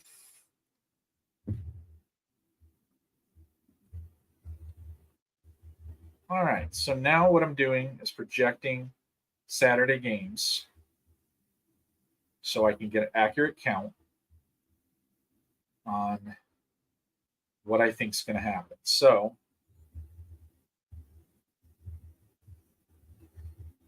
East over Jefferson, Carmel over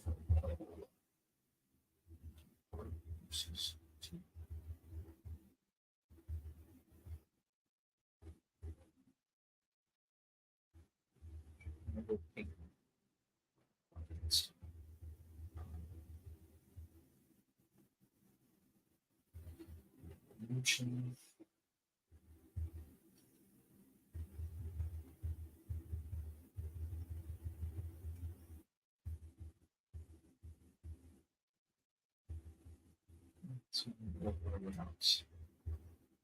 Westinghouse loses to Town.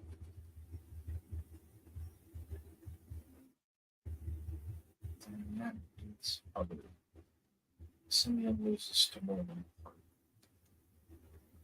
This won't take me that much longer. And once it's done, it's done. Brooks,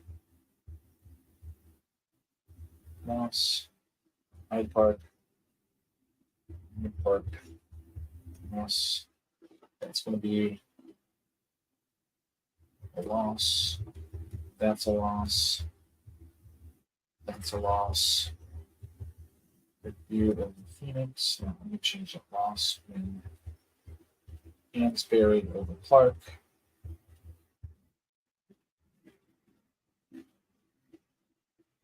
King over Hillcrest over Brennan. And Science over Village. Make the Meridian over Fisher. To GRW. And over Thornton. Okay. That's done. All right. So I've now set everything that I think is going to happen on Saturday. I'm going to confirm my numbers. That is confirmed. 250 teams projected to 5 wins.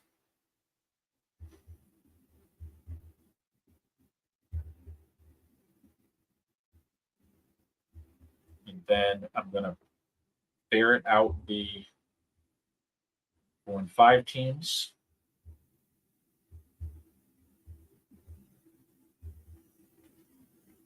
Okay.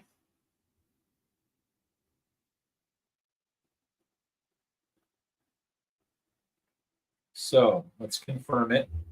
Nazareth, Taft, Glenbrook South, Sterling, Plainfield North, and Marist are your teams.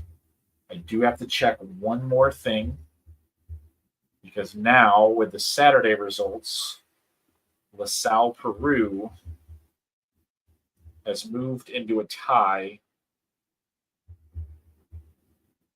with Marist and Quincy Notre Dame.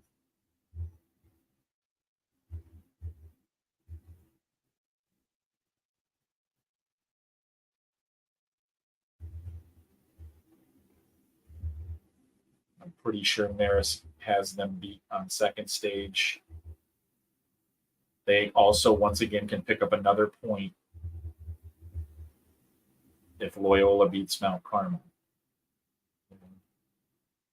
6, 8, 11. So 5. So then they go to 12. 5,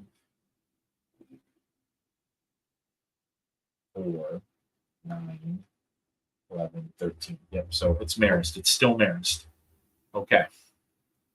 So that is my 256. Now, last year was just one, Buffalo Grove. This would be the most. I mean, by far. Last year was the first time we'd ever had a 4 and 5 team make the field. Obviously, yep. And there's really like the almost stunning thing about this is even if it goes a little haywire tomorrow, I think the least amount we can have is 4, which I never would have thought in a billion years. And I'm not even exaggerating on that. Okay. So right now, I'm moving data over so I can sort teams into classifications because I know that's what everybody is waiting on. We're at 6. That's what I believe, barring a couple of strange things. I mean, if Taft loses, just another 4-win team moves in. So really the only 2 teams that can, well, there's actually only one. Hillcrest could lose to Bremen. And if that happens, then Bremen would come in as a 5-win team. But we can't, there are no more 4-win teams that can add to 5 because we've got 2 games tomorrow between 2 4 and 4 teams. Someone's got to get to 5, and that's already accounted for. So right now, it's just like I'm still kind of reeling from this a little bit, to be honest with you guys. This is really, really surprising information. But I've checked and rechecked, and I don't see any way that it's not true. It's definitely been a fascinating night. Yep. That's true. That's one of the factors. And it's one of the reasons why I push so hard every year talking about this, because it's definitely a situation where it all comes into play.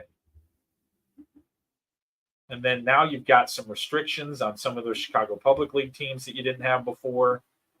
So then there's even a smaller pool of teams that can potentially get to the standards that you need to make the playoffs. This was bound to happen. I didn't think it was going to happen this year, just kind of based on the way Week 9 usually goes. But Week 9 went the opposite way that it usually goes today. So that was pretty fascinating. So a couple more steps here, and I'll be able to break classes.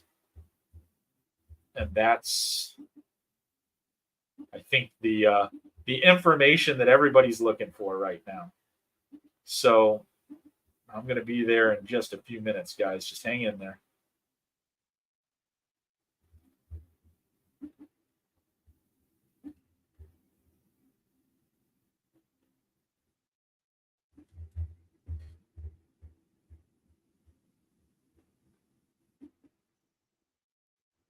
They don't do that, Paul.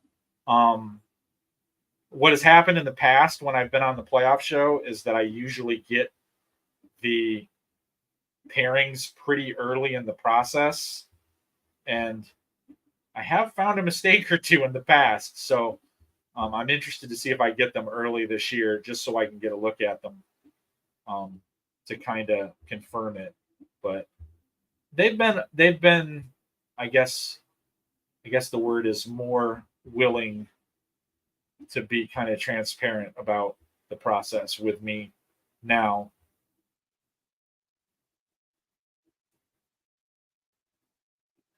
Yeah, it'll be interesting because I think a couple of those are from closed conferences. I haven't gotten there yet, but it should be pretty interesting. So now I'm sorting and stacking here.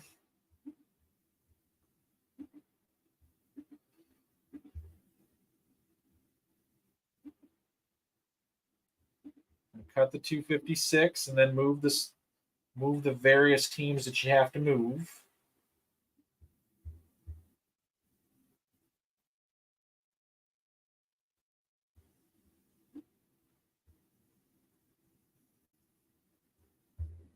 Screwed this up. I got to do it again. Took it from the wrong list.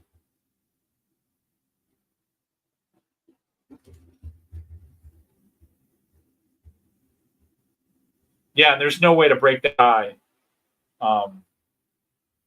between those two teams. It will be a random number generator that does that. You simply can't do it.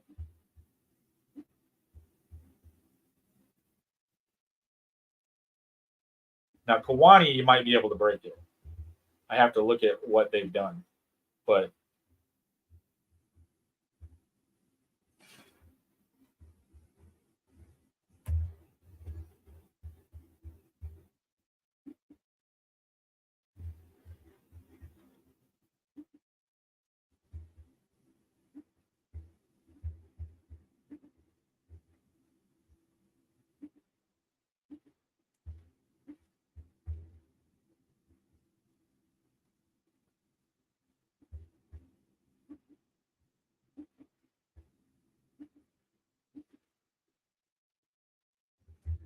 there's something weird going on with my sheet here, guys. Apologize. This usually doesn't take this long, but I don't know what's going on with it.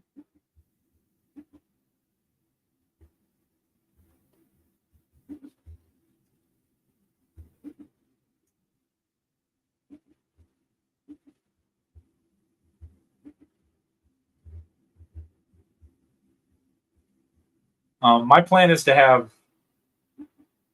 I'm going to keep going tonight just until my head explodes. So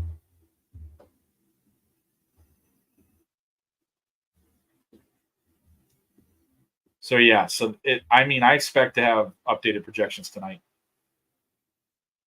It might be 3:30 in the morning tonight, but they will be done tonight.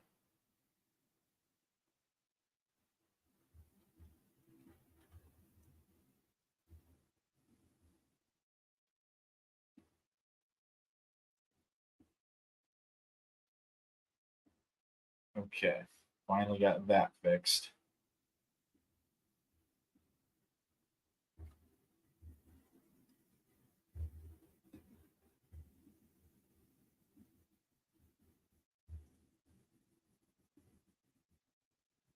All right, so what the hell is going on here?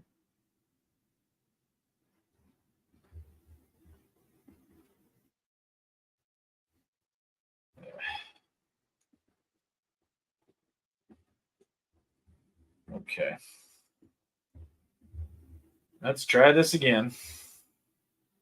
Getting irritated with my spreadsheet.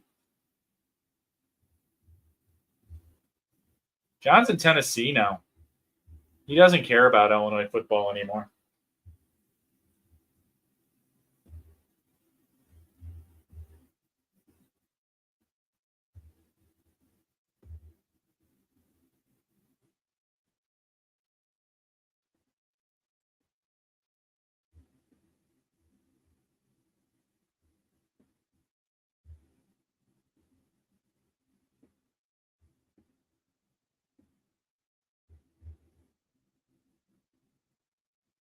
All right, so I'm getting there, guys. I'm just having a weird brain melt right now.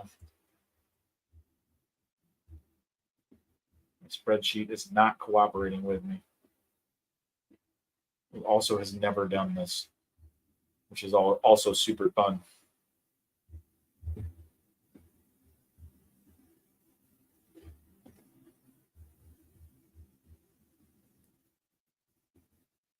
There we go. That is fixed.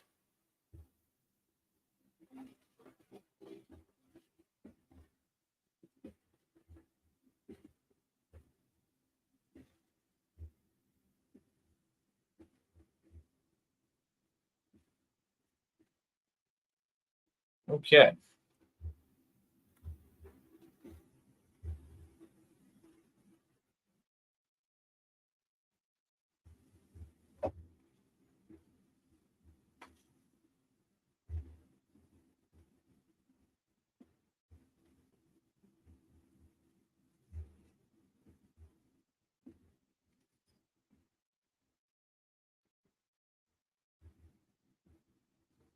Okay. Should be good to go now.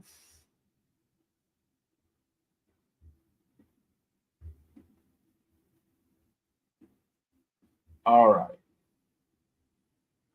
Sort by points. As it comes up as they should.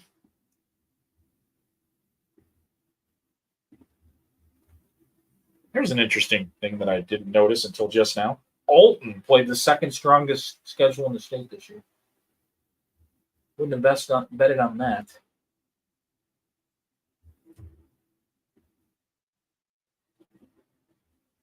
Okay. Here we go. Enrollment breaks are set. Got to move East St. Louis into their class. Got to move St. Rita into their class.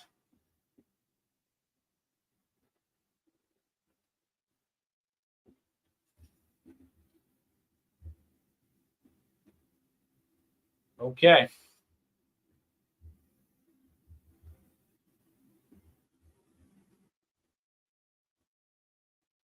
All right, so 1A large, Carlisle.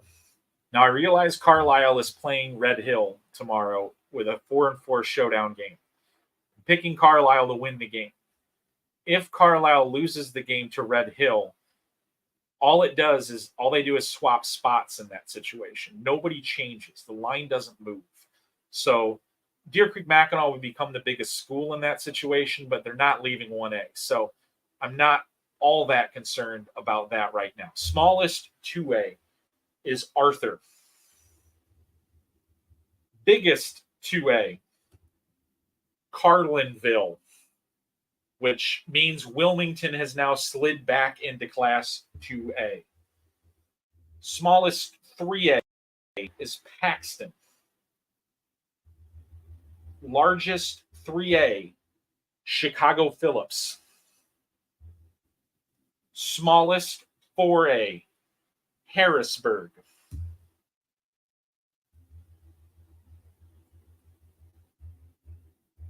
I'm building the anticipation here. Largest 4A, St. Lawrence. Smallest 5A, Morris.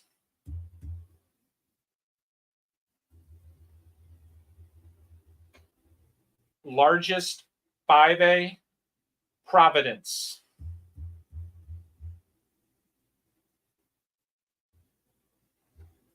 Smallest 6A, Danville. Largest 6A, Rockford, Auburn. Smallest 7A, Wheaton, Warrenville South. Largest 7A, Glenbard West. Smallest 8A, Plainfield North. Okay, so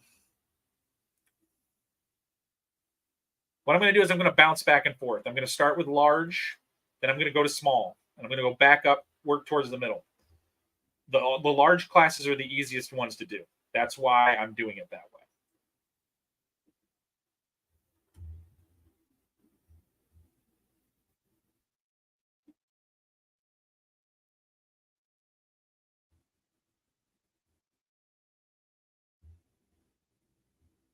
Okay.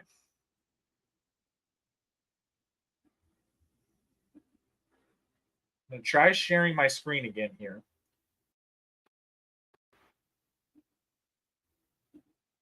So you guys can take a look. Wow. That kind of stands out at you when you look at it now. So there are 4, 4, and 5 teams in 8A. So that's kind of crazy.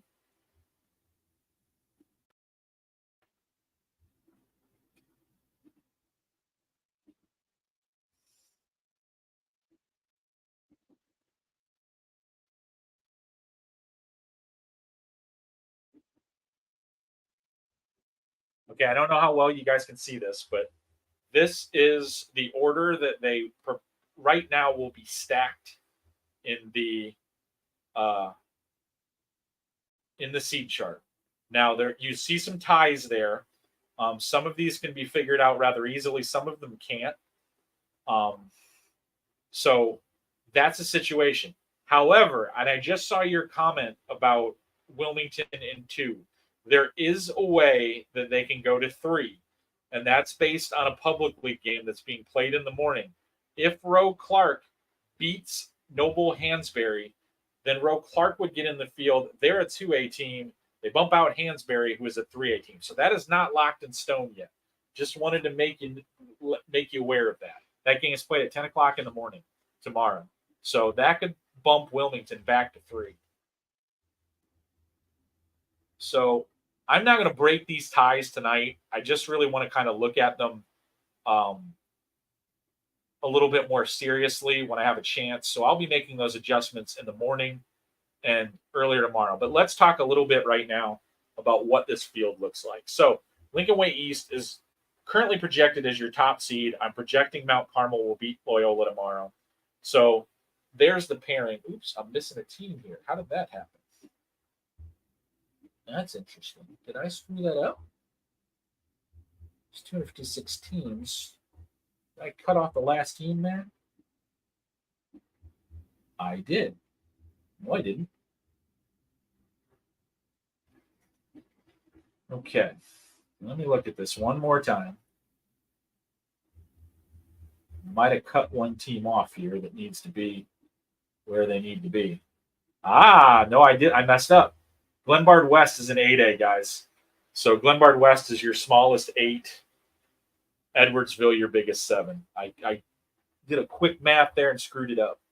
So, all right, Glenbard West, 7238.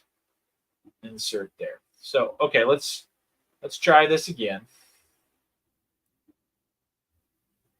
All right, so let's look at the top. I saw Lincoln Way East is at the top. Your 32 seed at the bottom is Marist.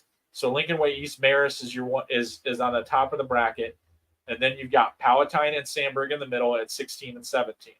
So then now, let's look at a couple of other ones just for fun. Chicago Lane at Joliet West, and Gurney Warren would be paired with Mills West. Let's look at kind of in the middle here. Naperville Central at 13, Lions, Manuka, Naperville North, Neuqua Valley, Downers Grove South. Now some of these will be shaken out a little bit differently because of ties, but that is what your 8A field looks like right now. So there you go with that. So 8A is sorted now. I'm gonna duplicate this, and then we're going to go down and do 1A. So these are a little bit trickier, but I'll let you follow along with me while I do it, because you got to do the mapping here, and that tends to be a little bit tricky. So bear with me. If you're watching on screen, I don't know how well you can see these, but I'm going to try to size it up a little bit for you there. Okay. So I got to alphabetize these. This is how I map them relatively quickly. So that's the important function here. So I'm using another screen right now to do some mapping. Try to do this as quickly as possible, but I'm going to open up my 1A map and then quickly try to move in the teams that I need to move in. So there's going to be some changes to this field because this was based on before tonight, but let's see how many. So far, we're looking pretty good. There's only going to be a couple of changes. There might not be any changes. I'm not sure. Stockton fell out. I do know that.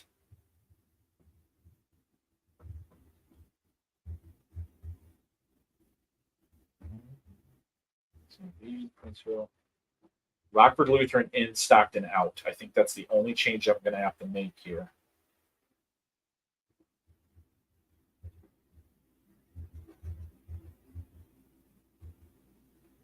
Yep, I think that's it. So this will be a quick change.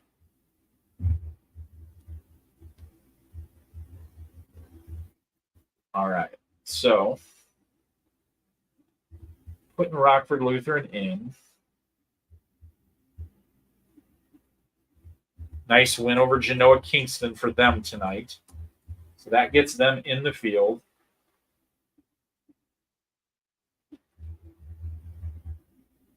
Genoa Kingston not in the playoff field after that loss. Okay. So that's done. I'm going to make a copy here, and then you're going to see it pop up with division or north or south in the bracket that they're going to do, and then we'll sort them. That's the process for 1 through 6A, seated in 16-team brackets. Okay. So here's that. Dun, dun, dun. All right, I'm going to sort them by points, sort them by wins, sort them by location. Here we go.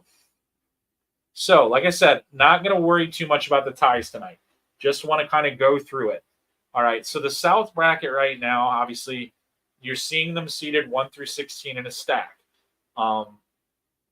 Right in the middle of the draw, Hardin Calhoun at Hayworth. That's the first matchup right there, 9-8 game. On the outsides, Camp Point Central, Carlisle in the South bracket.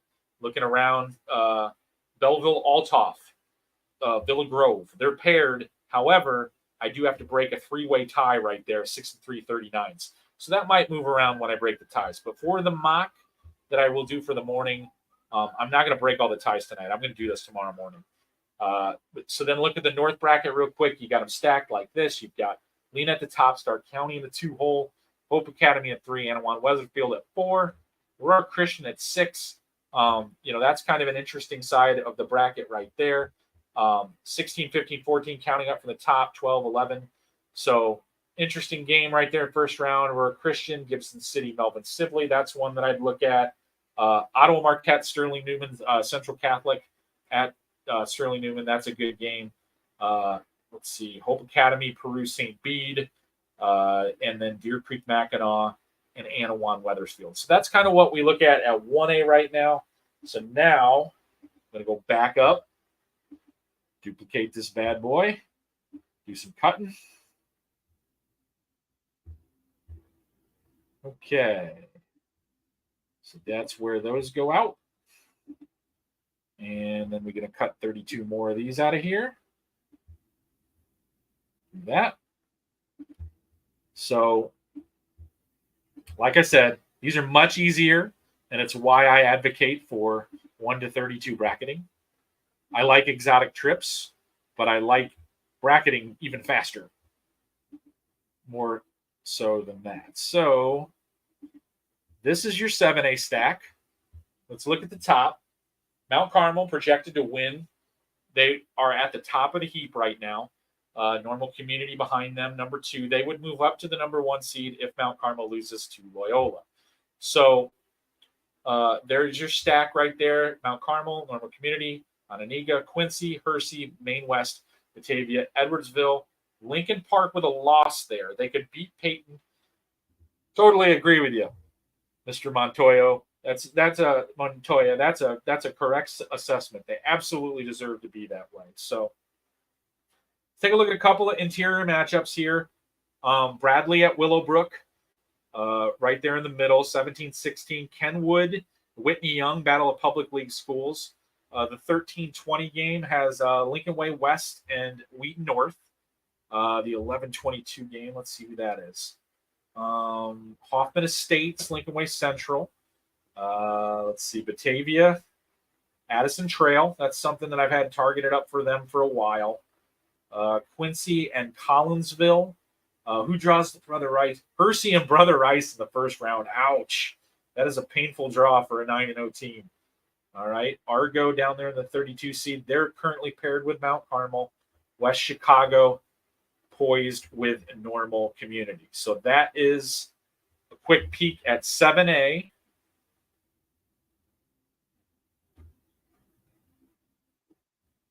All right. Okay, so now I'm going to go back down to 2A.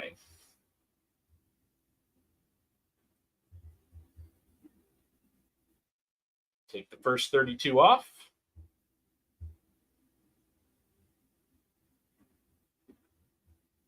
Okay. And then take the bottom after this. So it's only 1 o'clock. Boy, I'll go to bed early tonight. Okay. So once again, I've got to alphabetize here so I can do a little mapping real quick. This one might take a little bit longer because I think we've got some field changes in here.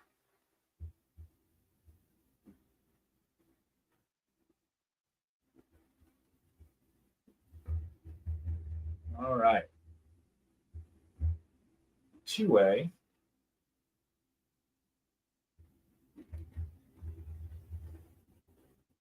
Let's check the data sheet. Athens, Auburn, Bismarck County, Bloomington Central, Reeves County. Okay, Illini West comes out. So that's one team that I had projected in the draw that's no longer there. El Paso, Farmington, Johnston City, Knoxville. All right, move my screen down here.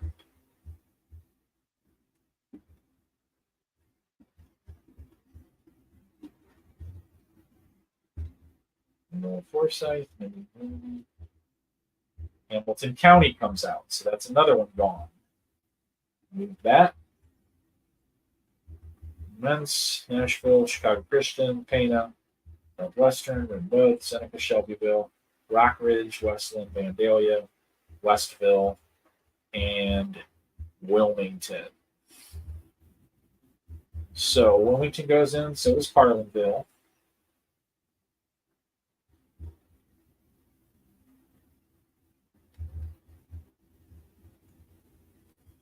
Okay, guys, getting there, moving along.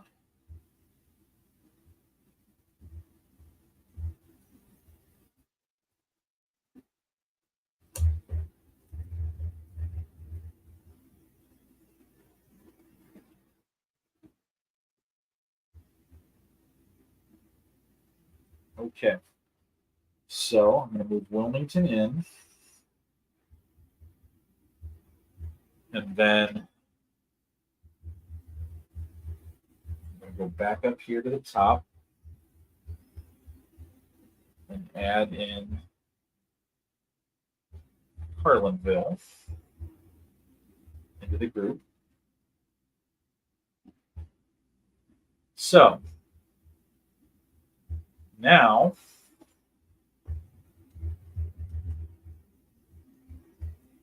got to sort these out.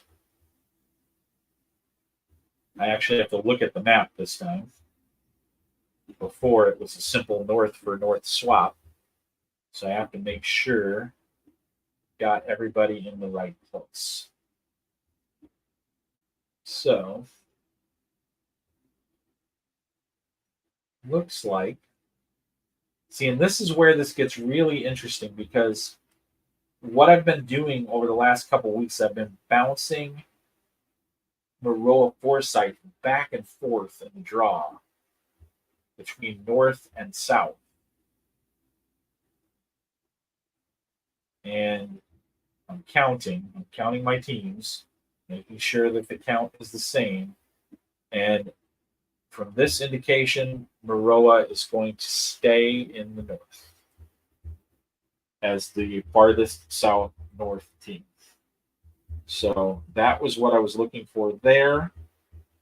I needed to see where that split was going to land. So very interesting there. Right now, Maroa Forsyth, a north team. But as I was talking about before, this is one of the few fields that actually has the opportunity to change tomorrow morning. The Roe Clark Noble Hansberry game could potentially change the field if Roe Clark beats Noble Hansberry. Roe Clark would go in 2A in the north side of the bracket, replacing Wilmington. So let's take a look. I'm going to sort by wins, sort by points. Nope, did it wrong. Did it backwards. It's not the way you do it. And sort by location.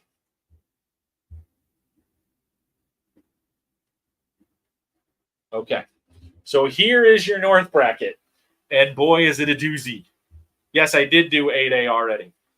I went back and forth. So 8A is has already been done. So Seneca at the top, Maroa Forsyth in the number 2 hole, Bloomington Central Catholic in the 3, Tri-Valley in the 4, and Wilmington in the 5. My goodness, look at that. A 9 seed with 8 victories. Yikes. So 2A North, beast mode. So looking at a couple of first round potential matchups here, you've got Chicago Christian and Maroa Forsyth, Seneca and Dwight, Momenson Knoxville, Westville and Rockridge. Those are some pairings in the north. All right, let's look down here in the south. You've got Arthur is the only undefeated team, 4 undefeateds in the north, 1 in the south. So that's what you're looking at right here. Potential first round matchups. Auburn and Johnston City, Athens and Chester, right in the middle there. Interesting 8-9 game, Nashville and Carlinville. So that is your 2A potential brackets. Once again, there is a caveat in 2A. Roe Clark, 2A enrollment school playing Noble Hansberry, 10 a.m. in the morning. Yeah, I kind of agree with you there, Jesse. 2A, 3A situation where Noble Hansberry is a 3A school. Roe Clark is a 2A school. Roe Clark wins that game. They knock Noble Hansberry out of the field. A space has to be created for them in 2A, moving Wilmington back into the 3A classification. So that's a game to monitor. Game is 10 o'clock in the morning tomorrow. Anybody got a lead on that game, please let me know. All right, so now we're going to go and we're going to do 6A.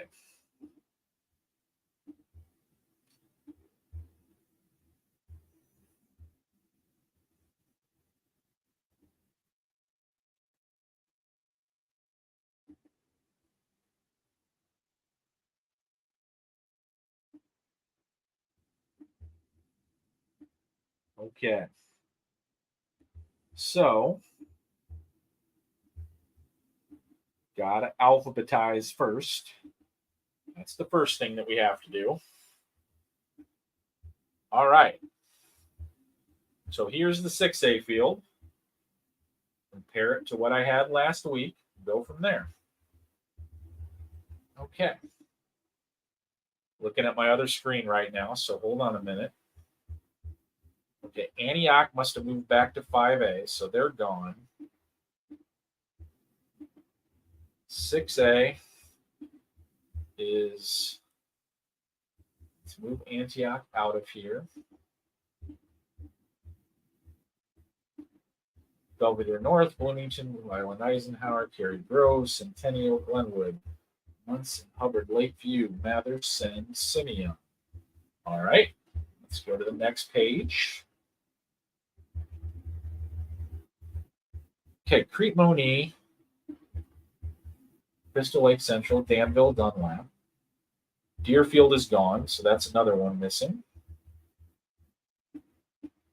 Deerfield dropping out tonight with a loss to New Trier.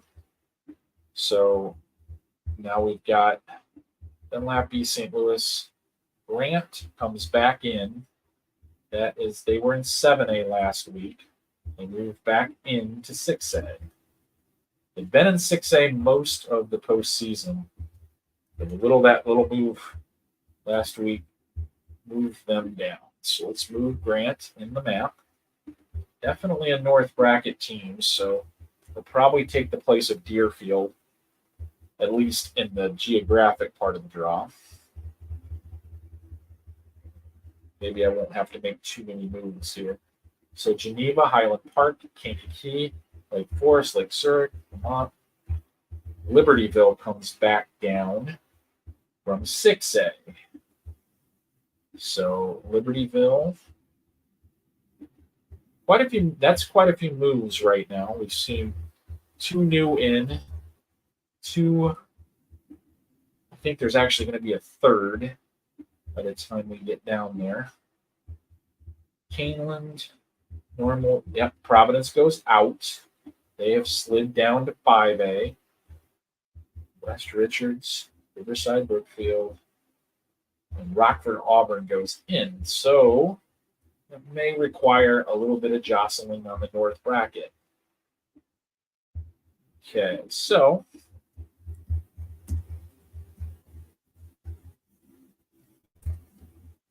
here we go. Rockford Auburn.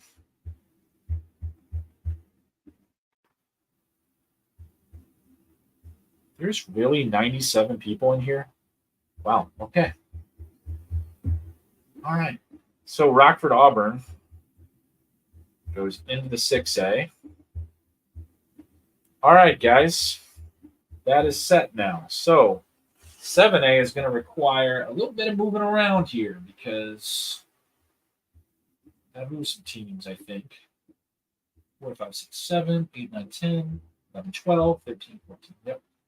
3, 6, 8, 9, 10, 14, 15, 16. Let's move Brookfield to the south and see if that gets done for us.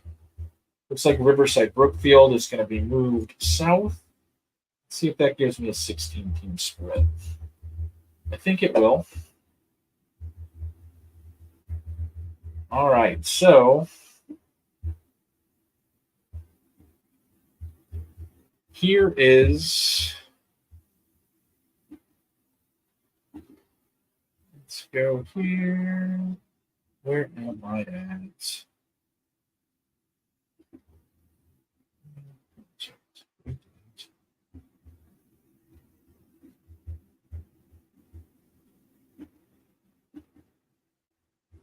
Okay. So now I'm moving this here.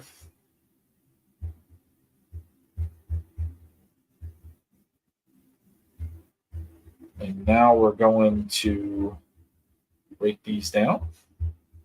Okay, next up after this, by the way, is going to be Class 3A. Having a little trouble here with the spreadsheet cooperating with me. So just give me a second here.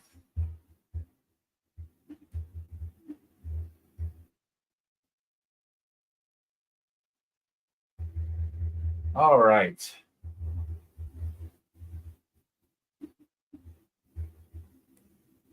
Got to say, I usually don't root for things to happen, but really hoping Hansberry wins that game tomorrow. I want that 2A field to look like it does. I want 2A North. I want it to look like that.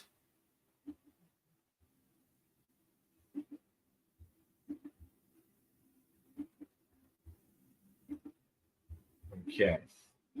So let's look at this and see if I got a north-south break that I need. I do. So, all right. So here's the north side of 6A, and we were talking about this during the broadcast earlier. Look at that. Look at how many 6-3 teams are in the middle of that north bracket. 2 of them actually going to host games in the first round, if that's the way that this breaks. 6A, obviously, only one undefeated team in the class. That's Kankakee. So right now, looking at the top, you've got Lake Zurich, you've got Belvedere North, and you've got Cary Grove. You actually can't break that tie between Belvedere North and Cary Grove. It's the same thing. Each lost to a 9-win team, each lost to an 8-win team. So there's no way to break that. So there's the situation. 8A we did earlier. Once we finish them all, I might go back to 8A. We've had a couple people ask about it, just so you can check in. Here's the south side of the bracket. Kankakee at the top of the pile, like we said, the undefeated one on the bracket. Washington, number 2 there. Richards 3. East St. Louis 4. So for top-seeded Kankakee, they're probably going to have to deal with East St. Louis a little bit quicker than they wanted to. That would be a potential third-round game between those two teams. I think those are the 2 favorites on the south side of the bracket. So looking in the middle there, you've got, let's see, 11, 10, 9. So Crete-Money at Eisenhower, 9-8 game. Glenwood at Dunlap, 7-10. Brookfield Centennial, 6-11. So those are some of the matchups right there. Opening round pairing for East St. Louis, 4-13 game. That would be Simeon at East St. Louis. Kankakee opening with Danville. So, all right. So this changed actually today, Travis. Roe Clark did not have an opportunity to get to second place prior to a forfeit ruling this morning involving Noble Rauner. So now Noble Roe can finish second in divisional play with a win over Hansberry tomorrow. So only the top 2 teams in that conference qualify for the playoffs. So Roe can get to second place by beating Hansberry because of the forfeits that Rauner was given. Basically, I learned of them this morning. So it's kind of a confusing situation, but basically what it comes down to now, that game tomorrow morning between Noble Hansberry, Noble Roe, they're both 4-4. Whoever wins that game will finish second in the division, get a playoff berth. So now it's just a simple elimination game between those 2 teams. So I hope that clears that question up. I tried to clear it up today in an article, but I ended up talking in circles. So it's just a crazy, crazy thing that didn't come down, like I said, until this morning. All right, so that's 6A. And now we're going to go do 3A. So here is class. Let's start the work on class 3A, guys.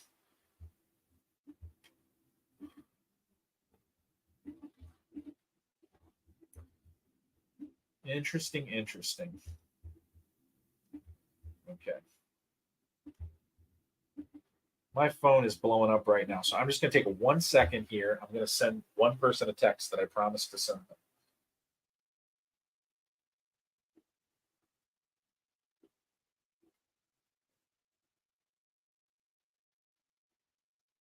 Okay. So there it is. Here's the field. We got to start by, once again, we got to start by alphabetizing so I can make the corrections. So now we're in 3A. You see that Noble Hansberry team up there that I was just talking about. Their spot is precarious. They need that win over Roe Clark to be involved in the field. I've been projecting Hansberry to win that game all season long, and what that usually means is that I'm going to be wrong because we can't have anything but chaos on the final day of high school football. Okay, so Genoa Kingston comes out and Greenville goes in. Greenville was in 4A last week. They slide down to 3. A little bit of a downward move because, once again, a lot of the upset losses today came from the smaller schools. Hamilton County, Stockton. These were teams that came in. Illini West, that's another one. The teams that came in at 4-4 tonight with a game that I thought that they would win, they did not win that game. So they did not figure into the field. That's how we got where we're at right now. That's why we're seeing some shifts tonight. We're seeing teams moving down off the board and into the playoffs. So that situation right there, setting up like that. So Greenville is in here, added them. Monticello, Mount Carmel. Trying to check to see if I've got any other additions here that I have to make before dividing the map. Right? When I have to make minimal changes, this process goes pretty quickly. Right now, I'm changing out 1 or 2 teams.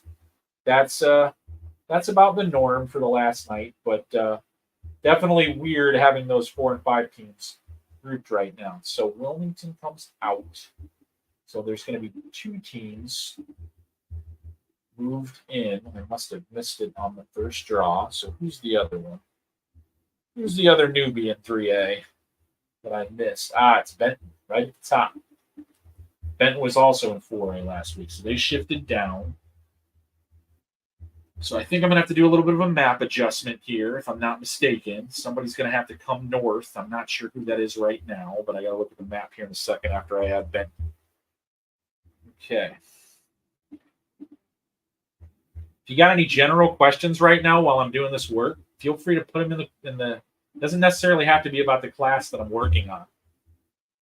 But if you're asking about specific matchups, I can't tell you that without looking. So, yep, Phillips is in 3A. So you're right about that too. So lots of move arounds in this one. So gotta put Phillips in here and then figure out who I was missing. But this is a very interesting class, I think. I think Byron is obviously the clear favorite, but there's a lot of interesting teams in here. I got to admit.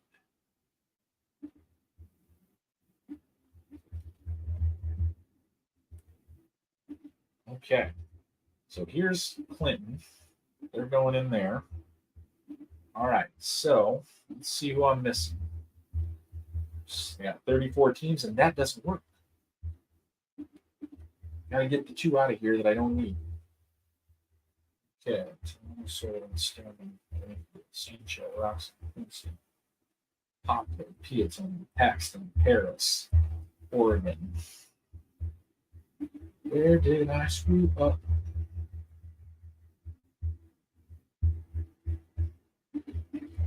Okay. So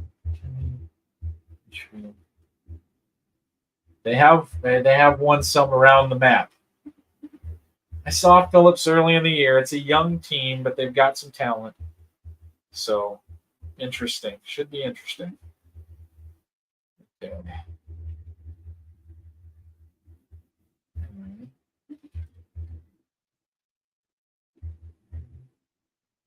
Phillips, Longdale, Johnson, Hansberry, Plain. Oh, Carlinville. I got to get them out of here. All right, Carlinville. We got them. So let me check this real quick. Sure, I've got 33 teams. I do. 32 teams. Getting loopy, guys. Okay. So gotta do my count. Make sure I've got the teams in the right places. Chicago Phillips is going into that north bracket. For this time being, I'm going to put Clinton and Greenville in the south. Let's see where that puts us. 3, 4, 5, 6, 7, 8, 9, 10, 11, 12, 13, 14, 15. 3, 4, 5, 6, 7, 8, 9, 10, 13, 15. So now I've got to move Eureka to the north to give me 16.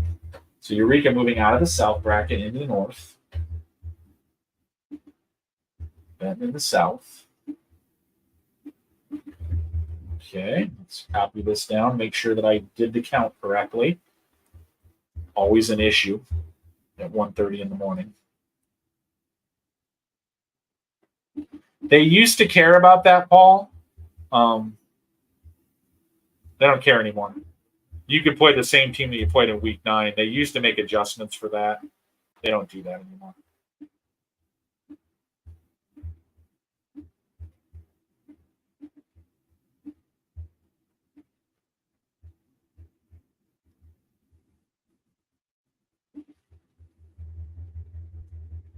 No. Basically, what that comes down to, UIC Prep gets in either way. They have one loss. If Hansberry wins, they'll finish also with one loss with the head-to-head win over UIC. So Hansberry would finish first. UIC would finish second. If Roe Clark were to win that game, they would beat Hansberry, giving Hansberry their second loss in divisional play. Roe Clark would finish with 2 losses in divisional play. The tiebreaker would be the head-to-head contest, Roe Clark over Noble Hansberry.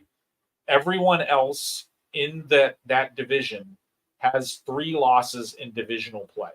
So they cannot get mathematically to first or second place. So hopefully that makes sense, Anthony. But in that particular division, and that's the only one, only the top 2 teams can go to the playoffs, the one with all the Noble schools. So here is 3A. The North bracket stacks up like this. So you've got Byron at the top, paired with Noble Hansberry. We've talked about them at great length. Princeton and Phillips, North Lawndale Prairie Central, Noble Johnson, Stillman Valley. In the middle, Montini and Eureka, and the 8-9 game right there, Poplar Grove, North Boone, and Piatone. That's the north side of the bracket. And now the south side of the bracket. The DuQuoin and Greenville are at the top. DuQuoin's going to get the top seed points. Roxana there in the 3-hole. Potential first-round matchups here. Top of the board, DuQuoin and Paxton. Greenville, Monticello, 2-15 game. Roxana Fairfield is your 3-14 game. In the middle of the draw, Williamsville and Tolona Unity. That feels like a game that we get a lot deeper in the postseason, but that is a potential first-round matchup. Once again, I'll start fiddling around with ties. So, yeah, that's actually been the draw that I've had for several weeks. Byron and Noble Hansberry in the first round. So, definitely kind of a quirky situation right there. When you look at some of the ties here, those will be ferreted out tomorrow. Like I said, I will take a hard look at ties when I get up in the morning tomorrow and try to get a little bit better zeroed in on that. But for tonight, that is your potential 3A draw. So now I'm going to move on to 5A. So let's work this one out. Take down the first 128. That's the way we do this.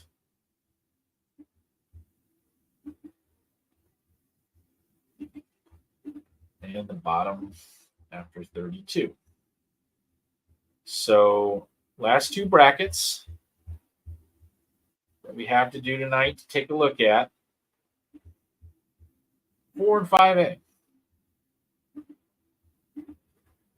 Okay. So like we've been doing so far, got to alphabetize here. Set it up. See what we got. Okay, I know for a fact that Antioch was in the 6A draw last week, so got to make room for them on the map. It won't be pretty. That I can pretty much guarantee. It'll be a name your score type of game.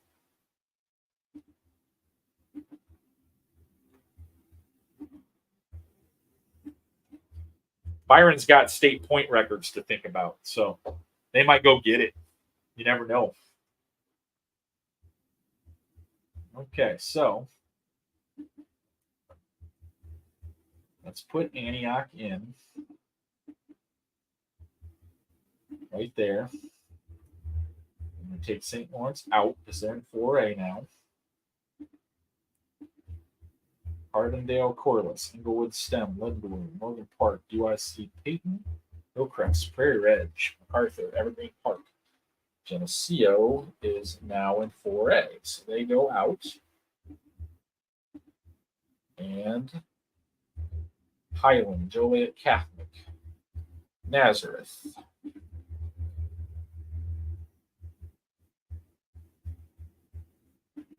Muhammad Seymour, Metamora, Marion goes out. Okay. Morris, Morton, Mount Vernon, Wonderline Carmel. And in goes Providence.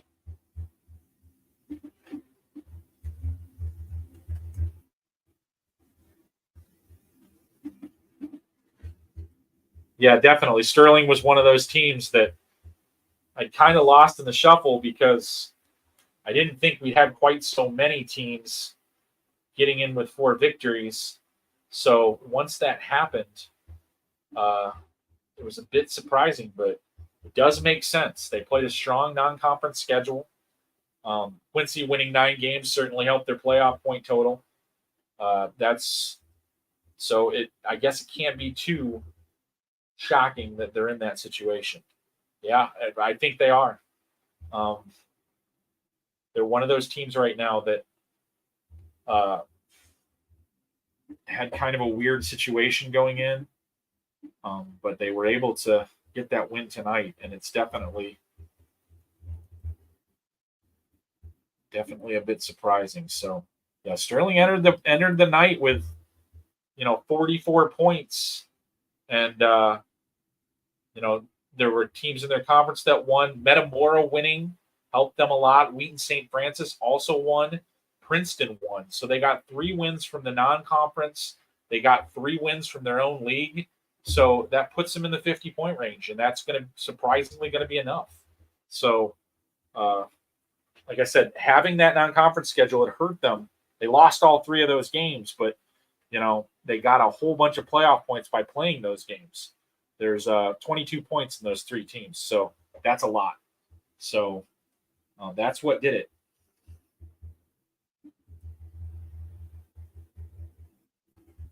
Okay, back to the wall.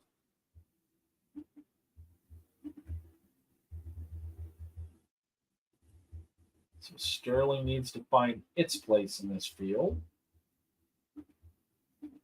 I gotta add those guys.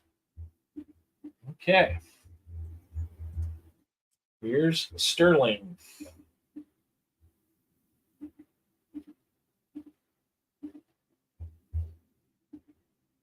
Okay.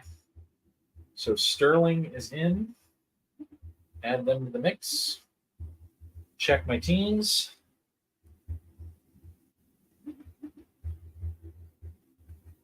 All right. Meet St. Francis, Tria, Timmy Park, Sycamore, Sterling. Okay. Let's look at the map. Definitely going to put Providence in the south for now. Put Sterling in the north. See where that gets us. I'd already put Antioch in the north. So let me do a count here real quick. 6, 9, 12, 13, 14, 15, 16. And that is going to move TF North back to the south. TF North been bouncing back and forth between north and south over the last couple of weeks. Looks like they're going back south. So, yeah, that's exactly what I've been noticing is, yeah, we're gonna get an interesting break here. Make sure that I got my numbers right. I do. Okay. Points, wins, directional. Okay, so let's take a look. All right, so at the top right now, I have Peyton. Granted, they could lose that game to Lincoln Park tomorrow and fall down the path. So this top seed situation is kind of in flux, to be totally honest with you. Prairie Ridge would move up to the 1 seed if they lost. So right now, your pairings are as follows: Peyton and Sterling, Prairie Ridge and Nazareth, Antioch, Englewood, Stem. Morgan Park, Corliss. In the middle of the field boy, that's an intriguing first-round game. Rochelle, Wheaton, St. Francis. So Carmel, Lindblom at the top. Sycamore slides down to the 5 seed after tonight's loss to Morris. On the south side, Morris, your only undefeated team on that side of the bracket. First-round draw would probably be Tinley Park. Interesting, Providence is slotting in as the 15 seed. That would send them on the road to Morton for the opening round. Some interesting first-round matchups. Boy, here's a doozy. Joliet Catholic, after losing to St. Ignatius tonight, dropped to 6-3. They're currently paired in the projection with Peoria, at Peoria. So that's a very interesting game right there. In the middle of the draw, you've got TF North traveling to Carbondale. Yep, north-south maps work real good, guys. Yeah, so there we go. So that is 5A. Okay. Now we're going to go to 4A. The last one, guys. We made it.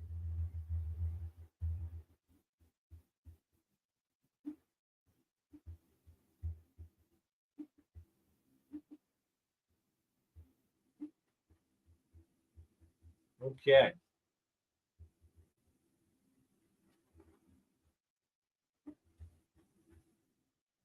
Well, I have a dot map where I just eyeball it, to be completely honest with you.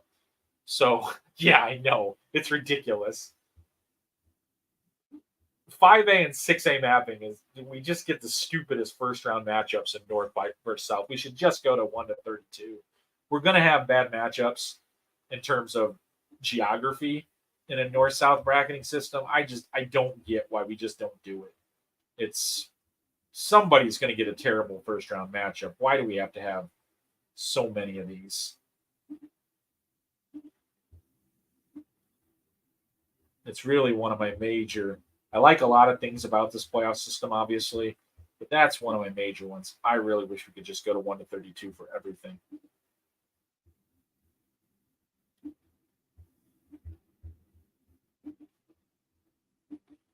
I'll answer that question real quick about Calhoun because it won't take me too long. Calhoun right now is looking like they're going to Hayworth in the first round. And now back to Mr. 4A here. Okay, so start by alphabetizing like we did before. Hit my 4A map up, see what's going on.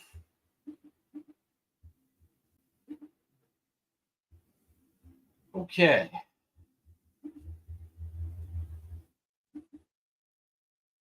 So, 4A map. All right, so Benton comes out. They're now in 3A, Reese Central. St. Lawrence dropped down from 5. They're in 4 now. So, St. Lawrence.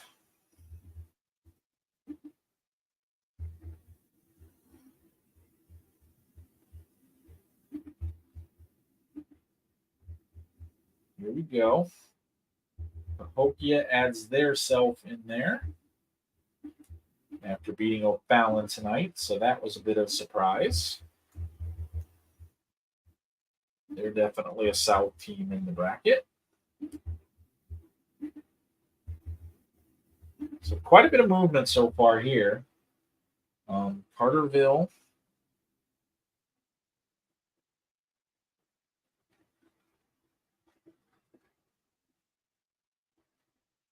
Oh, wow. Oh, no. I just discovered a mistake, guy. This is going to change just about everything. I forgot to remove Rauner. Oh, dear.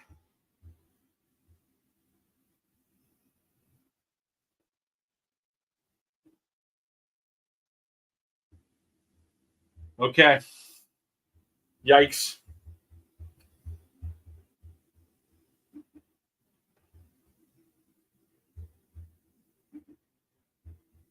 All right, so that's going to make us some change.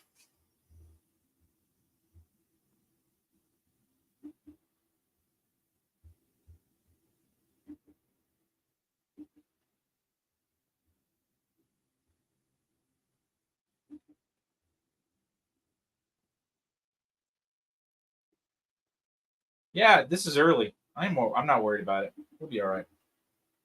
I actually don't think that this is that big of a deal.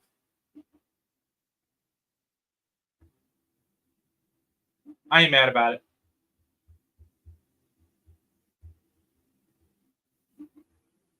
Well, I'm a little mad about it.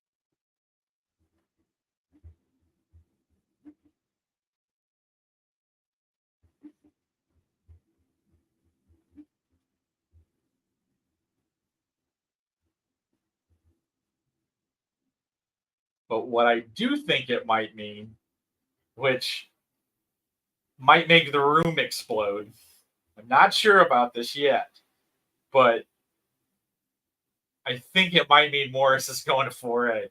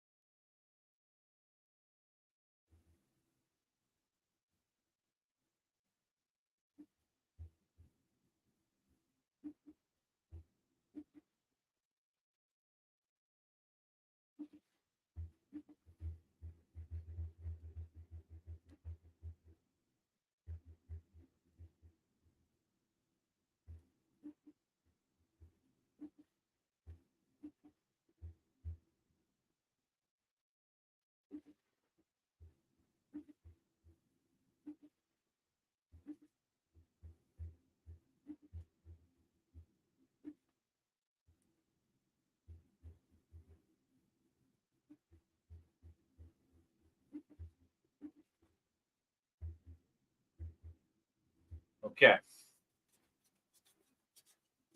Let's get to work here.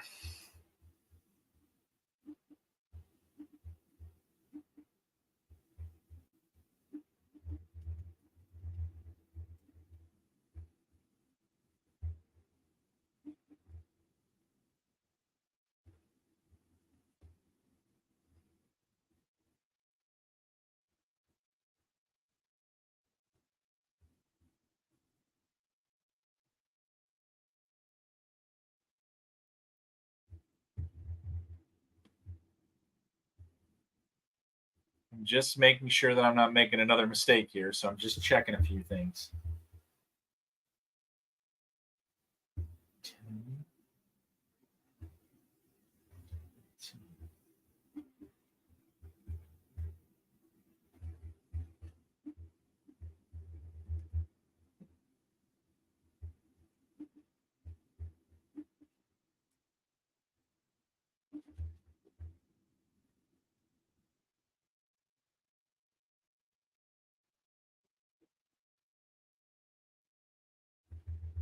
Okay.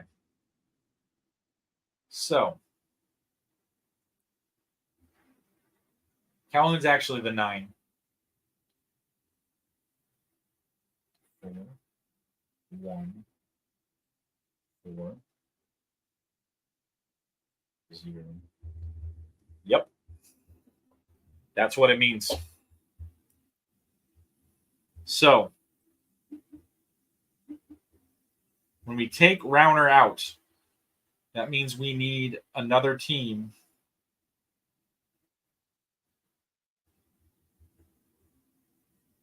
to get to 256. And that team is LaSalle, Peru.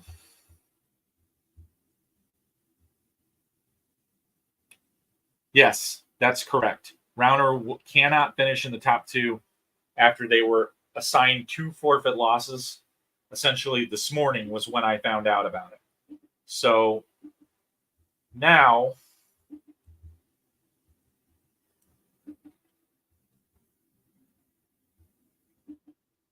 LaSalle, Peru goes in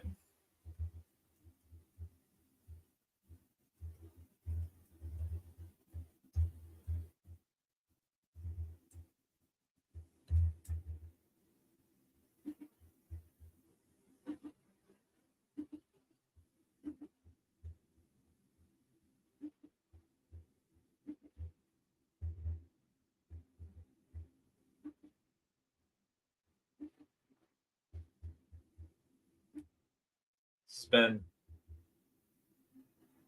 quite possibly the craziest week 9 in regards to what it did to the playoff field.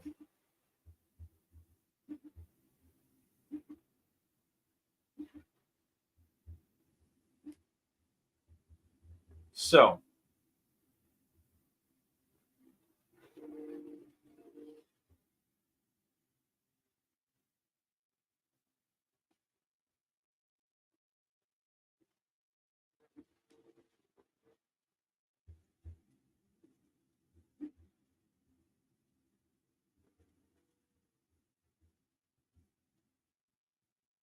yep. Confirmed. Morris in the 4A field.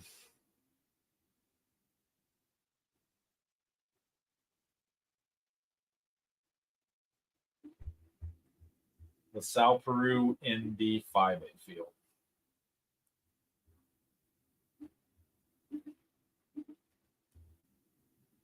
LaSalle goes into 5. I'm going to go make that change right now.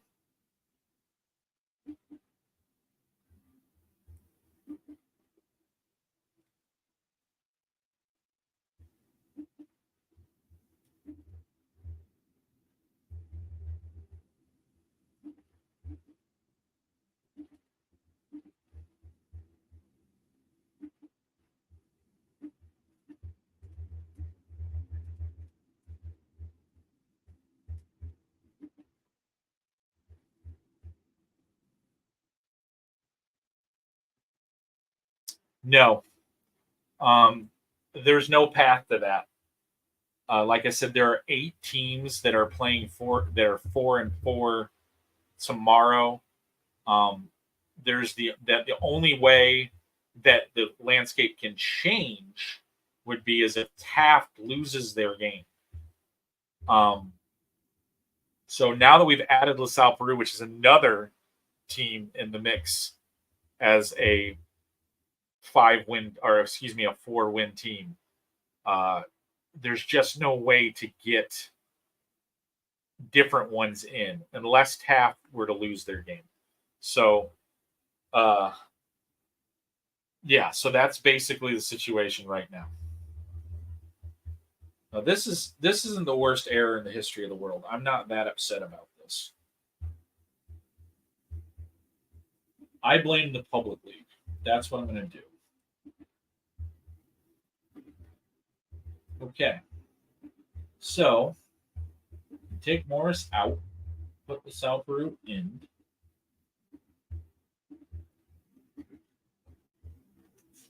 And LaSalle Peru is in the south, just like Morris was.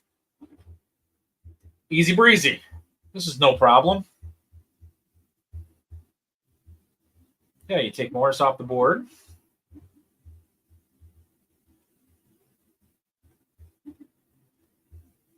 Slide LaSalle Peru at the bottom. So easy breezy, no problem.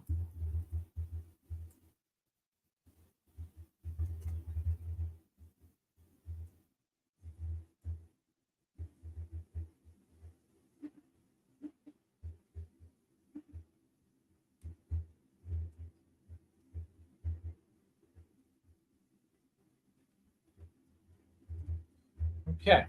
So now that changes it a little bit. We were talking about before Morton, LaSalle Peru, Highland, Tinley Park, Muhammad Seymour, Providence. That's kind of your breakdown right there. Ruins my potential Peoria Joliet Catholic game. Peoria now paired with Mount Vernon. 6, 7, 8, let's see, 9, 10, 11. So that's a Joliet Catholic Metamora first round matchup. So now we go back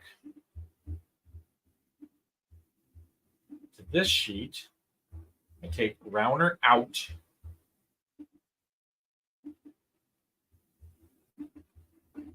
Insert Morris.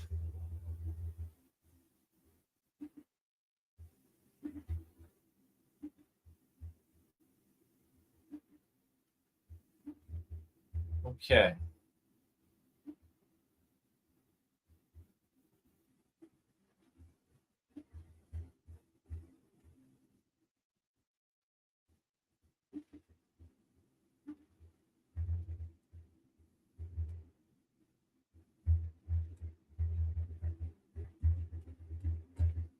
Okay.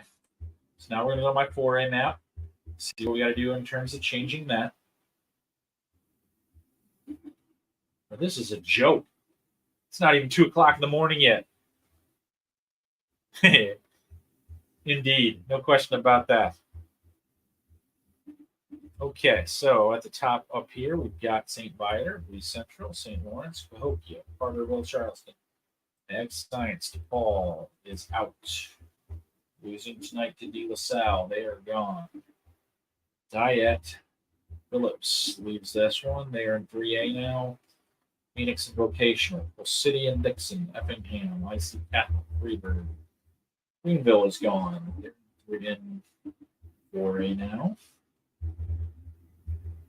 3A, excuse me. Geneseo goes in here. Insert row above. Okay, so getting pretty close to having 4A figured out here. Thankfully, not a total disaster with the Rauner situation. I knew that was going to come back to bite me at some point in time. I knew it. Thought I had it handled. Looks like Team 257 is Quincy Notre Dame right now.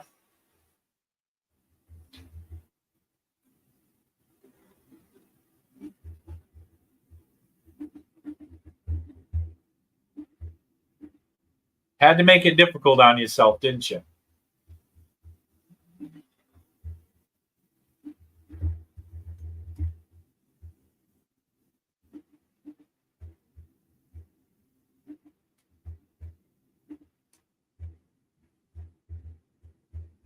Okay, so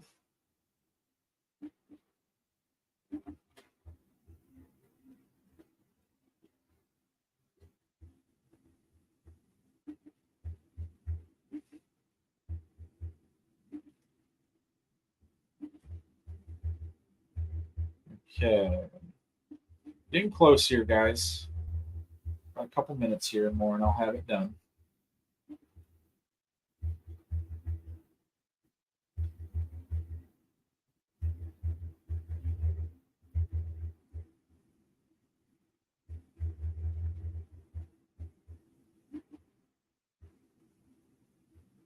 St. Lawrence is going to definitely be in north. Do a head count here. This is going to change. This bracket's going to change up a little bit. Just by count, I can tell. 5, 9, 11, 12, 13, 14. Oh, really? Now that's interesting. I see a Morris dot in the north bracket. Oh my goodness. Morris. All kinds of intrigue right now. I'm going to check this again. 6, 10, 11, 14, 15, 16. Hill City goes to the south. All right. Wow. That's interesting. Now let's make sure I did my math correctly here. If I can successfully count to 16 at 1 in the morning or 2 in the morning. Okay. Let's see if I did it right. Point totals, win totals, directional totals. All right, let's see what we got. Yep, did it right. Okay, so looking at the bracket right now, I'll get right to it. What I'm seeing for you, once again, we've talked about this before. Dixon and Rockford Boylan will have to flip a coin to decide who gets the 3, who gets the 4. There's no way to break that tie other than random number generator, as you each lost to a 9-win team. So your second stage tiebreaker is the same number. Obviously, you didn't play each other, so there's no other way to break that tie. So 3-4 seed will remain the same. However, Diet. Wait a minute. Did Diet play tonight? Now I'm getting lost in my own thoughts. Yeah, Diet won, so they're good. So they're in the 2 hole. Morris 1, Diet 2. Let's look a little around in the bracket here. Match them up. St. Lawrence, Wheaton Academy. That's a first-round matchup. IC Catholic and Chicago Phoenix. Richmond, Burton, and Ridgewood.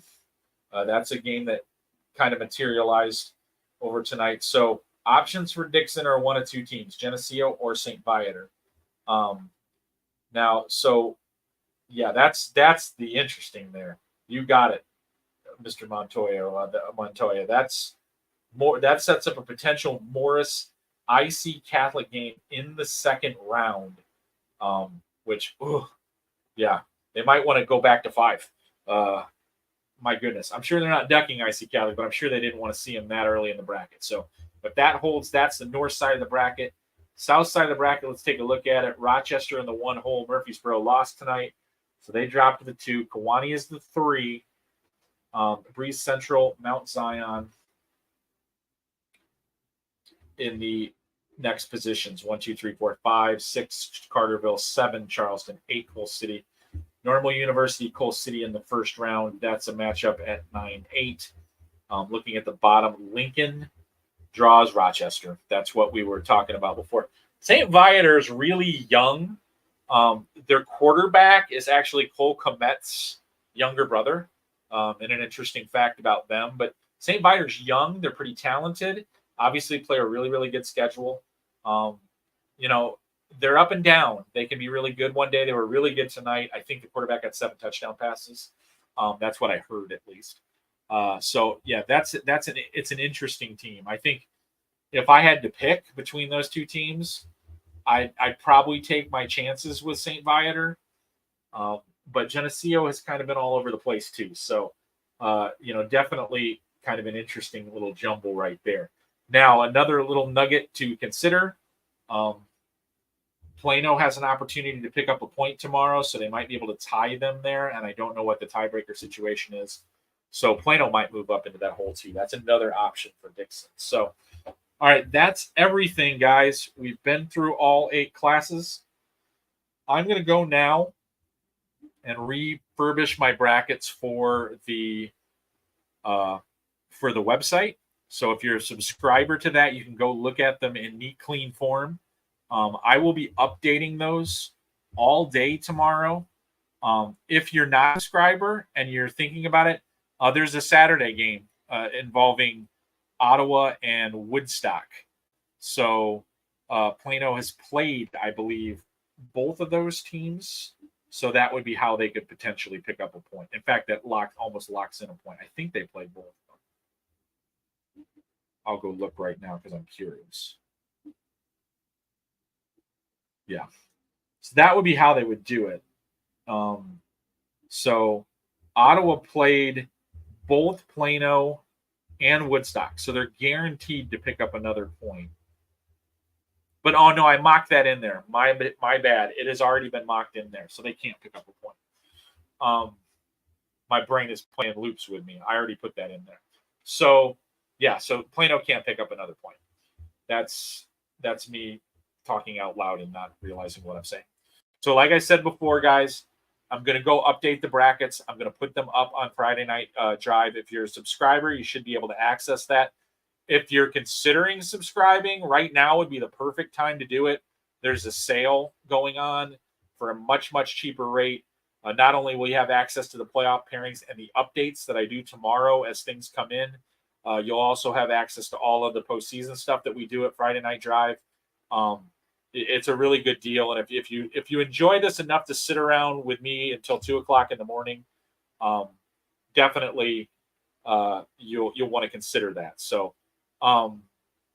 Basically, when we break it all down, like I said, I'm going to put those playoff pairings up tonight.